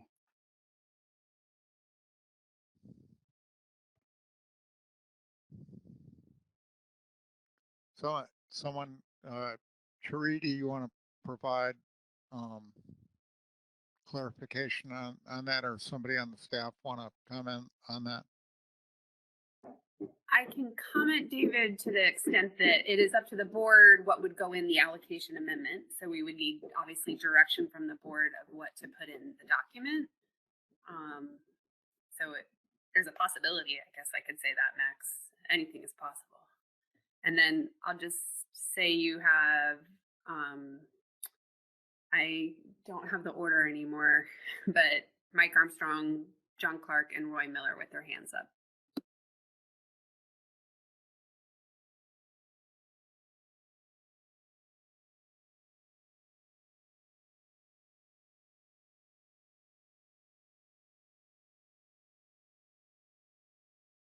Excuse me, I was muted. John Clark, you're next on my list. Mike Armstrong is after that. Thank you, Mr. Chair. I'd like to speak in opposition to the substitute motion and in favor of the original motion. As Roy mentioned, we recognize the concerns of the PDT, and I think it was the draft addendum as written is very basic. I think there are options we could put in there that would take care of most of these concerns here. One of the options that Chris Pat Savage just mentioned, I think would be helpful, is we could put limits on the amounts. I mean, every transfer could go to the board for board approval, which could have the effect that there wouldn't be any transfers approved for a long time to come anyhow. But I just don't think it's right to just put this off until some vague future time. And as we know from allocation, when we do get to the point where we're actually looking at striped bass allocation of the commercial quota, we know that's going to be a long, drawn-out process. Amendment 7, as we've just said, won't be approved until 2023. who knows how long that allocation addendum would take. So I think we're not expecting immediate relief. We recognize the state of the stock right now, but at the same time, we think if we can get an addendum passed that would have some of these guardrails in place, that would give the board plenty of input as to whether a transfer would take place or not, perhaps we could work something out in the, hopefully not, 10 years into the future, where we could see some transfers take place. And, obviously our timing is not great at this point, but we have been bringing this issue up at least since, pretty much since Amendment 6 went into place. So this is not a new issue from us, and I really think that it's, at this point, the board could at least let us go forward with something, because it's unfortunate in our timing, but I think we can make come up with an addendum options that will satisfy the concerns that have been expressed. Thank you. Thanks, John. I next have Mike Armstrong. Thank you. I don't think we can support the motion to substitute. We are probably 6-7 years from overfishing not being occurring based on the projections. And I think there's a way to reallocate, or some other method that will be F neutral. Like, clearly we can't transfer stuff now because it will raise F. And going back to the main motion, I'm not sure if they're listening to Tony, if she says we should kill it and start fresh after Amendment 7, or if we can keep this. If we can keep it, I would love to see it perfected, saying something like defer until after we finish Amendment 7. Not necessarily implemented, but just done reviewing and approving it, which would be next spring. And just because I don't want to raise the hopes of the proponents that the PDT will start working on it right away. I don't think they can. We're about to task them with, I think, a fair amount of stuff from this amendment, and that's the priority. So we do have to push it down the road, and maybe we stipulate exactly when we'll start working on it. Thank you. Tony, who else do you have on the list?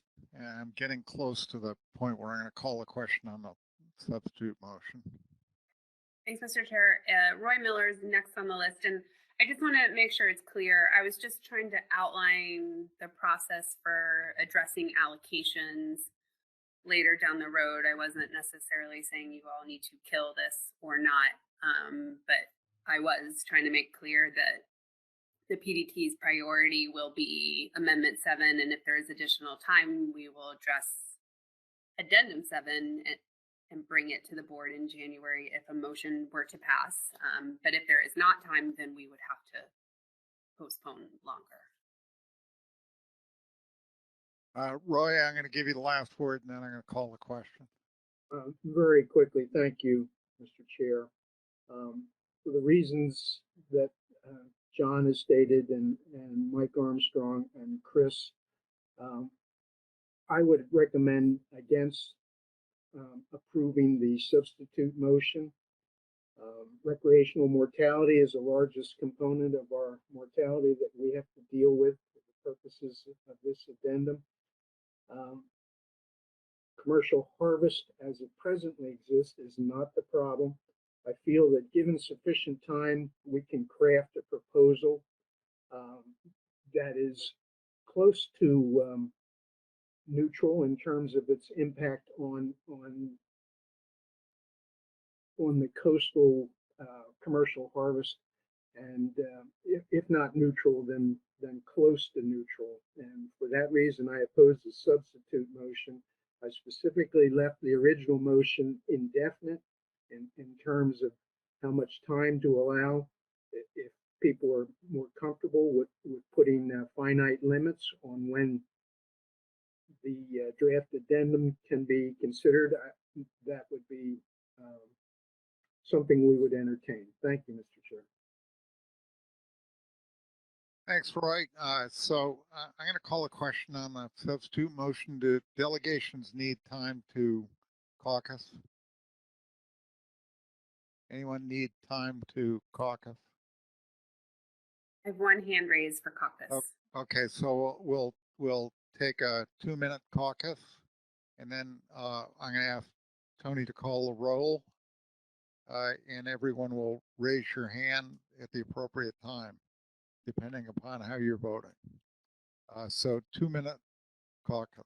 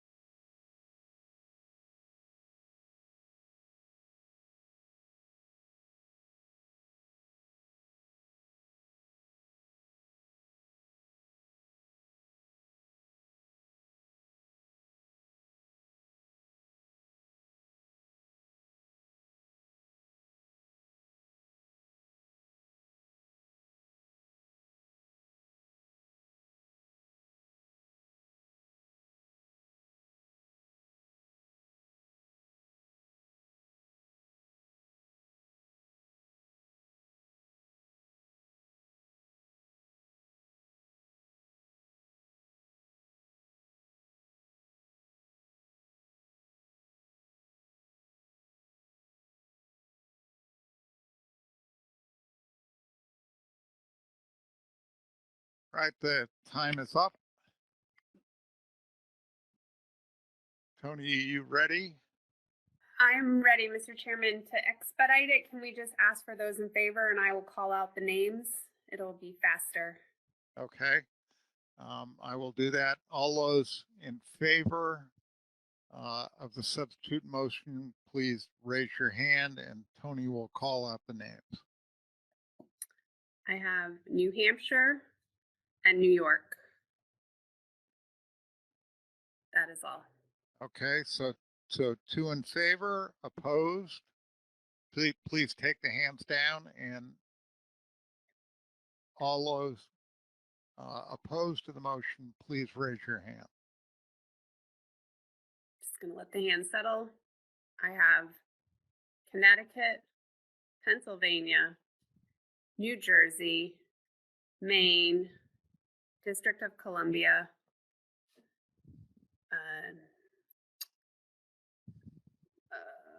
Maryland, U.S. Fish and Wildlife Service,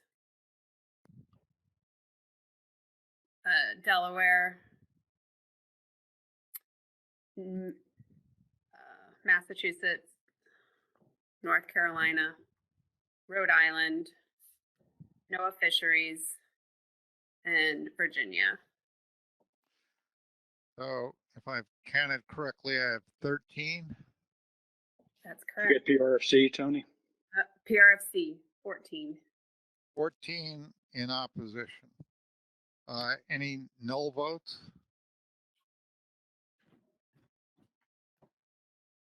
Hold on. No. And I didn't get the hands down. Null votes are, I'm ready for null votes now. Any null votes? None. None, zero. Any abstentions? None. Okay, so the vote fails. The vote was 2-14, 0, and 0. So we're back on the main motion. Is there anyone that requires the need to deal with this, speak to this motion to make a point that has not been made before? I have Megan Ware. Megan. Just to follow up on a comment from Mike Armstrong earlier, if it would be accepted as a friendly from Roy and Marty to consider a time certain, I guess it would be, for deferring, I would feel much more comfortable looking at this after Amendment 7, or at least after the PDT's work on Amendment 7 is concluded. So Roy and Marty, I think that's a question to you. She's suggesting a perfection. You add in some language about after the PDT concludes its work on Amendment 7.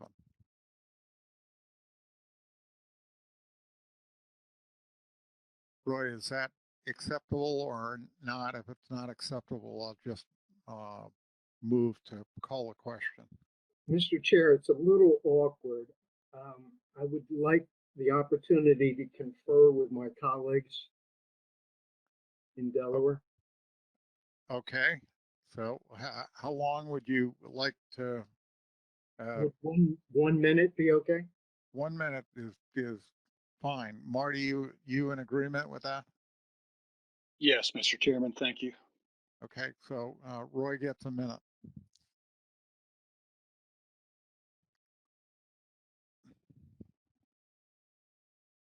Yeah, no.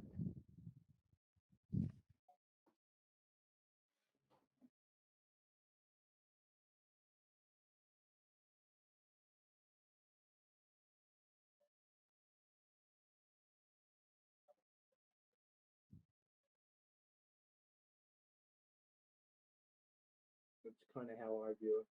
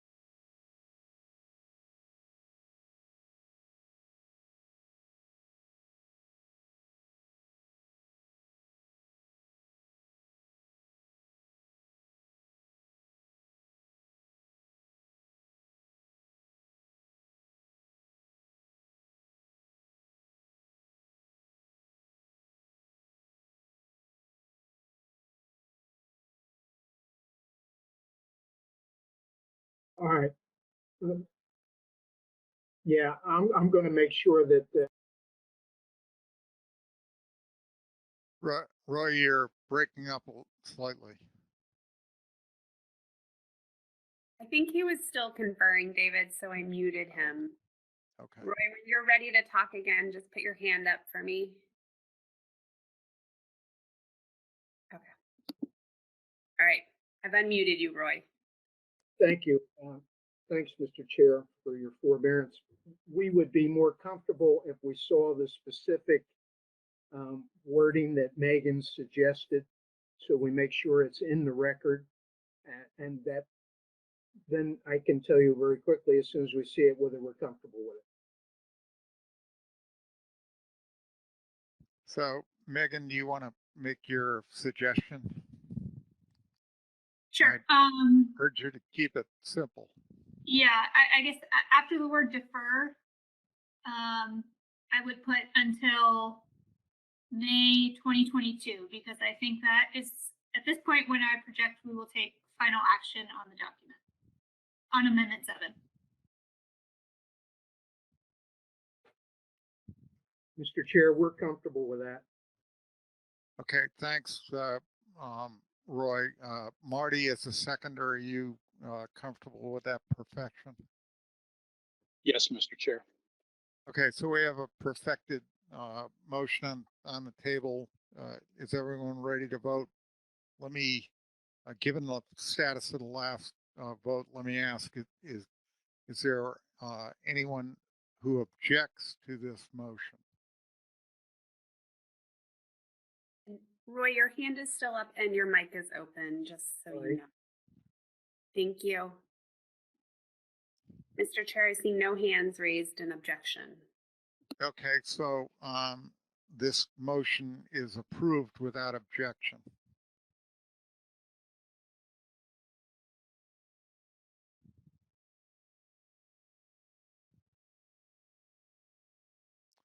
So I believe that concludes the discussion on this issue. We will go back to Amendment 7, and I'll give the staff a minute to rearrange the PowerPoint.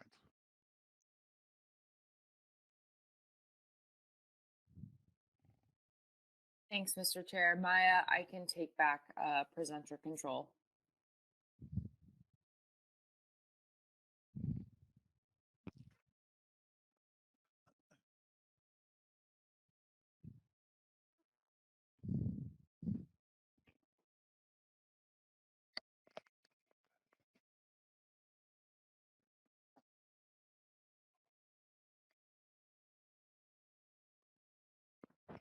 All right, Mr. Chair, I'm ready whenever you are. All right, Emily, if you'll lead us through this. Now, before you do that, I just want to comment that it's almost 6 o'clock. We'll go until 6:30, and then make a judgment on how we want to move from there, if at all. So, Emily, if you could, please move forward with 4.5.2. Thanks, Mr. Chair. So as the last section of the draft options that I will review today, this is section 4.5.2 in the draft amendment document for conservation equivalency. So starting with the statement of the problem, there is value in allowing states to implement alternative regulations through conservation equivalency, as noted in the draft amendment, to meet the needs of state fisheries. However, this creates regulatory inconsistency among states and within shared water bodies with associated challenges such as enforcement challenges. Another challenge is that it's difficult to evaluate the effectiveness of CE programs once they are implemented due to the challenge of separating the performance of management measures from outside variables such as angler behavior and the availability of fish. And there have been some concerns raised that some alternative measures implemented through CE could potentially undermine management objectives. And then finally, there is also limited guidance on how and when CE should be pursued and how equivalency is defined. So for this issue, option A is the status quo, and options B through E consider whether to adopt new default restrictions or requirements for the use of CE, or whether to eliminate the use of CE from the FMP, which is option F. So sub-options selected under options B through E would automatically apply to any new FMP standards approved through Amendment 7 and all subsequent management actions and CE proposals. And options B through E are intended to address concerns about CE at the front end of the CE process. So that is considering when CE can be used and requirements for CE proposals. Alternatively, option F would eliminate the use of CE from the FMP So if this option is selected, option F, then options B through E would not be valid. I just want to note from the advisory panel meeting, some AP members noted the importance of accountability and concern that accountability measures were not included in the draft options. And just as a reminder, accountability options were not developed for this draft amendment due to the challenge, again, of separating out the performance of management measures from factors like angler behavior and fish availability. And one other note on this suite of options for CE, the PDT did discuss the request from the August board meeting to consider incorporating CE proposals into a management document itself. However, the PDT concluded that this would not be a viable option from the PDT perspective due to the additional time that would be required to develop CE proposals for each management option, for inclusion in draft documents for public comment, and the additional time that would be needed to develop management documents to include CE proposals. So first, just to review the status quo, option A, the board has final discretion regarding the use of CE and approval of CE programs. And under the status quo option, the board can restrict the use of CE on an ad hoc basis for any FMP requirement. So potential restrictions could include specifying measures that are not applicable for CE or limiting the range of measures that may be proposed through CE, for example, along with other types of restrictions, again, at the board's discretion. So moving on to option B in draft amendment 7, the following sub-options under option B would establish default restrictions on the use of CE for certain fisheries, depending on the status of the striped bass stock. So when the stock conditions are met, CE programs would not be approved based on the options that would be selected. It's important to note that previously existing CE programs would remain in place until board action is taken on a new FMP standard relevant to that fishery. So the first set of sub-options here is B1, which considers what the restrictions would be. So B1A would not allow CE if the stock is overfished. B1B would not allow CE if the stock is below the SSB target. And B1C would not allow CE if overfishing is occurring. So the next set of sub-options considers the applicability of any of these options selected under B1. So at a minimum, any of the selected restrictions that I just went over would apply to non-quota managed recreational fisheries in both the Ocean region and the Chesapeake Bay region, with the exception of the Hudson River, Delaware Bay, and Chesapeake Bay spring trophy recreational fisheries. The reason for this is that most of the concerns surrounding CE as identified during the scoping process for Draft Amendment 7 are related to non-quota managed fisheries, and this is due to the use of uncertain data, assumptions in modeling, and also challenges with measuring the effectiveness of CE. The board could choose to extend these CE restrictions to one or more of the following additional fisheries in sub-options B2. So B2A would apply these CE restrictions as well to the Hudson River, the Delaware Bay recreational fisheries. B2B would extend those restrictions to include the Chesapeake Bay spring trophy fishery. B2C would extend those restrictions to include quota managed recreational fisheries, so bonus programs. And then B2D would extend those restrictions to also apply to commercial fisheries.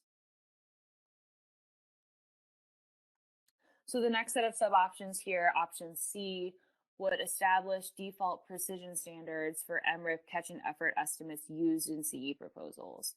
So these options are based on the percent standard error or PSE associated with MRIP estimates. So C1 would not allow any CE proposals to use MRIP estimates with a PSE exceeding 50. C2, the PSE could not exceed 40. And for C3, the PSE could not exceed 30. And the PDT notes the statement from NOAA about MRIP estimates with PSEs. NOAA states that MRIP estimates with PSEs over 30 should be viewed with caution, and that large PSEs, which are those above 50, indicate high variability and low precision. And finally, the draft amendment encourages states to increase APIS sampling as needed and as resources allow. I just want to note that one AP member noted general concern about the use of MRIP for CE proposals, and also noted concern that a PSE threshold of 50 is still too high. So the next set of sub-options, option D, would establish a default uncertainty buffer for CE proposals for non-quota managed fisheries. So an uncertainty buffer is intended to increase the probability of success in achieving equivalency with the FMP standard. And these uncertainty buffer options would provide a proactive accountability measure for non-quota managed fisheries. So option D1 would require an uncertainty buffer of 10% for CE programs. D2 would require a buffer of 25%, and D3 would require a buffer of 50%. And this buffer would apply to the percent reduction that's required or the liberalization that's being allowed for the non-quota managed fisheries. So, for example, if a 20% reduction is required with a 10% uncertainty buffer, proposed CE programs would need to demonstrate a 22% reduction. The draft amendment notes that the board may need to further determine how the buffer is applied for some future management actions, particularly when CE proposals might include measures for both quota managed and non-quota managed fisheries. So for example, as in addendum 6, if the reduction can be split between sectors, the board may request guidance from the TC or PRT when making those determinations of how exactly the uncertainty buffer would apply. So option E considers establishing a default definition of what equivalency means for CE proposals for non-quota managed fisheries. So these options are intended to specify the percent reduction or liberalization that must be met in the CE proposal when the FMP standard is projected to have different effects at the coastwide versus the state-specific level. So proposed CE programs would be required to demonstrate equivalency to either the percent reduction or liberalization projected at the coastwide level. So that's option E1.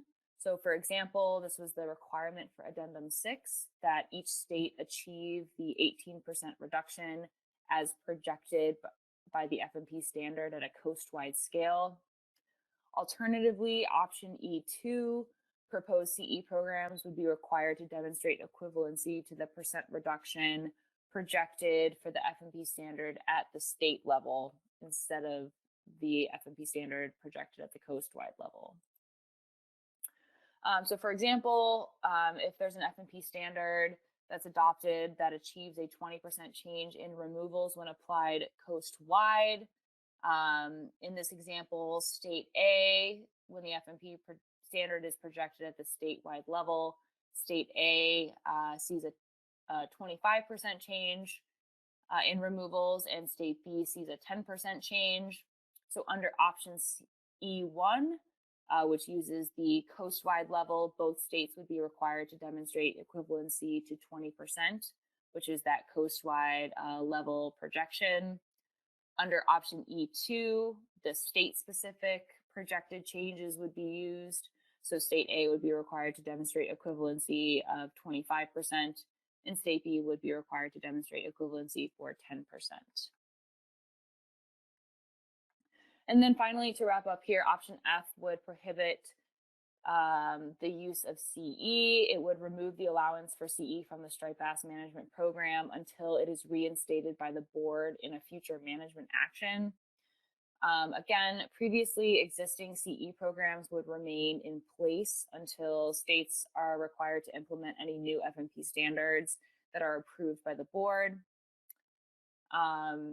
just another note that if Amendment 7 changes the ocean region status quo recreational slot limit that was discussed in the 2015 year class section, any new size limit would apply to the ocean region, including the Hudson River, Delaware River, and Delaware Bay, unless the FMP establishes a separate standard for those fisheries, in this case where CE would be prohibited.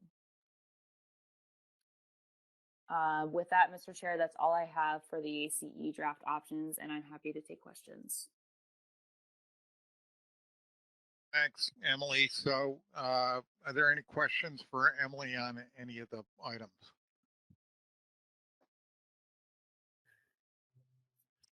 I have no hands, right?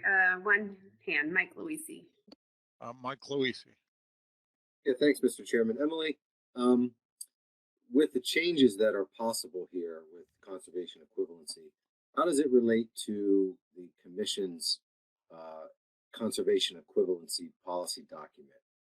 Is this something, and I thought I had heard that the policy board is considering updates to that policy document. Is there a connection between what we're considering here for striped bass and what might be considered for other species that the Commission manages?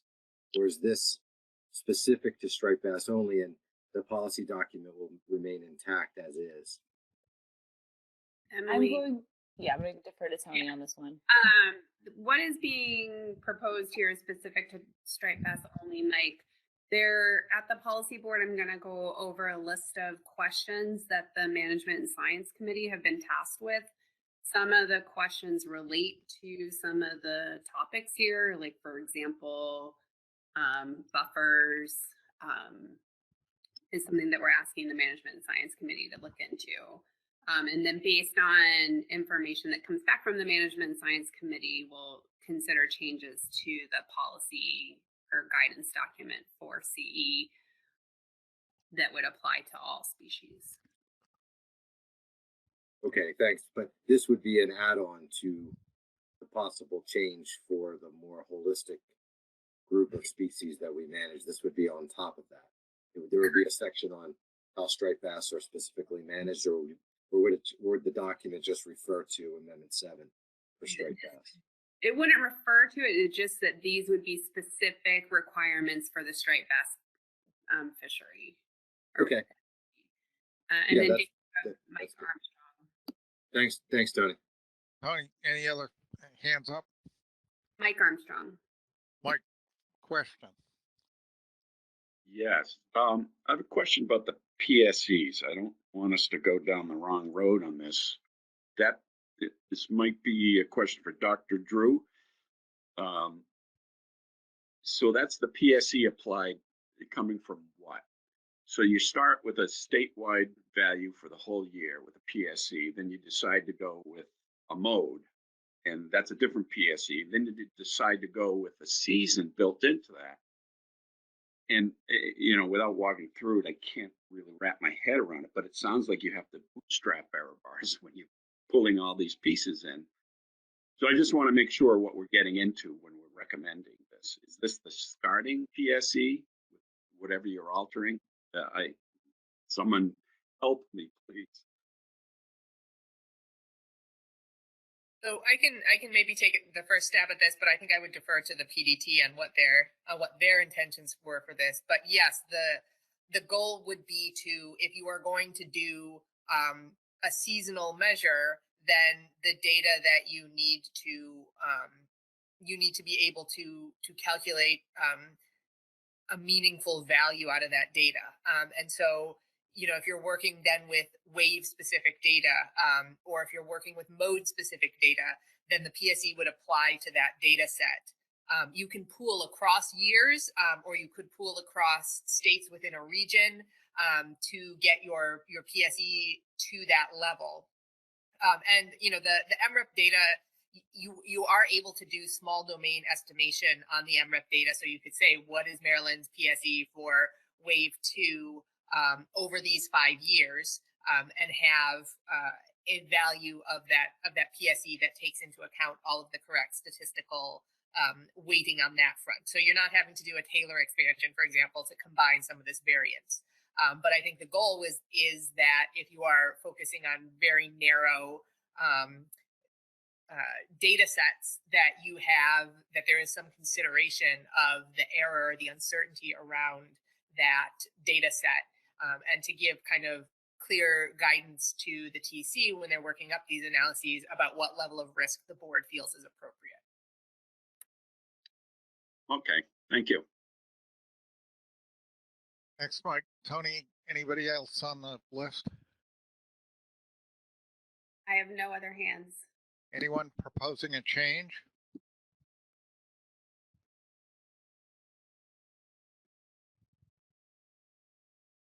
Any hands up? One hand, John Clark. Yeah, thank you, Mr. Chair. Just for the sake of moving this along, I'd like to see that option removed that totally eliminates CE from striped bass. And would it be possible, Emily, to put all the options on a single page so we can see them all at once? I think it was the last option that, oh, there we go. Yeah. And of course, I'd like to make, well, obviously we're going to keep that one, but that's one I would definitely like to see removed. And I think some of the other ones are going to be pretty tricky. So, but the prohibition on the use, I'd like to see removed. Thanks. Okay, so John has recommended prohibition, so members should speak pro or con that. Any hands up?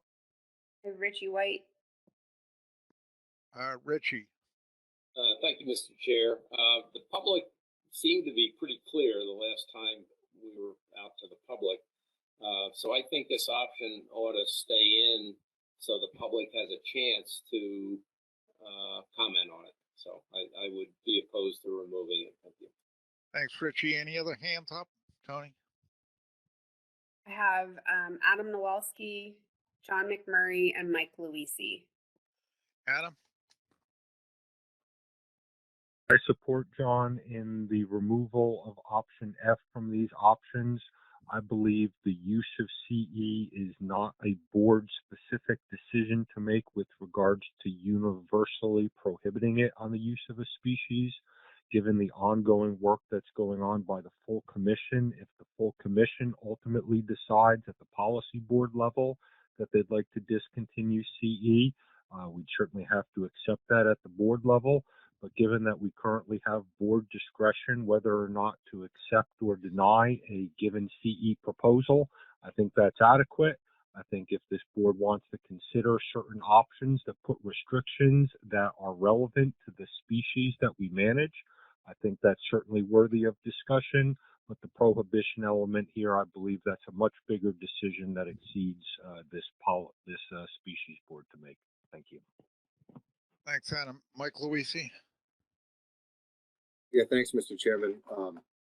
I support the removal of option F, the prohibition on the use of CE in this case. So I support John's suggestion. I think had it been status quo and prohibition of use, it would have been a different story. But options B through E define different ways for which conservation equivalency will be evaluated with the use of uncertainty buffers and other standards.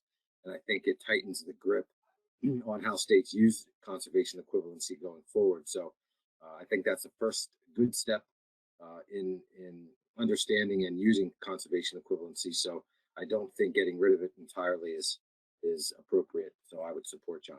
Thanks. Tony, who's the third name you had on the list? I have more names that are here that signed up. So I have John McMurray, and then Cherie Patterson, Tom Fody, and Dennis Abbott. John McMurray. Thank you, Mr. Chair. I agree with Richie White. We can't remove option F now. The public was clear they wanted the board to consider this. That's all. Cherie? Thank you, Mr. Chair. I'm going to reiterate what John and Richie have said. We had pretty clear public response on this particular option. Thank you. Tom Fody. I have to agree with Matt, Adam and Mike because we had just the opposite experience that New Hampshire has. Okay, Dennis Abbott. Yes, thank you. Not to be repetitive, I think it should stay in. I think the public again should have an opportunity to comment.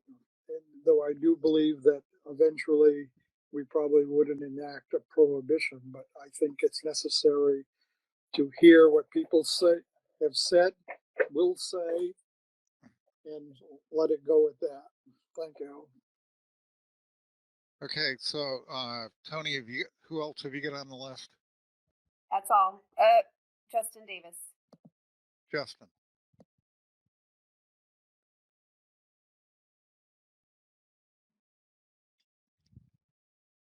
You hear me now? Yeah. Okay, thank you, Mr. Chairman. I'm in support of removing this option from the document. I kind of feel like the reality of the situation is that it's highly unlikely when we take final action on this document that we're going to adopt this option and prohibit the use of CE. I think conservation equivalency has a role to play in the management program for this species, and so I think what's most important right now is to put the appropriate guardrails in place on the use of CE. And I think we're going to get the most productive feedback from the public when we focus their comment and their input on that, on how do we improve the use of CE for this management program. I just don't think it's realistic that we're going to take it out of the management program, and so I question the value of having it in here. All right, well, at this point, we don't have a clear mandate one way or another, so it might be simpler if someone made a motion, and then we'll deal with it as a standalone motion. John Clark. John Clark. Thank you, Mr. Chair. I'll make that motion. I move to remove option F from the CE options.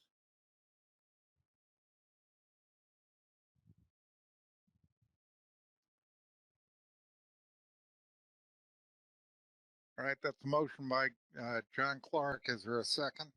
Mike Luisi.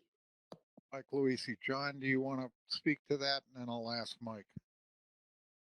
Thank you, Mr. Chair. I think everything's been said. And I think Adam made a very valid point that this is not, as this goes beyond the striped bass board to decide whether CE should be in there. So I don't even think it should go out to the public. Why give them an option that is not going to happen?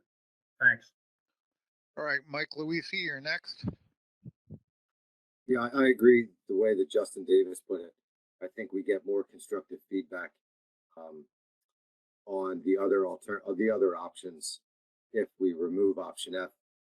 At the time when we got the initial reaction from the public, there weren't the other options for them to really break down and think about. So it was easy to say remove it completely.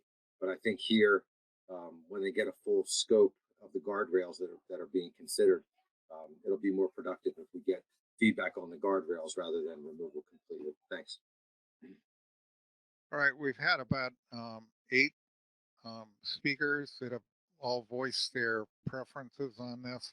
Is there somebody new who would like to raise a different point, either pro or con? You have no hands. No hands. Okay. So I think I'm just going to call the question. I'll provide a 1-minute caucus break. If you could put up the clock, please, Tony, staff. That's a little trickier. Emily, I don't know if you have the clock. I'll set a timer and I'll let you know when you have 10 seconds left. Okay, that's great. So there's 1 minute caucus.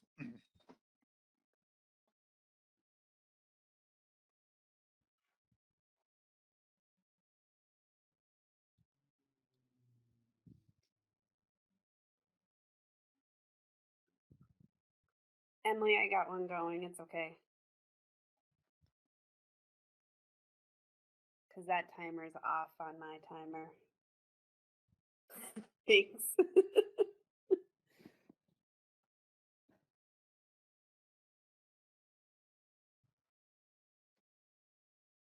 10 seconds remaining.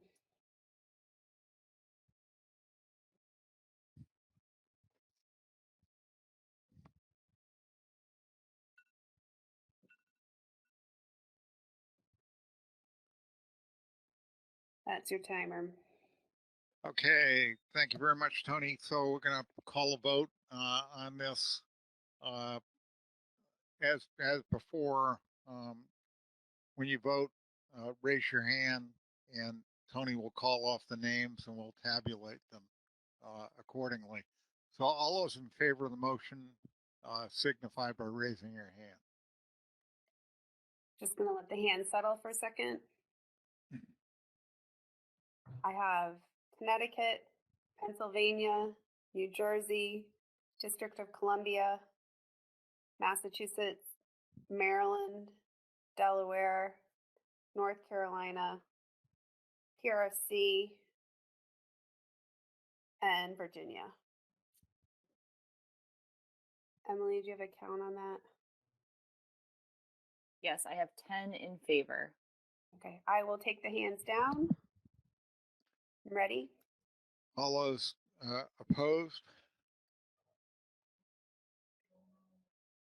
I have Maine, New Hampshire, New York, and Rhode Island. That's 4. I'll put the hands down. All right, abstentions? I have 2 abstentions, NOAA Fisheries and Fish Any and null Wildlife. votes? Fish and Wildlife Service. No, let me just get the hands down. Now we can do the nulls. I have no null votes. All right, so the vote is 10-4-2-0. So the motion passes. All right, so we're back to consensus mode. I don't see any, or I haven't heard any other suggestions for alterations here. I'll just ask one more time. Does anybody want to change anything else in this section? We've removed one item. Any hands up? No hands. Okay, so we will proceed on that basis. Everything else stays in.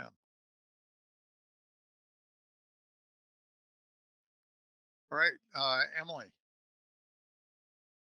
I know we've got 2 table motions to deal with. What else do we have to deal with? Mr. Chair, that is all I have for my presentation. Okay, so could we go back to the first Megan Ware's table motion?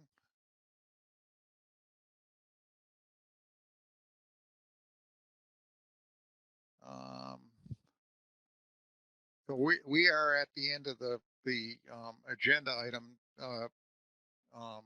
Tony, do we need a motion to take this off the table at this point, or is it automatically on the table? I believe we do, but I want Bob to correct me. I could be wrong. Bob? Thank you, David. Actually, we do not need a motion since it was delayed to a time certain. Time certain, that's what I thought. Okay, so thank you. So this motion is on the table. It's ready to be voted on. We've had a discussion on the motion.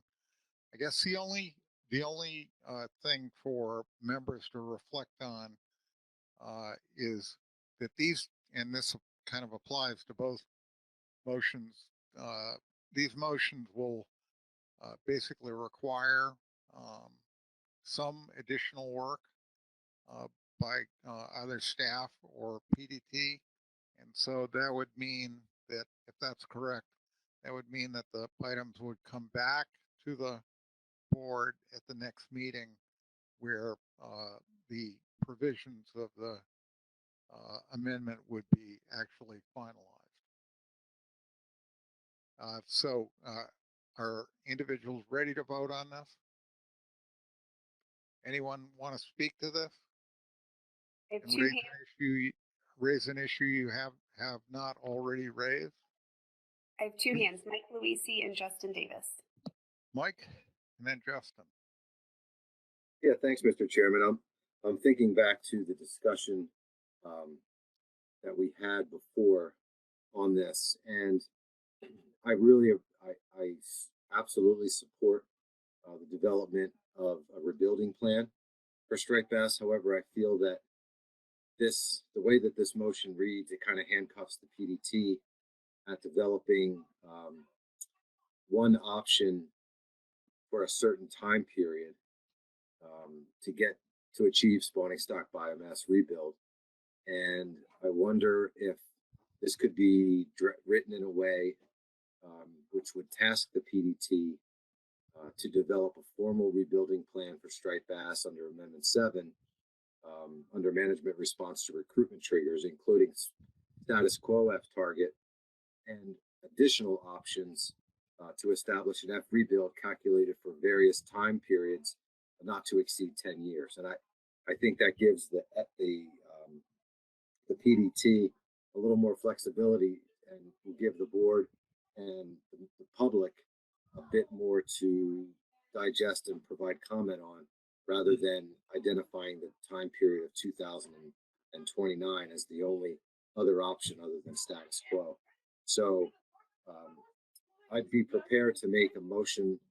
I guess it would be to substitute, since there would be some changes, but I'd piggyback a lot of the language here. That's kind of where I am. I can hold off and wait to get additional comments, but I'm prepared to do that if whatever you want to call on me, Mr. Chairman. Let me take Justin, and then after I take Justin, maybe I'll go back to Megan and ask her whether or not she wants to change anything here, having heard the comments. So Justin? Thank you, Mr. Chairman. I think Mike was kind of getting after what I was wondering is the process. If we voted to approve this motion, it would mean that the PDT has to do some additional work and the board has to see the document again before we can approve the whole thing to go out for public comment. Is that correct?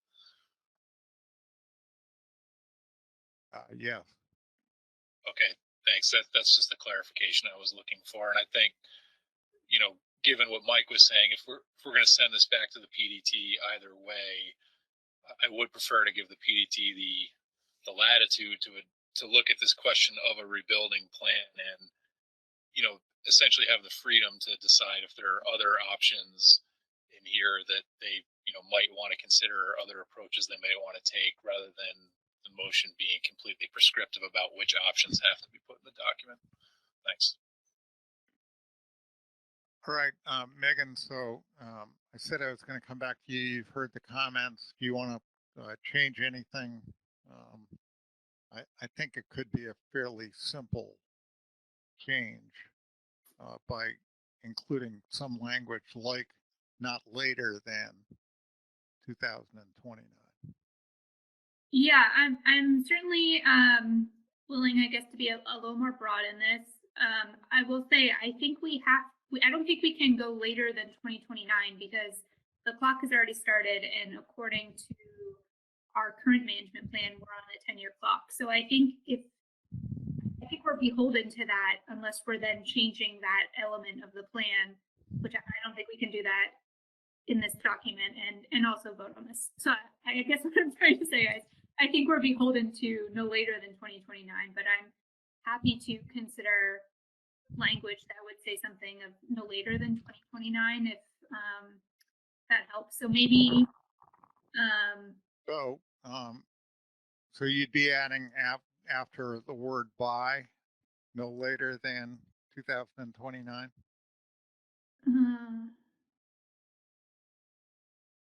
Yeah, I think so. Sorry, I'm just reading it. Yeah, take out by. Take out by, yeah. Yeah, I think that's what people are getting at. So, John McMurray, would that perfection be acceptable to you?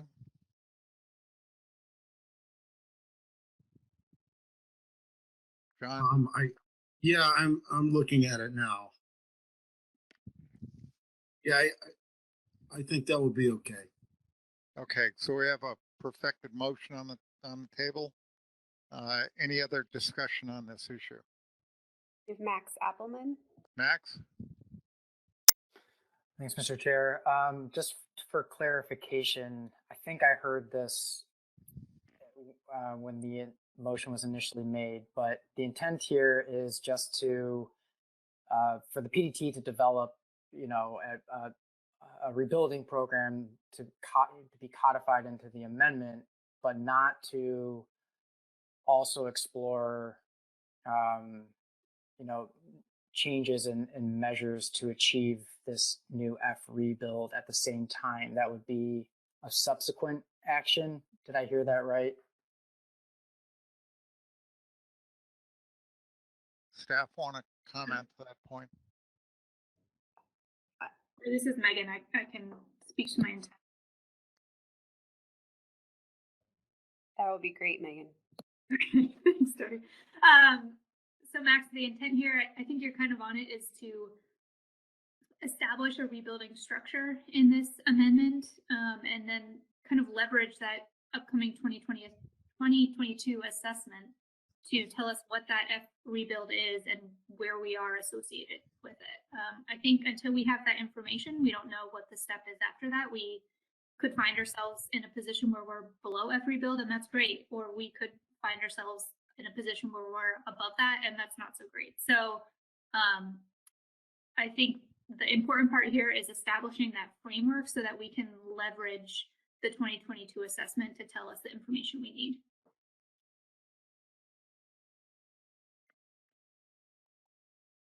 All right. Any other issues on this? I have Mike Luisi. Mike? Yeah, thanks, Mr. Chairman. I hate to be a pain in the ass.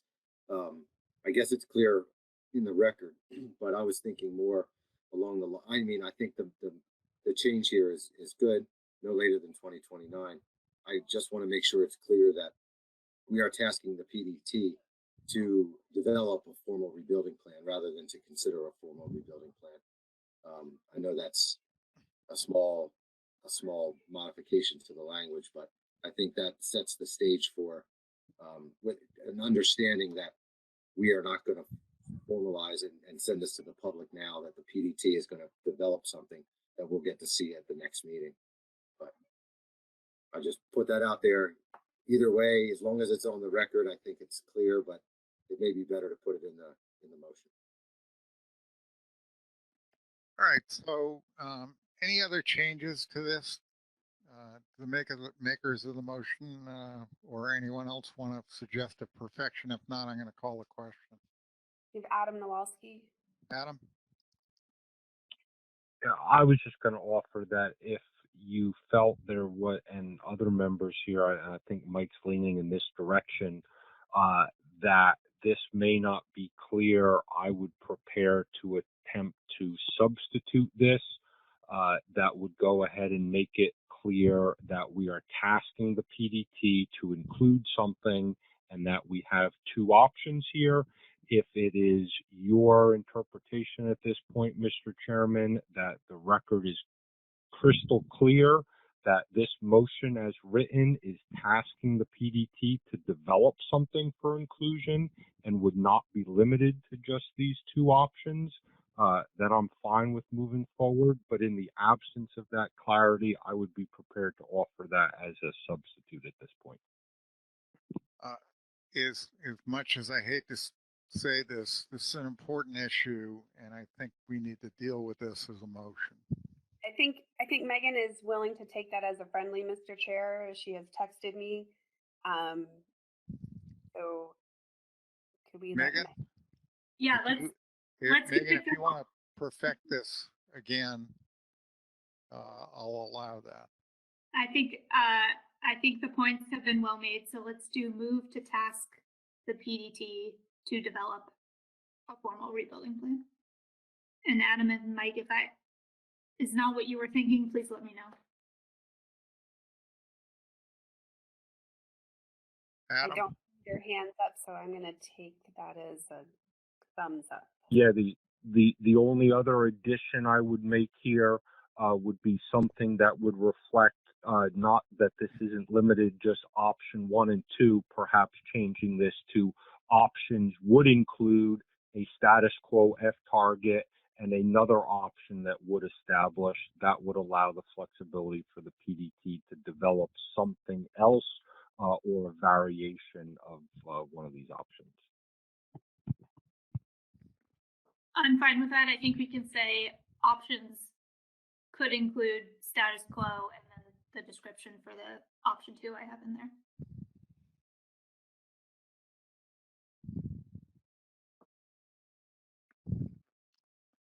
Okay, so we have a Megan is suggesting another perfection of the motion. John McMurray, are you in agreement with that?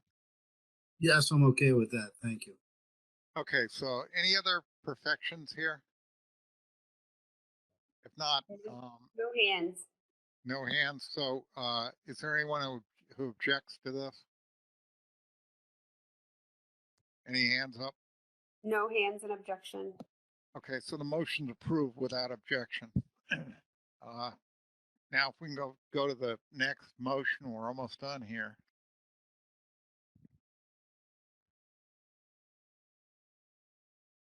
Okay, so we have a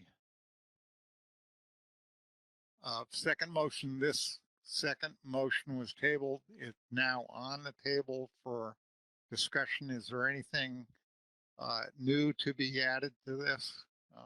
Any changes? Any hands up, Tony? No hands. Any objection to approving this motion? I see no hands. Motion stands approved without objection.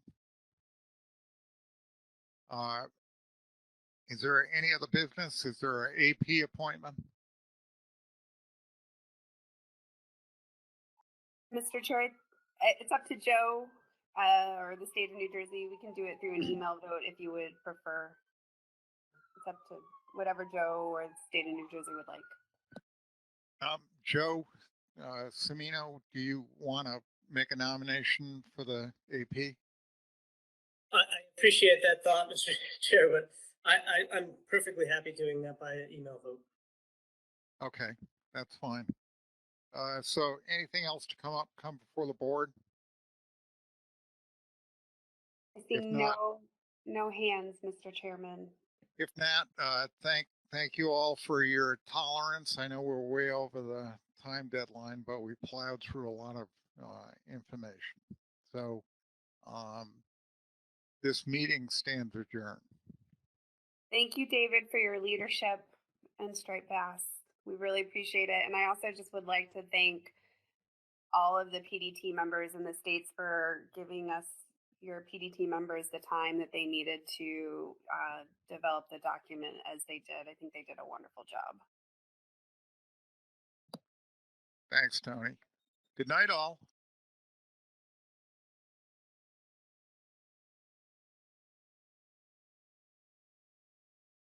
Maya, I'm going to let you close out the meeting. Okay, I'll close out now. Thank you, Maya.